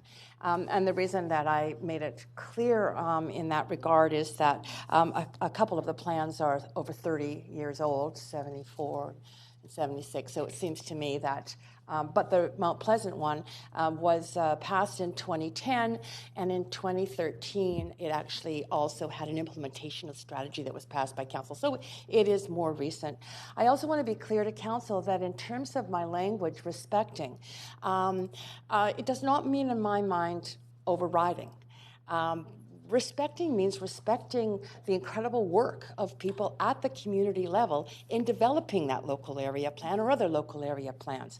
And it does mean looking at how those plans can inform this plan moving forward.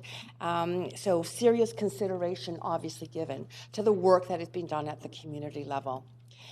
I also want to note that some people or some councillors have said that we want to make sure that there is real involvement of people in the Broadway plan.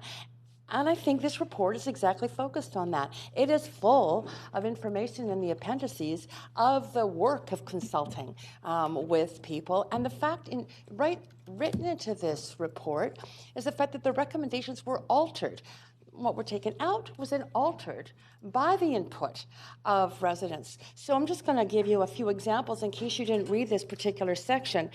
But the principles were altered to emphasize, for example, small business, the importance of small business at the community level, to add equitability into the plan, to include especially purpose-built rental and social and supportive housing as key desirable elements within the Broadway plan, and to look at livable communities and community facilities such as childcare and neighborhood houses, and to add a response to the new Broadway subway. So there was, I think, there is a record in here of the fact that this is an iterative process with residents.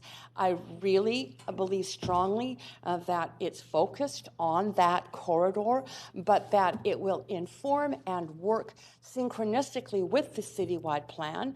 I'm hearing that clearly from staff, that there's an intentional, there will be an intentional meshing at points in time and overlap with some of the continued work of outreach within the community. So I'm confident that we're not going to see piecemeal, one plan here, another bigger plan there, that they will integrate. And so that's why I'm happy to move. Thanks very much. Point of, okay, I've got Councillor Dejanova first, and I'll come right to you, Councillor Kirby-Yung.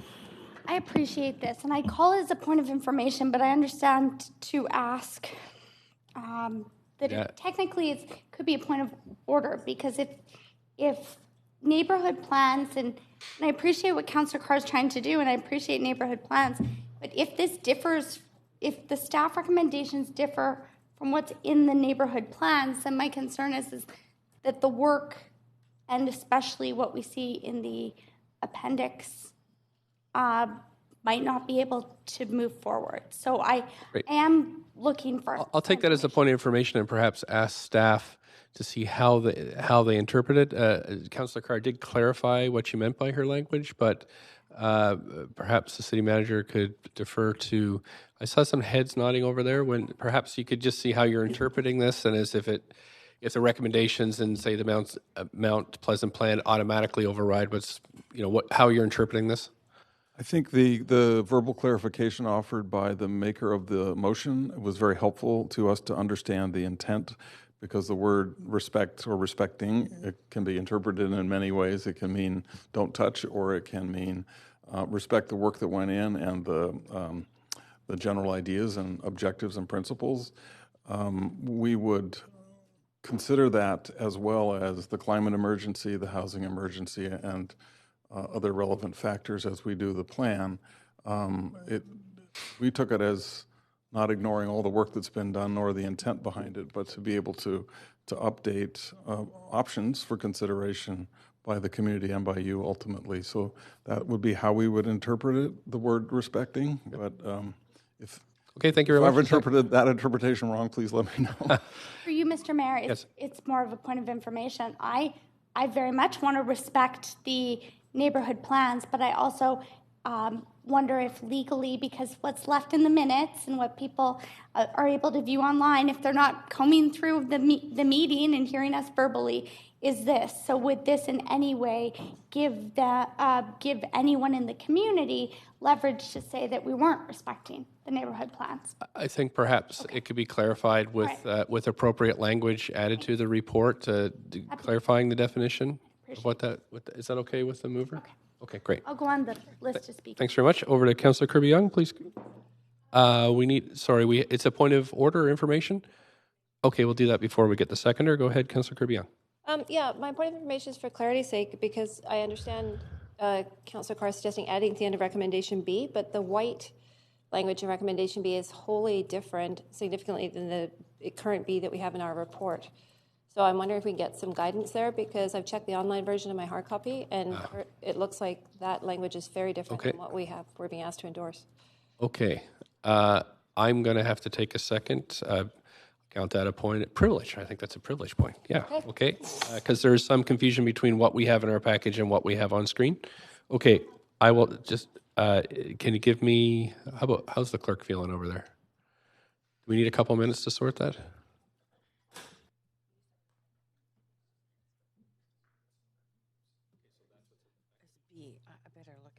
So apparently this now is what is in your package. Am I correct in? I've checked my hard copy as well as the online version, which are both the same and both different than what is on screen. Okay, so why don't we just take, if you give me 2 minutes, we'll get it sorted out. And so I get a motion just to recess for 2 minutes. It's not, we'll just, if you just give us 2 minutes. Okay, can I have a motion to recess for 2 minutes? Thank you. Seconded. All in favor? Thank you. Anybody opposed? No, thanks. So we'll get back to you in 2 minutes.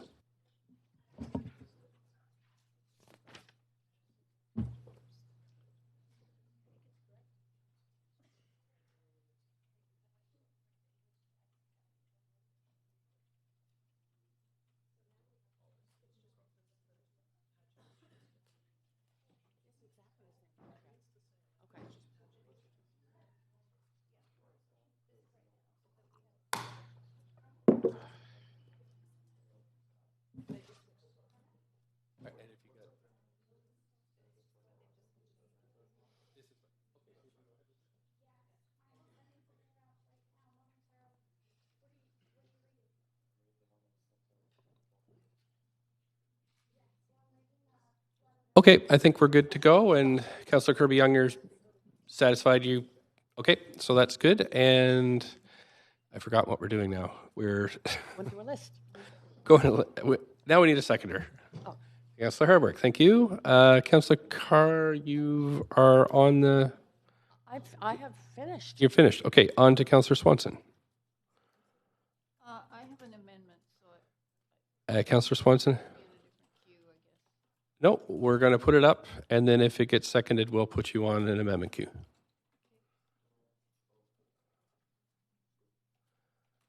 Okay, so this is Councillor Swanson's proposed amendment, and you can go ahead and introduce it. So it's just to change the wording a little bit in one of the principles, a principle that says support affordable, diverse, equitable, and inclusive complete neighborhoods.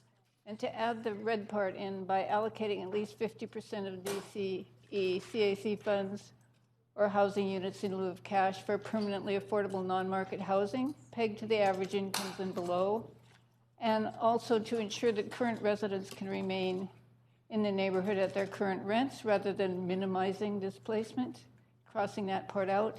And the third part is to add incomes in terms of diversity. So everything should be expanded for a diversity of household types, incomes, and backgrounds.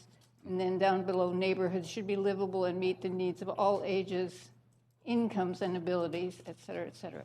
Just a little change? That's what you said? Yeah, okay. Okay, so we'll let people just read that for a second and digest it, but then I'll need a seconder for it to move ahead. We've got a seconder for Councillor Hardwick. So I'll go on the amendment queue.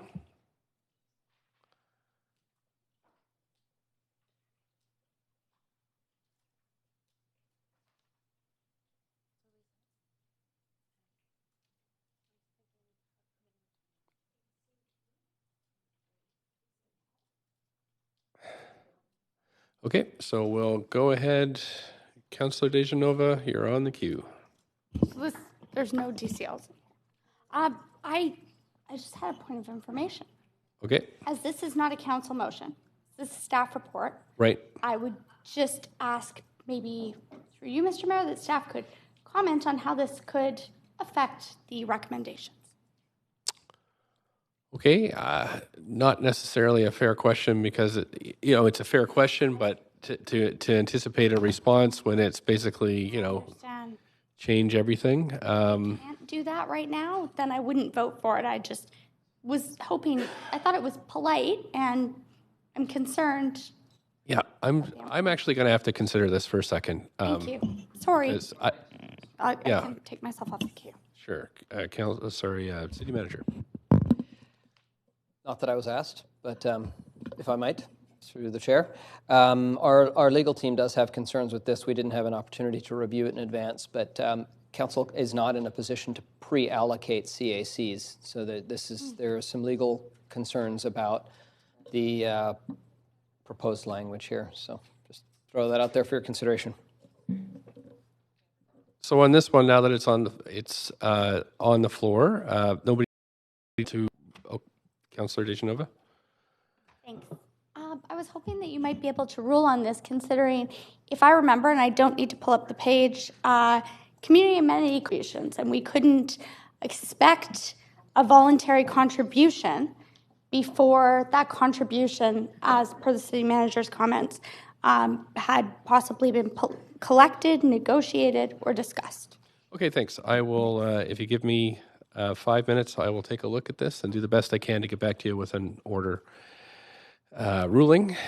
And so can I have 5 minutes? Somebody move a motion. Councillor Dejanova, Councillor Hardwick, all in favor?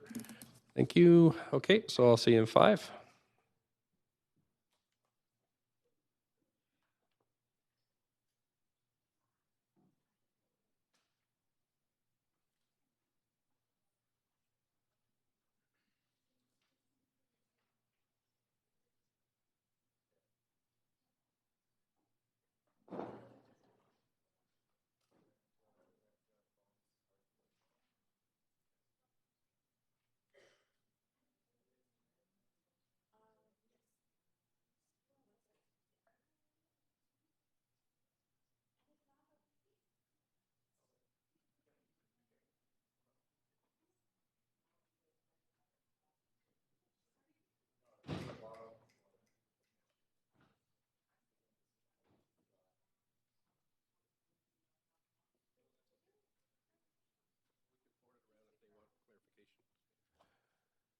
Okay, I didn't need the full 5 minutes. Basically, this motion would violate sections of the charter, and under our procedural bylaws, section 4.3A, we can't consider motions that are not compatible with the purposes and objects of the Vancouver Charter, including the good rule and government of the city. So violating the charter is not something we can entertain in a motion, so that's my ruling that this one is out of order. And I'll go back to the queue. Councillor Swanson, anything else to add? How does it violate the charter? I have an opinion from legal I can send around to council if you'd like. Clerk has that, so we'll send it around to you. Okay, thanks. Anything else? Okay, thanks. Councillor Dejanova. Thank you. I just wanted to clarify, because I had asked as a point of information about the amended language that is now a part of the motion, but was not a part of the recommendations that we had in our package to review. I appreciate what Councillor Carr has put forward, and understanding that it does not, it won't in any way impede staff's ability to move forward with the planning process.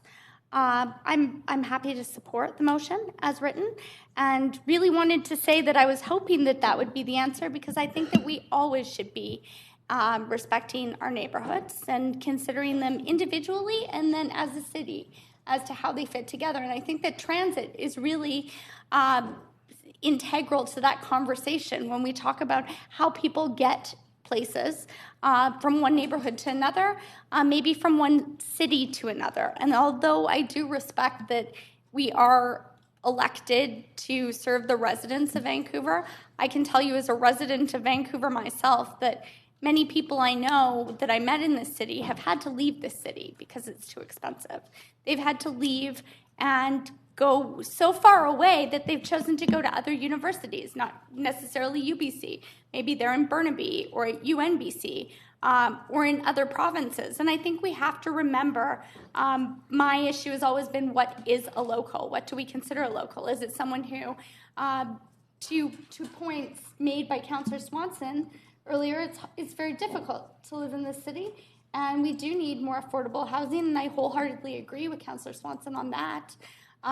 It's just how do we get there and what are the unintended consequences of moving forward one piece of this plan without another. So wholeheartedly support this and appreciate the language added by Councillor Carr to respect our neighborhoods. And hopefully this information, instead of looking at how the citywide plan could have informed this, how can this inform the citywide plan?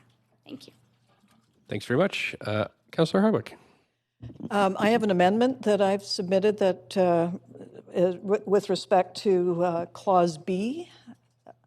Oh, you can, got it both with the red line and the black line there. And yes, in terms of unintended consequences, I would mirror the comments from one of our earlier speakers about putting out fire with gasoline. But my intent here is, again, to include the Broadway corridor plan with more fully within the citywide planning process. And that certainly is, and I would not have any problem with the amendment that Councillor Carr has already put forward as well on top of this. But, and I'm fine with recommendation A of receiving the information, but I am not in favor of endorsing the proposed plans in Appendix B, but rather believe that this should be more fully included in the citywide planning process.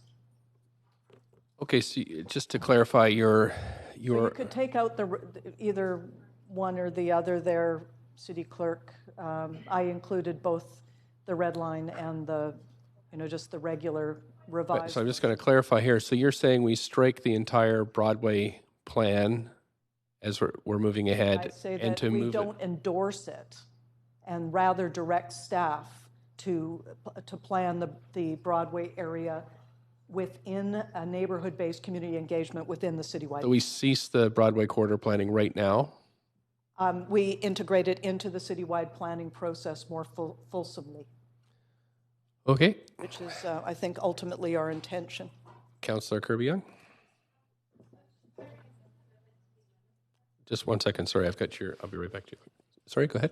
My point of order, just clarifying, Mr. Chair, if this is an amendment to the amendment? This is an amendment. So the report recommendations were moved with an addition from Councillor Carr. So that's the report. This is the first. This is just an amendment. Okay, because then follow-up point of order is that this does not reflect the moved report with the additional language.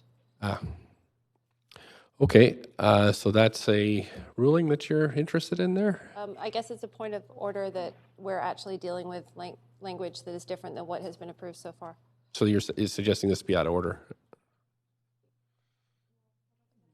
No, I'm sorry, I've misinterpreted. My question is that I understand Councillor Hardwick is attempting to amend a previous version of B, where Council is now dealing with an updated version of B.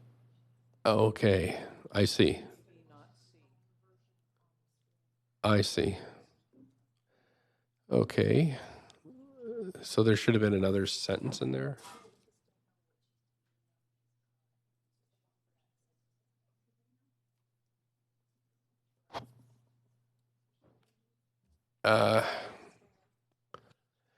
So it's not quite clear what your, because there was an earlier amendment, is that it, Clerk? That there was an earlier amendment? Right, so it was moved with a change from the staff recommendation, and what you're proposing doesn't quite match what was moved. I think that's...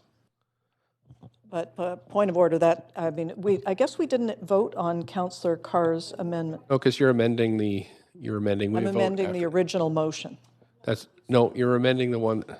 Okay, so Councillor Carr, so one way or the other, what I'm trying to do is amend B, and I'm happy to integrate Councillor Carr's amendment into this. Well, that's, the law doesn't work that way. We have to be a bit more exact. So I guess what I would ask for is to give Councillor Hardwick 5 minutes to kind of get the proper text that she wants amended, rather than have the clerks do it. And so we're guessing. So I'd move. Thank you. We need a seconder for that to happen. Seconded, Councillor Hardwick. Okay, so all in favor of a 5-minute recess to allow the proper wording of this amendment? All in favor? Any opposed? Okay, so you got your 5 minutes. I had sent you that previously. It's just Councillor Carr moved it before I had a chance to go into it. Neighborhood-based community engagement. So all I'm suggesting is that her addition, the additional principle recommendation B, be added after.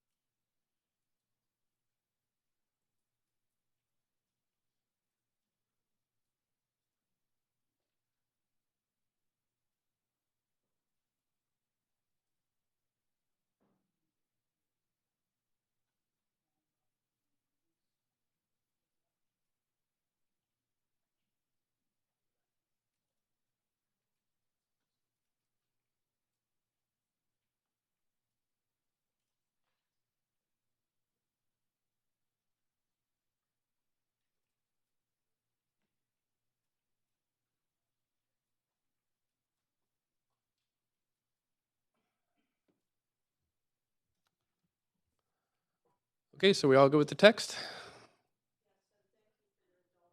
I'm sorry, it was just the order that set me off. Thank you. I would say in the future, though, that we have these reports ahead of time, and we need to have the amendments textually correct. I understand there was a variation in this one, but I'd say, if we're bringing amendments of such large proportions, then it would be good to have them ready before we came in. So with that in mind, we need a seconder for this.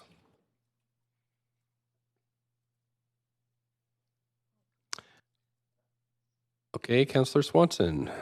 On to the amendment Q1. I'm going to clerk, this Q is from prior, just before people start putting their names on. You clear that? Okay. This is the Q.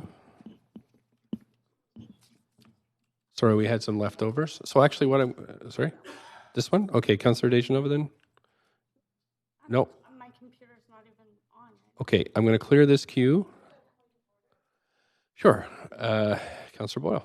Which is, I'm hoping to have a ruling on whether this amendment is in order, considering how... It is.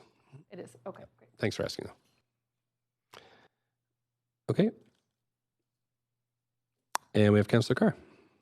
Okay, just put yourselves on the queue. We are now debating a live motion about whether to stop this Broadway plan and to roll it all into city plan. Councillor Carr. Yes, thank you. I am not prepared to support this amendment, and I'm not particularly prepared to throw out the guiding principles, particularly because of the process that led to the guiding principles. It's like, if I was one of the 10,360 participants who engaged, and we've got it in Appendix A, 10,360 participants that engaged over a 7-month period in 40 events that ended up coming out with these guiding principles for this plan, have already invested their time and effort into the Broadway plan. I would be super upset to see council say, no, forget it. What you've done is not relevant anymore. And I really want to emphasize again that the principles were supported. They were, first of all, amended by staff based on that input, as I've already stated, and supported by 81% of the participants. So I cannot support this amendment. Okay, thank you. Councillor Boyle. I'll be brief because Councillor Carr said really well what I was going to say, which is also I can't support this. This is a planning process that we have been engaging in, that we have already supported as a council. We got a lot of meaningful feedback from a lot of residents in this city, and I think we should continue with it, and so I'm against this. Okay, thanks very much. Councillor Dejanova. Thank you. I think it goes back to, I feel like I'm repeating myself, and I maybe am, but I don't think there's a question that this will be inputted into citywide plan.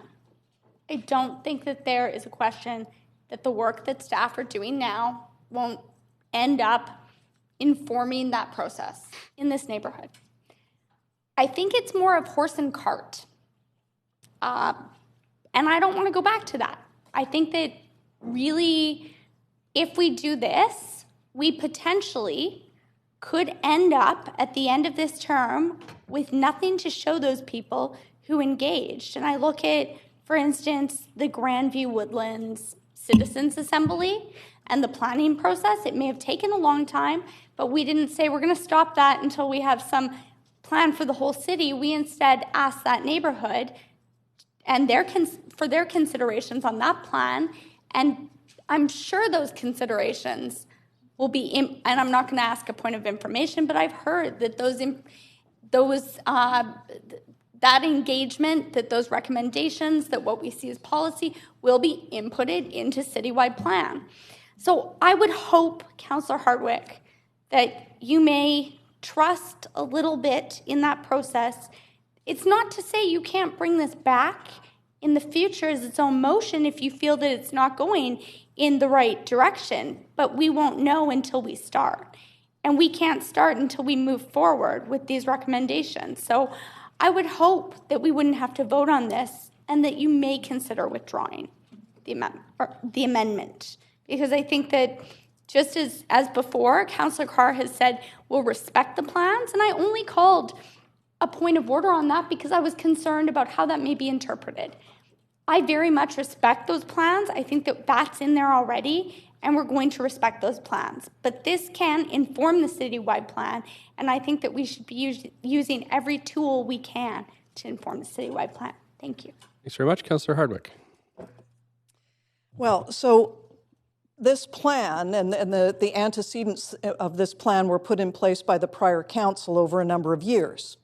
So I do not see where we are at now as just a snapshot in time. And I do find it interesting that we're concerned about the people, the supposed 10,000 people that participated in this, how they feel when I'm constantly hearing from neighborhood groups and folks across the city that are saying that they have not had meaningful consultation and that things tend to be about infographics and high-level, oversimplified kinds of survey activities. So I am concerned, and this goes back to the citywide plan, and the intent behind the citywide plan, which I had been promoting for years, is that we do a proper engagement job as we're contemplating the city of the future. So again, I believe that this should be handled in the larger context of the citywide plan. By parsing it off in this way is really an arbitrary a move that was undertaken by the prior council that we've inherited. So I really don't think that it is out of line for us to be suggesting that this be put back in the context of a citywide plan. You talk about cart and horse. We didn't have a citywide planning process when this was brought forward in the past. We do now, and so we do have an opportunity to be including this in the citywide planning process. So I will not be withdrawing my motion or my amendment. Sure. Point of information. Mr. Mayor, it's for you. I sort of put you on the spot. But you do sit at the Mayor's Council on Transit, and I'm wondering if you feel that this would impact the potential for funding. If I'm not able to ask on the floor of Council, I apologize, but I'm really trying to be thoughtful in looking at the ramifications of this. My assessment is this would jeopardize the funding. We have hundreds of millions of dollars that we've secured. That's my feeling. I mean, phase 3 of the mayor's plan is not funded yet. There's constant debate at the mayor's council about where do we move for money. Part of that's been around the Surrey SkyTrain, but if there's uncertainty here as well, I think that could jeopardize this. I'm also worried what kind of signal it sends in terms of securing other federal dollars, if that we move into agreements, we go through procurement like we have the province has already done on this, and all of a sudden we decide that we're going to kick the planning down the road, which would jeopardize the project going forward. Yeah, sure. I could. Thanks for the. One last Sure. point of information. Just to Councillor Swanson's earlier point, and although the amendment didn't pass, I expect that there will be some dollars, some type of amenity contributions. I don't think we can earmark percentages that will contribute to housing. Would those also be in jeopardy or at risk right now? Yeah, and you're beginning to see this in other areas that have taken transit, taken the investment in transit, but not doing the local zoning. Is that they're, you do have withdrawal of other monies. Well, it's hard for me to make a decision this quickly. I'm hoping it'd be withdrawn, but Well, with all due respect. Sorry, you don't have the floor, Councillor Hardwick. Councillor Swanson. I have another amendment. We have to figure this one out first, and then we can come back to you. Okay, Councillor Hardwick, you've already spoken. That's it, just one round of points for that one. I have you, yes, I had that you had the full time. You had the 5 minutes. Okay, well, I Thanks for- disagree, and Okay, thanks very much. So we're on to nobody else on the queue for this one, so we'll call the vote.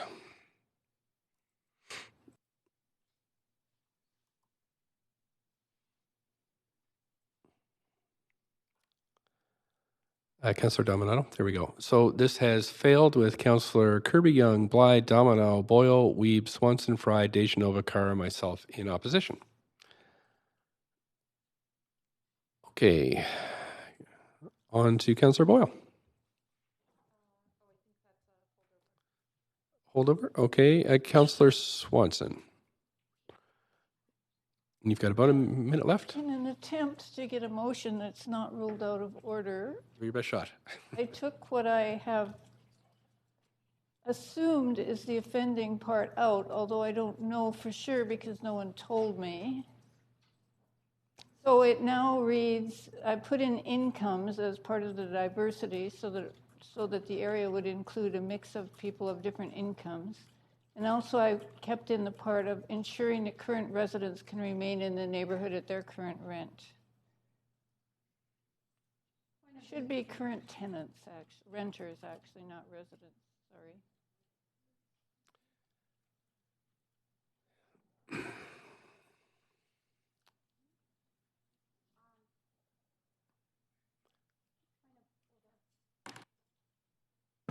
Okay, point of order, Councillor Dejanova.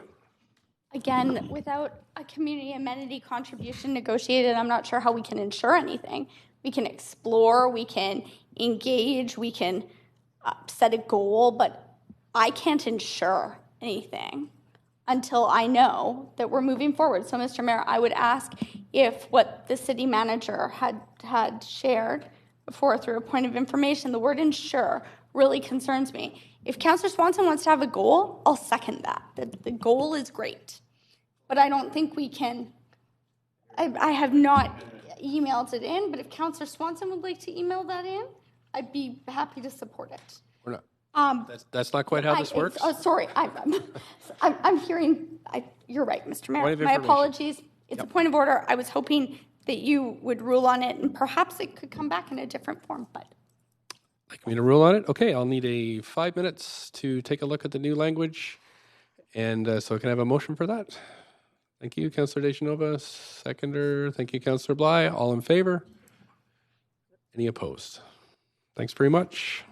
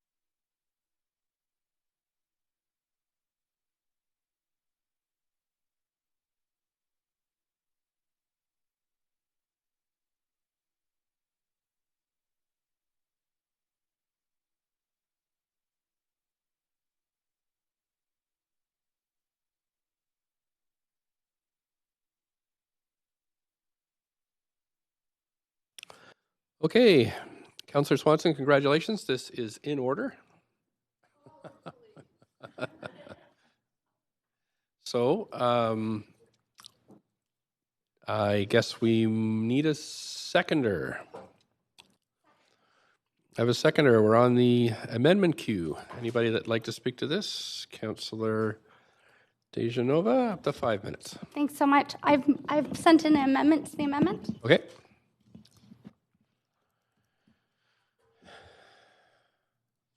And again, the language was to remove current, sorry, I thought I'd removed, yes, I did, current renters. So instead of current, I'm not going to read the whole thing through.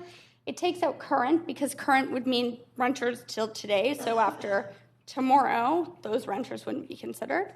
And also adds that it's a goal instead of ensuring this. And instead of their current rent at affordable rents. And if the clerk could help with any, I just did this very quickly, but if I think there's a typo there just from a punctuation and grammar point. Their affordable rents, it was their current rents at affordable rents. Hoping, Mr. Mayor, that since I wrote affordable, that could just be maybe a administrative decision.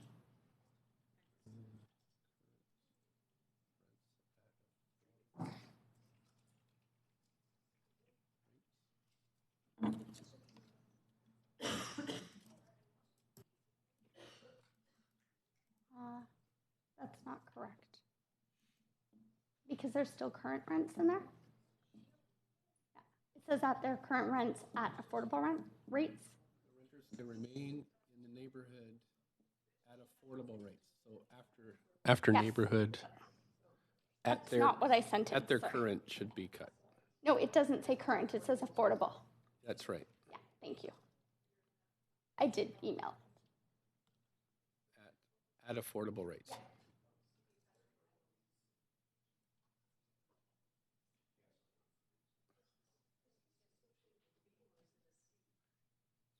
And it says rents, or rates, rents, whatever you prefer. Saying and reinvesting in existing older stock with the goal that renters can remain in the neighborhood at affordable rates. Okay. Thank you. So I think I explained why before. Okay, that's good. Councillor Carr. Oh wait, I'm sorry.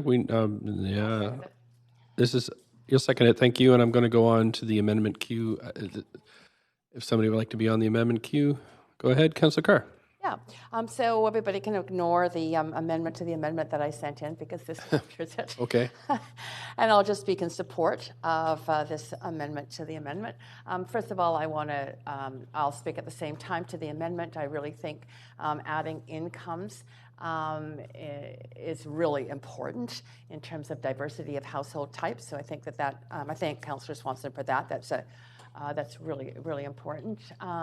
And I think the language that has been added by Councillor Dejanova is really good language as well. We can't ensure, but we can absolutely have strive for the goal that renters can remain in the neighborhood at affordable rates, and I'm absolutely confident that that's what we'll be working towards as a city. Okay. I don't see anybody else in the queue, so we can vote on this amendment to the amendment.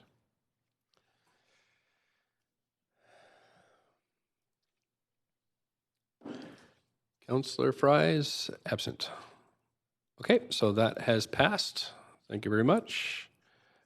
And we're back to the amendment queue. Councillor Carr, I'm finished. You're finished. Councillor Swanson, did you have anything else you wanted to say? I have a question. Okay. For staff. You can't, a point of information, I guess you're after. And it's council, so there you go. It's confusing to me that when I ask staff, is it expected that development will contribute to the cost of transit along in the corridor? They say no, that it's paid for. And then you say if this isn't passed, we're going to have a hard time getting the money that we need. Well, they'll pull the money. That's what I said. The feds or province would pull the funding that they've given because there's other places they could put it, and we're uncertain about what we're doing. Does this mean that they're expecting contributions to transit from development? No. The money's been allocated. They just want certainty that we know what we're doing and that we're continuing along with the plans that we've said a few years ago that we would continue with. Yeah, I just want to be sure about this. That's right. Yeah. Okay. Thanks then. So that's it. We're on to the vote for this one. I believe so, Clerk. Is this is C? Okay. Pardon me? As amendment. Sure.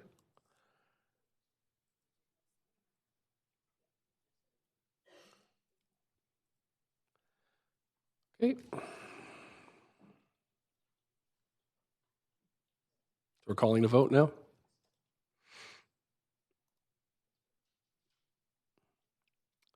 Councilor Dejanova. There we go. That's passed unanimously. Thanks very much. Okay, so I'm going back to the main queue. Councillor Swanson, is there anything else? Okay, thank you. Councillor Carr. No, I'm good. Okay, Councillor Dejanova.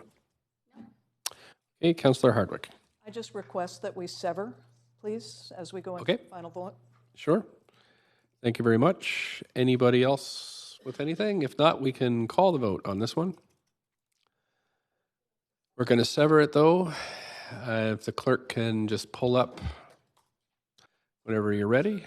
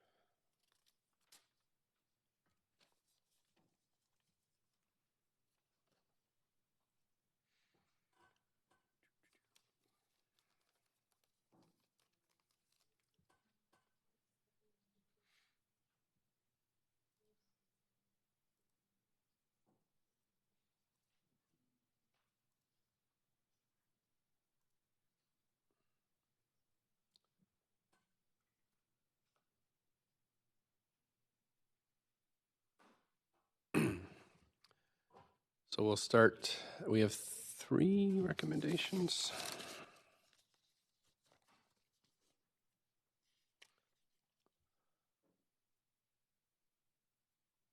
We have A, B, and C.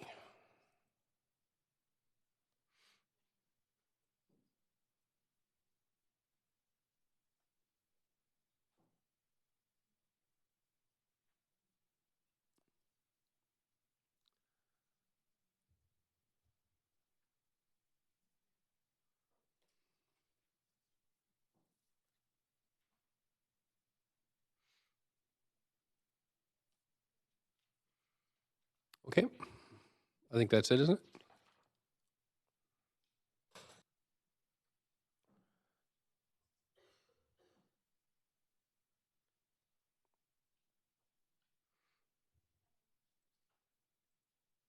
Okay, we're good. So that's the 3 clauses that we'll vote on individually. So I'll call the vote on A.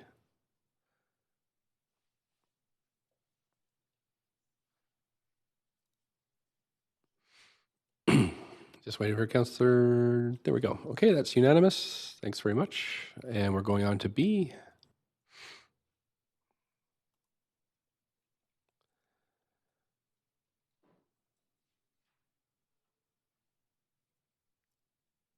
Councillors Dominato and Swanson.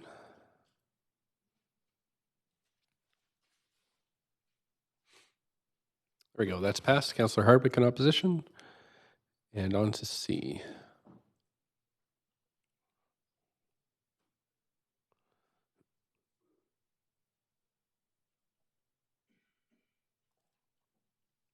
And Councillor Kirby-Yung.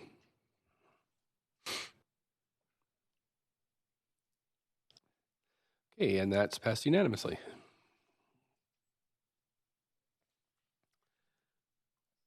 Thanks so much. Councillor Dejanova? I just have concerns that there might be some speakers who are waiting specifically to speak to motions.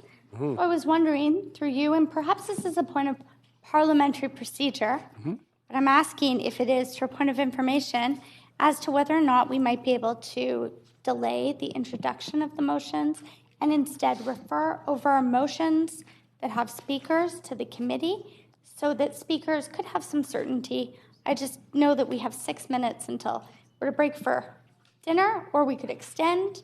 I was hoping, Mr. Mayor, that might be something the council would entertain. Okay, just 1 second.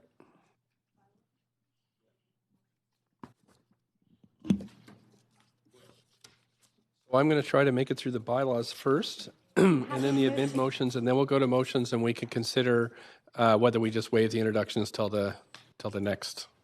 So as we're 5 minutes to what you would suggest is a break, could I extend to complete the business with a check-in at 5:30 if we don't complete by that? Yes, there's also new business and other things that have to get on, but sure. Okay, so we motion to extend until we've finished, or as far as we can get to, until we hit 5:30. We have a hard start at 6 o'clock. Hard start at 6 o'clock for public hearings. Okay, so we've got a seconder for that. I see a nod. Okay, all in favor then of extending? Any opposed? And We got Councillor Swanson opposing.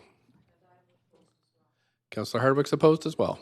So I have a point of information. Would we have to do the introductions for the motions, or could Let's we? wait till we get there. Okay, thank you. So we'll go through the bylaws first. We have 7 bylaws on the agenda for consideration by council. Someone like to move a motion to adopt the bylaws? Thank you, Councillor Dejanova. Seconder? There we go, Councillor Bly. So let's see, all in favor? Any opposed? Nope, so that's unanimous. Thanks very much. The list of approved bylaws can be found on the city's website. There's 2 administrative motions on the agenda. Council may adopt these motions by blanket motion. Does any member wish to hold either of the motions for a separate vote or conflict of interest? So moved. Right. Anybody want to hold any of them? No? Okay. Any conflicts of interest? I don't see any. So somebody like to move a motion? Councillor Dejanova moved. Councillor Kirby-Yung seconded. All in favor? Okay. Any opposed? That's great. Thank you. Okay. So we're moving to motions on notice. Let's just get through the procedural part, and then we'll figure out what we're going to do with timing wise. Okay, so for this council meeting, we need a motion to suspend Rule 10.6 in the procedure bylaw. That rule provides council member introducing a motion with 2 minutes and then a minute to clarify. So it's moved by Councillor Dejanova. Seconder. Thank you, Councillor Carr. All in favor? Any opposed? Okay, thanks. That's passed. Okay, so we have 4 motions on notice. First is a motion 1, request for leave of absence.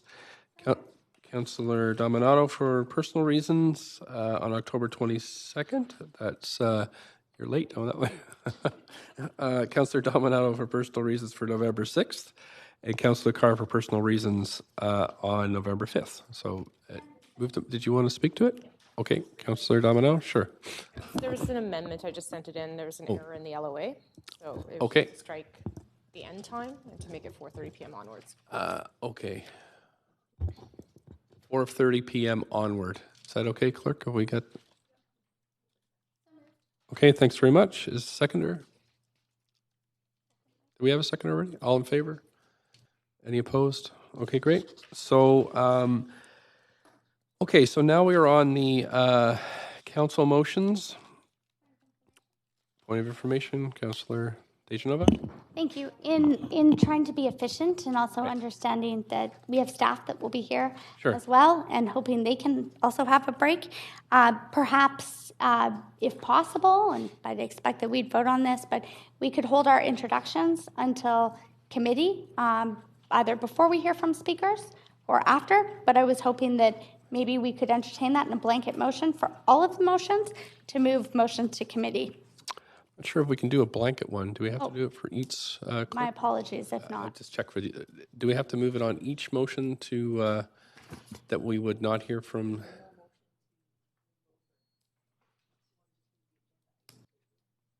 I'd be happy. We can move all of them. Just 1 second, please.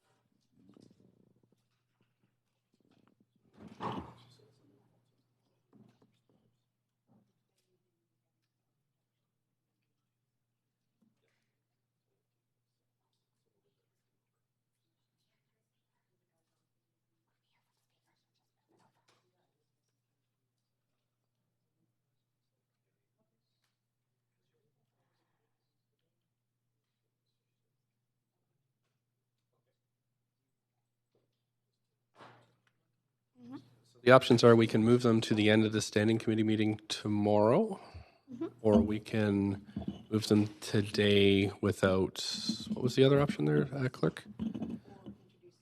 Introduce them today, and then forward them to hear speakers. So we couldn't move them to hear from speakers without the introductions? That's a point of information to you, Mr. I am not sure. I just want to make sure the speakers are, The items are not on the floor, oh, they're not on the floor. so they have to each be individually moved and put on the floor. And then we could suspend the rules. We could just move them, I guess, each. So let's try one. Let's go for the motion on notice increasing affordable housing options through character home assessments. So we have the 2-minute introduction. Yeah, I see the problem we've got. Procedural. 1 second.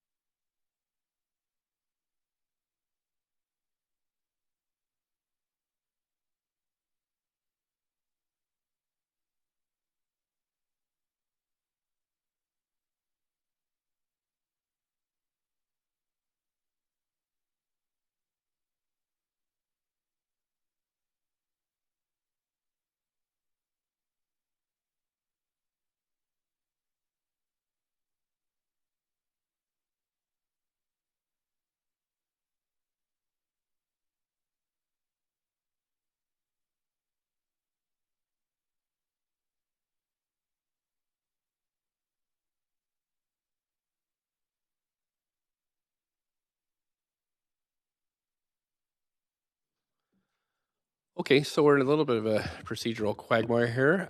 Because the motions aren't on the floor, we have to move them and second them and then move them over to tomorrow. However, we've just changed the rule to allow a 2-minute introduction and a round of questions. So we can't actually, so what we have to do is we would have to, if we're just going to move them straight off till tomorrow so the speakers can be heard, what we'd need to do is rescind the last vote we did, suspending our procedural bylaws. And that way you would still get your minute to introduce and then we could shift it over right away, but there wouldn't be questions from council on the motions. Reconsider, sorry. So we have a motion to reconsider. We have a seconder. All in favor, just to remind you, you'll be waiving your rights to all the questions on all the motions. So the mover will just get the minute to introduce and that'll be it. Okay, so I'm going to call the vote. It's on the floor. All in favor of, 1 second.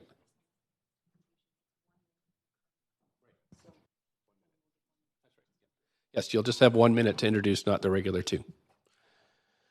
And that's it. And no questions? So people clear on this? You're not clear.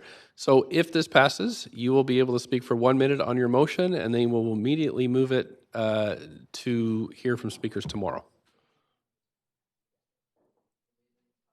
Yeah, we're waiving the pilot on these ones, just so we can get them to the list tomorrow because it's 5. Right, that's right. Everybody clear? So that's moved and seconded. It's on the floor. All in favor of waiving the pilot for this round of private motions? Anybody opposed? Okay, Councillor Kirby-Yung, I'll need that vote again. All in favor of waiving? 1, 2, 3. Jean, are you gonna?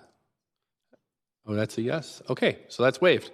Excellent. Thanks very much. And so now we're on to Councillor Hardwick. 1 minute to introduce your motion on increasing affordable housing. Put yourself on the queue. Thank you very much. Okay, go ahead. Up to 1 minute. Thank you very much. I've been waiting to bring this motion forward for a while, as you know, and ultimately the objective of this is to create more affordable housing throughout the body of the city by leveraging our character home stock. There are many houses that were built prior to World War II that were built in old forms of construction and building technology, old growth timber, that will lend themselves very well to creating secondary suites. We have the ability to add multiple suites, secondary suites, etc., is very important, but there's an opportunity here to be really going out to the people of the city and saying, can you make room? And how can we do that? So we want to incentivize the retention of character houses, which there's a lot of enthusiasm as we've been watching Vancouver's heritage vanish. But at the same time, we want to discourage teardowns. So this is about heritage retention and discouraging teardowns and creating greater housing opportunities. Thank you. Thanks very much. We need a seconder for this motion. Second, Councillor Dejanova. We have speakers on the list for this motion, so we'll have to move this to refer to tomorrow, and that would be at, is it 2 o'clock, Clerk, that we're starting tomorrow on these ones? At 6 p.m. There are other items, but it will be after 6, so the speakers will speak to this after 6 p.m. tomorrow. So we have a motion on the floor to refer this to tomorrow after 6 p.m. A mover for that one? Thank you, Councillor Bly. Councillor Fry, second. All in favor? Okay. Any opposed? We're good. Okay, thanks. We're on to number 3, the extinguishing consumer fireworks. Councillor Fry, you have up to 1 minute. Please go ahead. Sure. So if somebody was to come to this city, this council tomorrow and say, hey, I got this great idea for rocket-propelled incendiaries and explosives that I would like to distribute throughout our city to fire off at will, I'm sure we would all think it's add to it that it causes significant trauma to people with PTSD, to animals, to wildlife, and actually creates a significant nuisance, causes about $400,000 on average damage per year, calls out to fire and rescue, and is significantly has environmental impacts. I'm sure we would not be in favor of such a proposition. So the motion before you tomorrow is to address banning said consumer fireworks and instead focusing on opportunities for folks to have more permitted and appropriate displays of said explosive incendiary devices. Okay, thank you very much. We need a seconder for that motion. Thank you, Councillor Dominato. So we also have speakers to this one, so we'll need to refer this to tomorrow after 6. Okay. Moved by Councillor Dejanova, seconded by Councillor Wiebe. All in favor? Any opposed? Great, thank you. We have the next motion, which is the 4 Pillars Drug Strategy Review. Councillor Dejanova, put yourself in the queue, and you have up to a minute. I just need you on the queue. There we go. Thank you. Okay, go ahead. Thank you very much, Mr. Mayor. I am going to move some amended language. I sent this to council yesterday. I'm moving this because this is the first time this is being moved.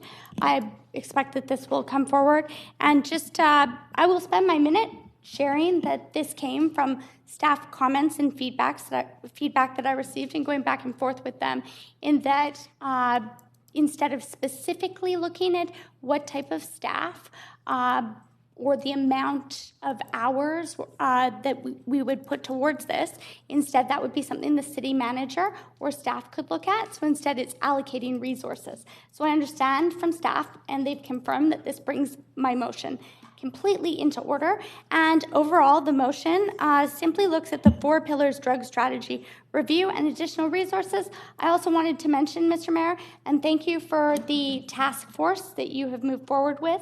That being said, I went through the document and there is no mention of the Portugal model or looking towards other models. I do want to say I don't think that there's an easy fix. So it's just looking forward to see what we may be able to update our 4 pillars approach. Okay, thanks very much. Before I call for a seconder, though, I just wanted to give council a second, just in case you haven't read the email, to read over this change. So I'll give council just a minute to review. I know I did send it out yesterday as well. That's right. Okay.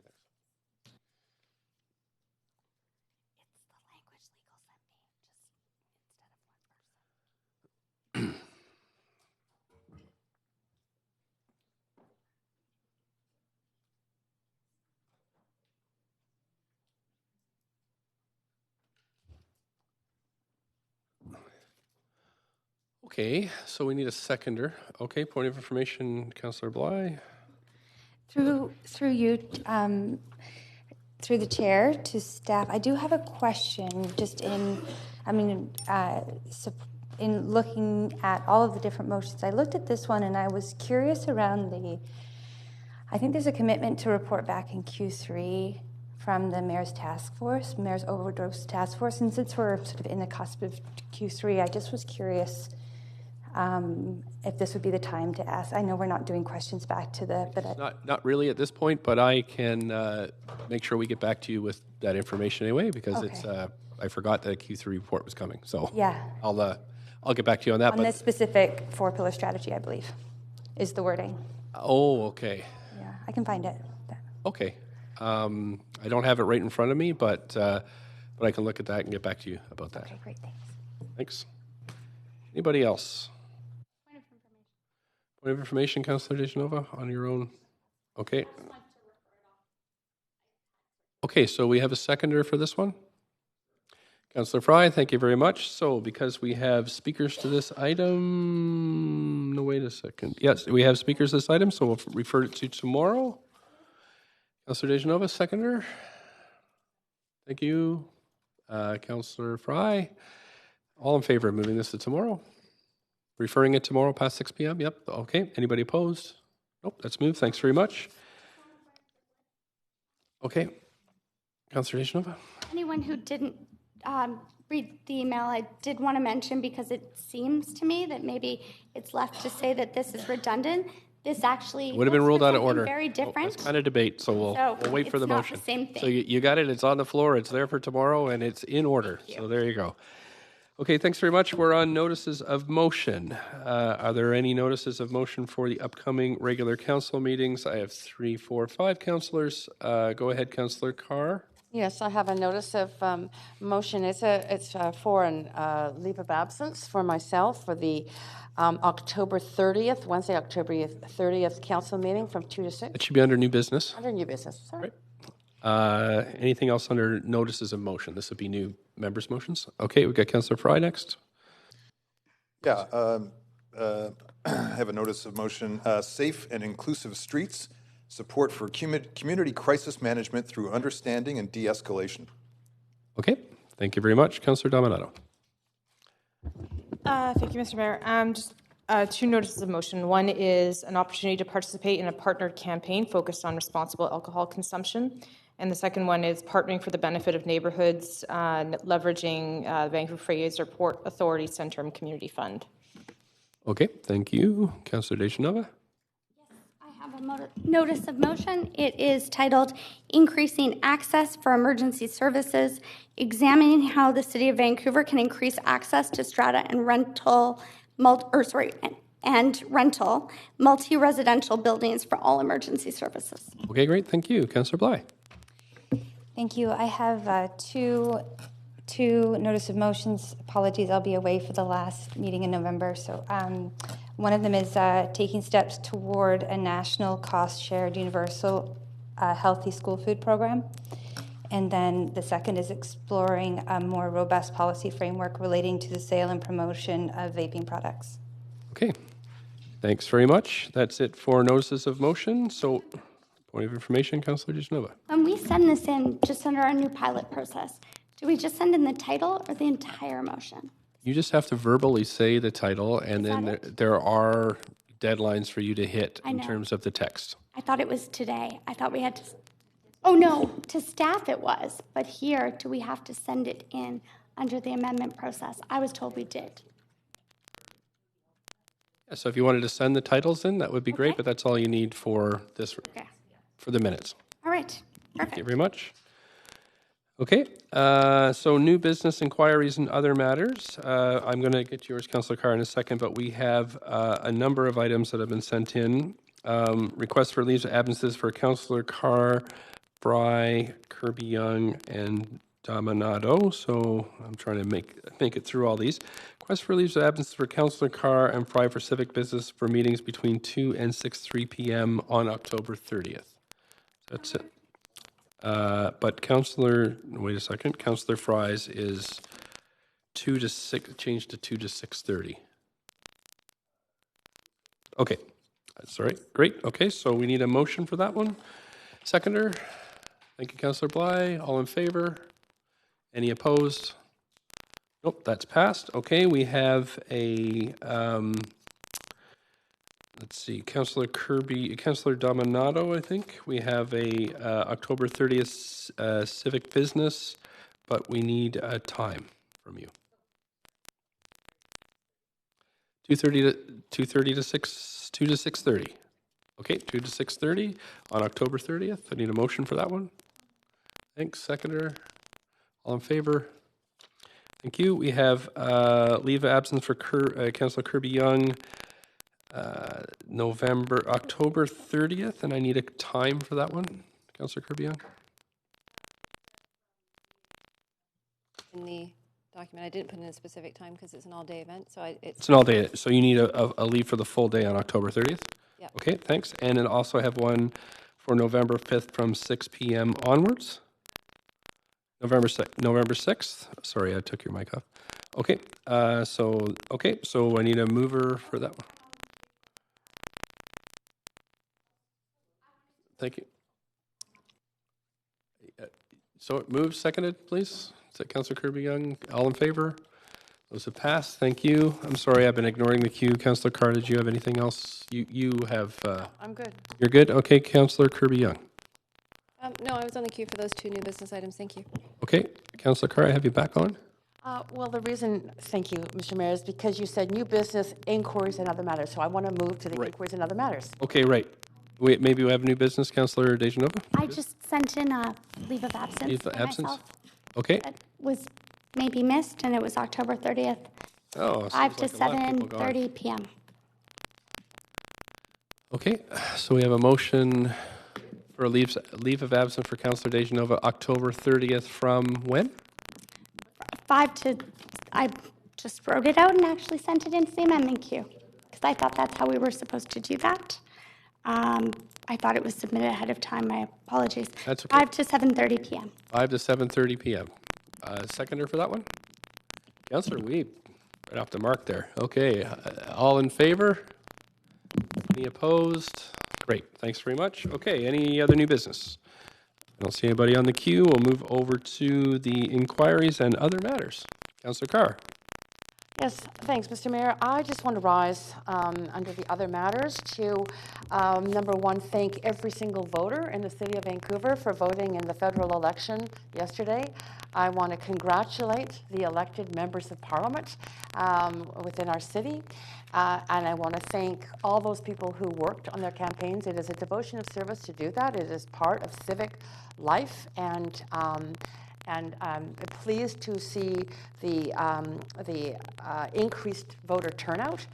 That's, I think, good, speaks good and well for democracy. And I want to congratulate the federal Liberals for having the greatest share of seats, so it's looking like it's moving towards a minority government, and the other parties nationally whom I'm sure are going to be in discussions around how that minority government will work. I'm very hopeful around that because of the situation in British Columbia. I think we've seen a minority government under very tight minority situation work exceedingly well for the province over the last 3 years. And I can say personally, I think that a non-majority government is working very well here at Council. Thanks very much. Councillor DeGenova.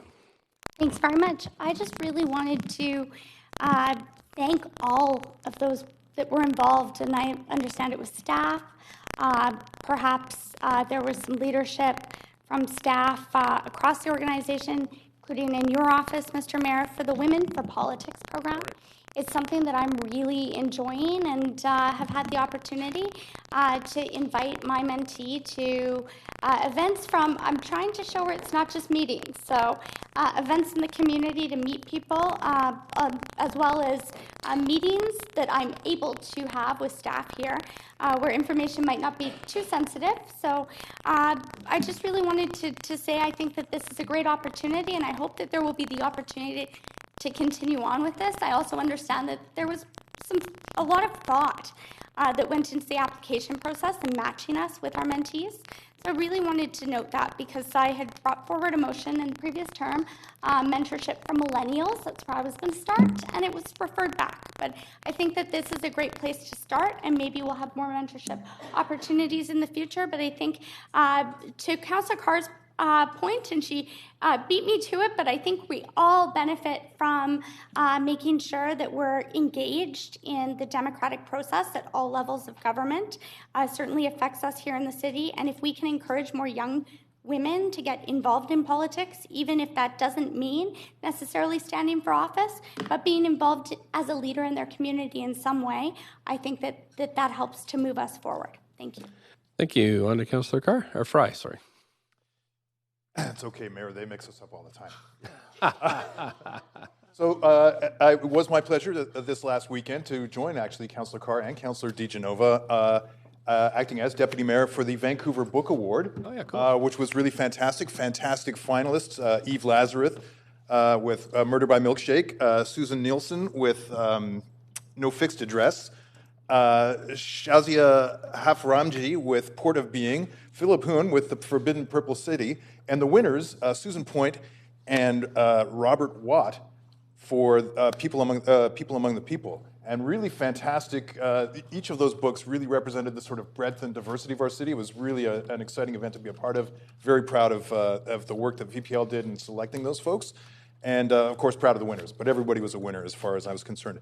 I was also very pleased to join Councillor DeGenova just recently at the VPD Police Ball. And that was a really great time, and really proud of our law enforcement folks. And they also know how to have fun, and it was just really nice to be able to enjoy their company and not talk shop. Well, we talked a little shop, but not really. Anyway, thanks. Thanks very much, Councillor Carr.